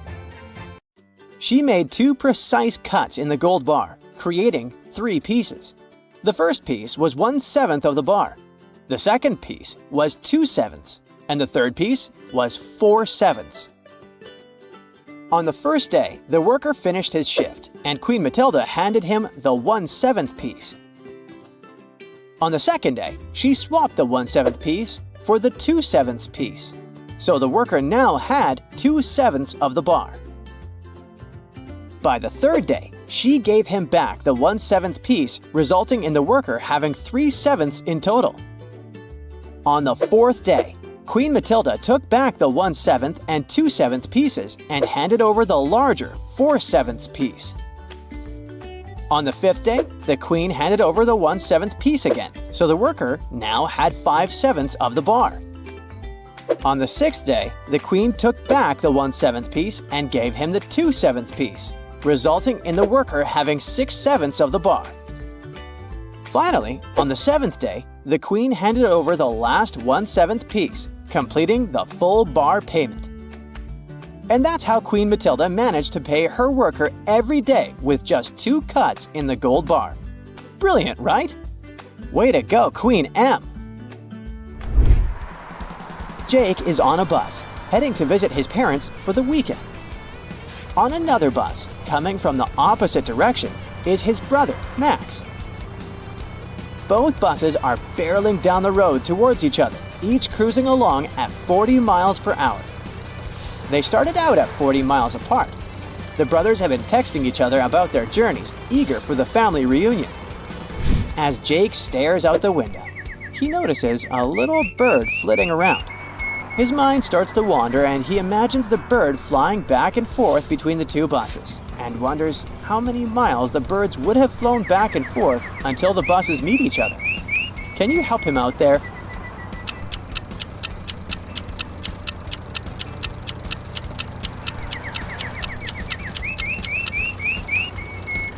First, Jake figures out how long it will take for the buses to meet. Since both buses are driving at 40 miles per hour, their combined speed is 80 miles per hour. With a 40-mile distance between them, he divides the distance by their combined speed. 40 divided by 80 equals 0.5 hours, or 30 minutes. Next, Jake turns his attention to the bird. He guesses the bird is flying at 50 miles per hour. Jake quickly multiplies the bird's speed by the time it takes for the buses to meet. This equals 25 minutes. So, by the time the buses meet, the little bird will have flown 25 miles. Yikes! Look at these people lounging near a swimming pool. They all seem to be wealthy, but in fact, only one of them is a millionaire.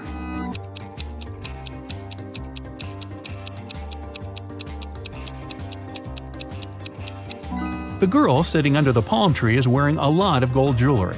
But all this gold is fake. It leaves greenish marks on her body. The girl walking past the swimming pool is wearing sandals with a large logo on them. But the name of this brand is written wrong, so it's fake. The guy who's lying on the floating mattress is playing a game on his phone. But instead of an apple, there's a strawberry on his gadget. The man who's watering the plants is the millionaire we're looking for. There's a Mercedes keychain hanging out of his pocket. He also left a $100 tip for the waiter. Ethan and his girlfriend Anne went to explore a cave and got lost. After some time, they came across two people, a man and a woman. The man, bearded and rough-looking, had a shovel in his hands. "I've been stuck here for a week. I know how to get to the surface, but I need your help. Come with me." The young woman exclaimed, "Don't trust him. He's a criminal. Follow me. I've been here longer than him. I know where the exit is." Who should the guys believe?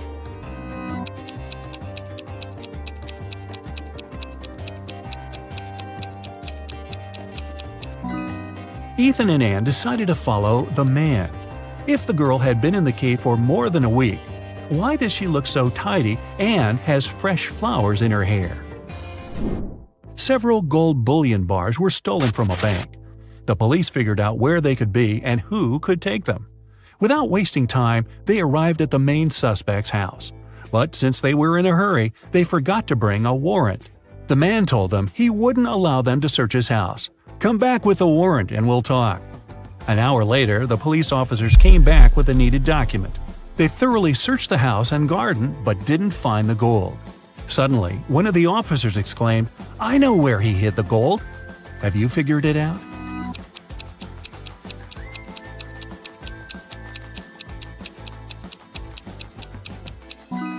The gold is in the swimming pool.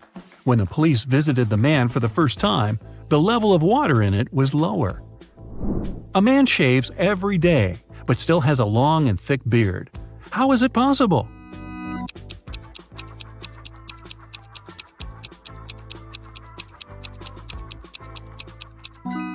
The man is a barber, and he shaves his clients.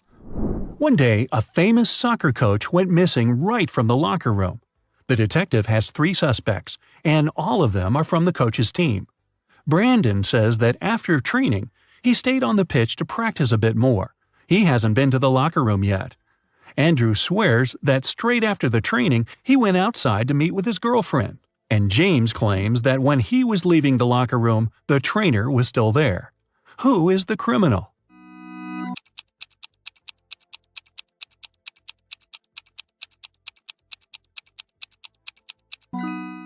It's Andrew.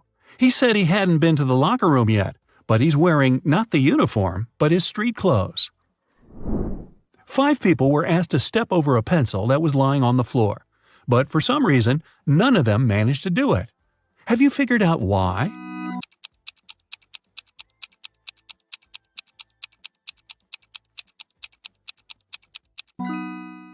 The pencil was placed near the wall. How tricky.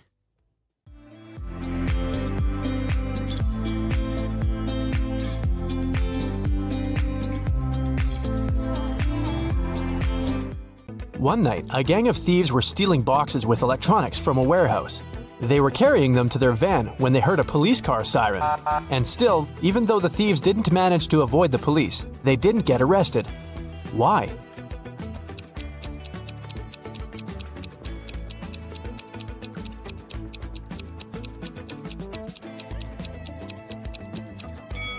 They started to carry the boxes back into the warehouse, pretending to be a late-night delivery. You need to take 2 apples from your garden and bring them to your friend, but she lives on the other bank of the river. To get to her house, you have to cross a bridge. It can hold your weight and the weight of 1 apple. If you try to step on the bridge with 2 apples, it'll collapse into the water, which is swarming with piranhas. What can you do to bring your friend 2 apples if you can only make 1 trip?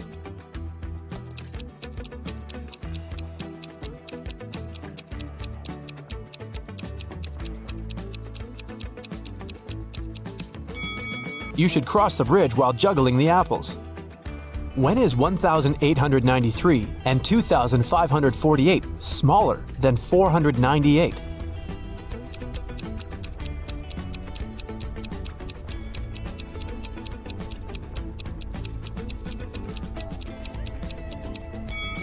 When they are years BCE. Susan worked in a clothing store that sold expensive designer items. One day, she discovered that someone had stolen a pair of pants. Look at the people who were inside at that time. Try to figure out who the thief is.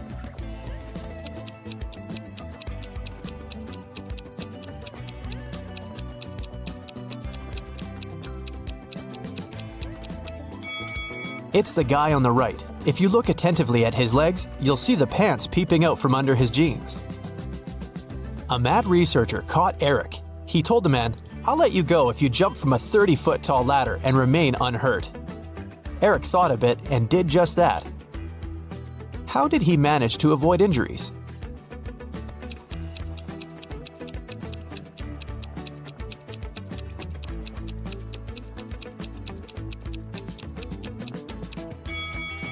He jumped from the bottom stair. Detective Michael Brown went missing while investigating a tricky case. His friend, Detective Williams, found out that one of their colleagues was behind his disappearance. Williams visited Brown's home, and his friend's wife gave him a note. "Michael told me to give it to you if something happened to him." In the note, there were 4 numbers: 2, 8, 6, 7.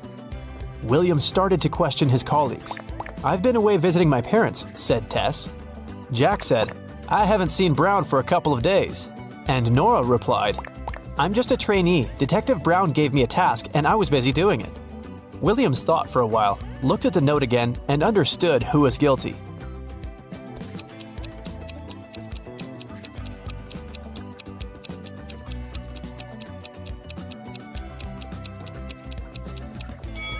It was Tess. 2867. The first letters of these numbers make up her name. When Ashley came home in the evening, she noticed that the living room window was broken. She got angry. Her husband must have practiced his favorite soccer moves inside again. But the man said, "I was sitting on the sofa watching a soccer match. Suddenly, a ball hit the window from the outside and broke the glass." He showed his wife the soccer ball he was talking about. But Ashley came to the window and immediately realized her husband was lying. How?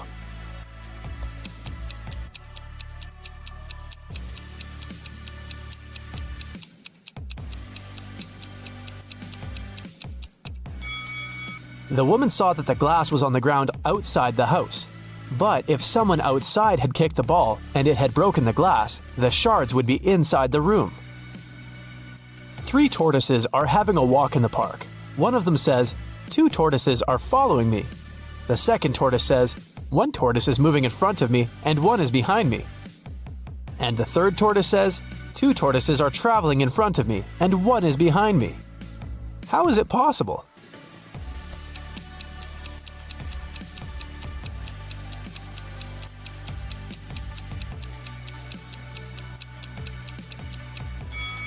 The tortoises are moving in a circle. Stephen had a storeroom in his house. It got locked with a special padlock which could be closed without a key, but to open it, Stephen had to use one. The only person who had the key was Stephen. There were no duplicates. The man locked the door carefully every evening. But one day, a golden brooch was found lying in the middle of his storeroom. It had been stolen from the museum the day before. The police suspected that Stephen was the thief because no one else had the key, and the man lived alone. Stephen knew for sure he was innocent, but then, how did the brooch appear in the room?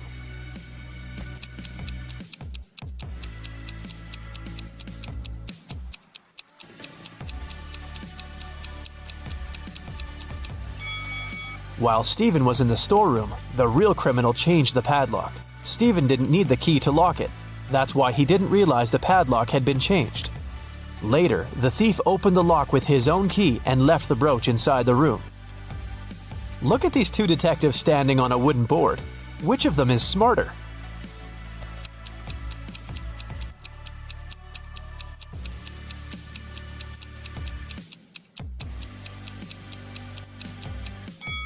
The one on the left. He can keep his balance by standing in the middle of the wooden board. But the other detective can easily fall down. Once, a dance studio owner found Dylan, one of the instructors, lying on the floor in one of the rooms. Someone had hit the man on the head. The police questioned the dance studio workers and visitors and found 3 suspects. Chloe, a regular, said she hadn't visited the studio for several days. She had a couple days off and spent them sunbathing on the beach. Ethan, another instructor, told the police his friend had called him and asked for help. That's why he had left the studio before Dylan came to work. Layla, Dylan's girlfriend, told the police they had quarreled earlier in the morning, but after that, she didn't see Dylan. The police officers understood right away who was behind the attack.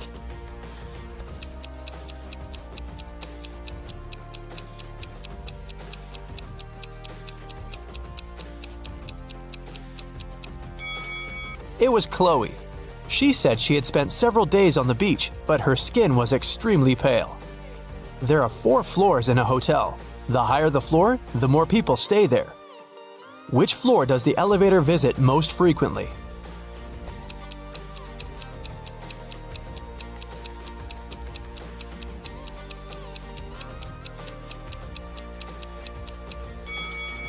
The first floor. People from all the floors go there. A billionaire's wife called the police at 8 a.m. on Sunday morning. She said she found her husband unconscious in his study. A baseball bat was lying next to him on the floor. The police questioned everyone who lived in the house. The wife said she had been away, buying her husband a present for their 10th wedding anniversary. The driver said he had left the evening before.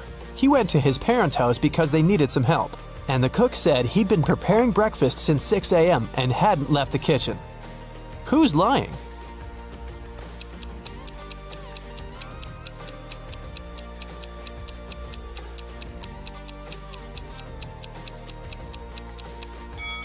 The wife. Stores aren't likely to be open so early on Sunday morning. You've got 9 coins. One of them is fake, and it weighs a bit less than the others. You've also got a pair of scales, and you're about to do 2 weighings. How can you figure out which coin isn't real?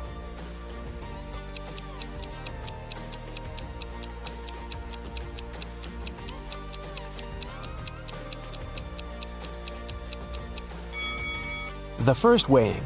3 coins and 3 coins. If one of these piles weighs less, the fake coin is there. If they have the same weight, the fake coin is in the 3rd pile. The second weighing, take 2 coins out of the pile with the smallest weight. The lighter one is fake. If their weight is equal, the fake coin is the 3rd one. Kevin woke up in a hospital. He only remembered his name and nothing else. A doctor came in to check on the guy. He said 3 young women were waiting to see Kevin. The women came in. Strangely, each of them had claimed she was the guy's sister. Only one of them is telling the truth. Who is it?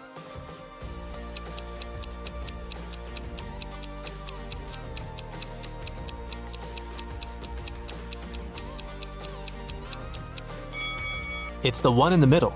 She has a birthmark on her hand, and Kevin has the same. Brenda promised her friend Larry to write an essay for their Friday lecture, but she had one condition. I'll help you if you increase 86 by 12 without adding anything to this number. Larry was able to do it. How?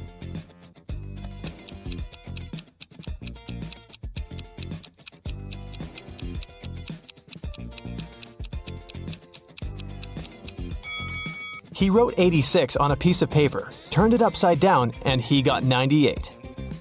You're at home when your friends suddenly drop by. In your fridge, you only have a bottle of soda, some orange juice, and a bottle of water. What will you open first?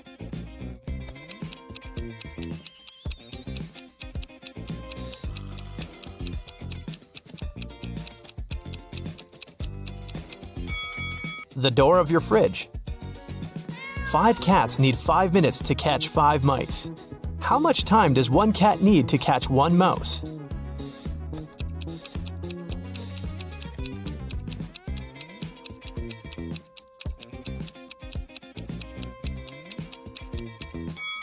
The same time, 5 minutes. Amanda was going through a deserted park when someone hit her on the head. When she recovered, her bag, along with her phone, money, and documents were gone. There were no people around except for one elderly lady. Amanda rushed towards her, explained the situation, and asked to call the police. The lady told her not to worry and started to press 911 on her phone. After talking for a minute, she said, "They're going to be here in no time." As soon as Amanda heard these words, she sprinted off. Why?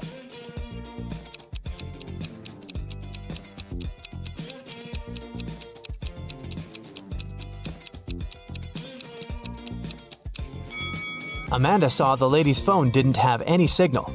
Then how could she call the police? A glass jar is standing on the table so that part of it is in the air. In half an hour, the jar will fall to the floor. Why? What's inside the jar?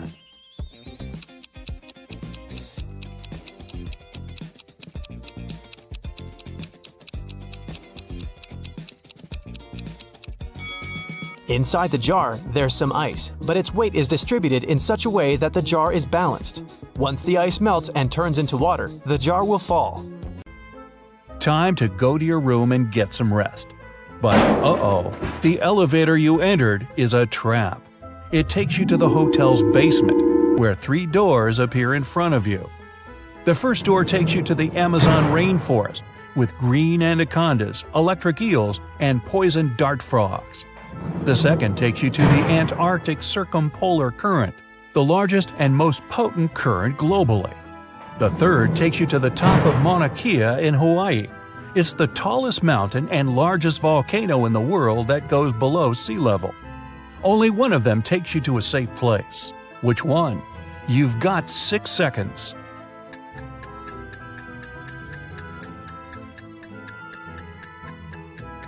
Pick the third door. Mauna Kea is a dormant volcano, and it stopped erupting hundreds of thousands of years ago, so you're safe. You've made it out of the shady cave and you need to go to your room. As soon as you enter, the lights go off, and you hear bars lowering to the floor and huge chains shaking. You use your arms to navigate around and come across dots on the wooden floor. You run your fingers through them. It's Braille, and it reads, "One of the 3 magic mushrooms on this table will help you leave this place. Pick wisely, otherwise you'll be stuck in this dark room forever." The mushrooms on the left will make you super strong and provides healing powers. The one in the middle will bring the electricity back, and you'll be able to see. The one on the right will make you small and invisible. You've got 5 seconds to pick the right mushroom.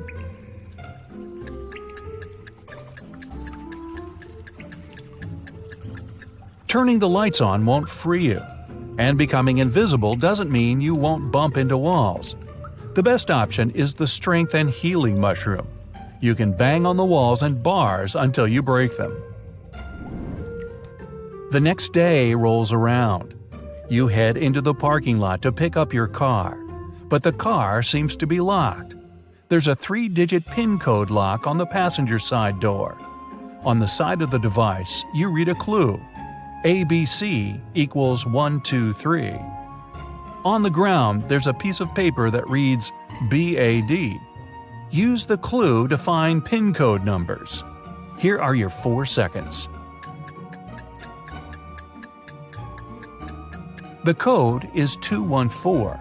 B is the second letter, A is the first, and D is the fourth.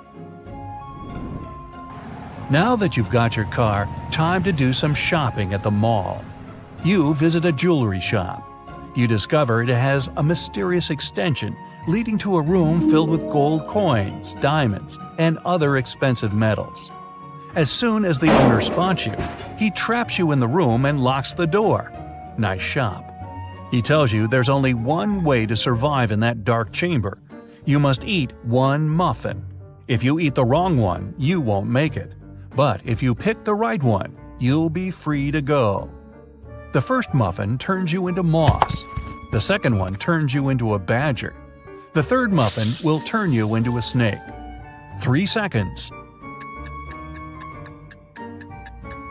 Moss can't survive without the sun for long, and snakes need the sun to regulate their body's temperature. The correct answer is the muffin that turns you into a badger. These creatures spend long periods in the dark. The mayor of the town calls you into his office. He politely ignores the fact that you're now a badger. He says that something mysterious is going on inside one of the town's restaurants. Everyone has turned into a zombie. Only one human is left in the bar, and you must save them. But first, you have to identify them. You're shown a photo with 3 people. Only one of them is human. You've got 3 seconds. It's the lady on the right. It looks like the red spot on her shirt came from her hot dog. The lady on the left is missing part of her ear. Now the mayor takes you to the local school. The principal needs to decide which of the students deserves to go to space camp next summer. She picked all the students that got A's on their report cards and gave each of them a bean.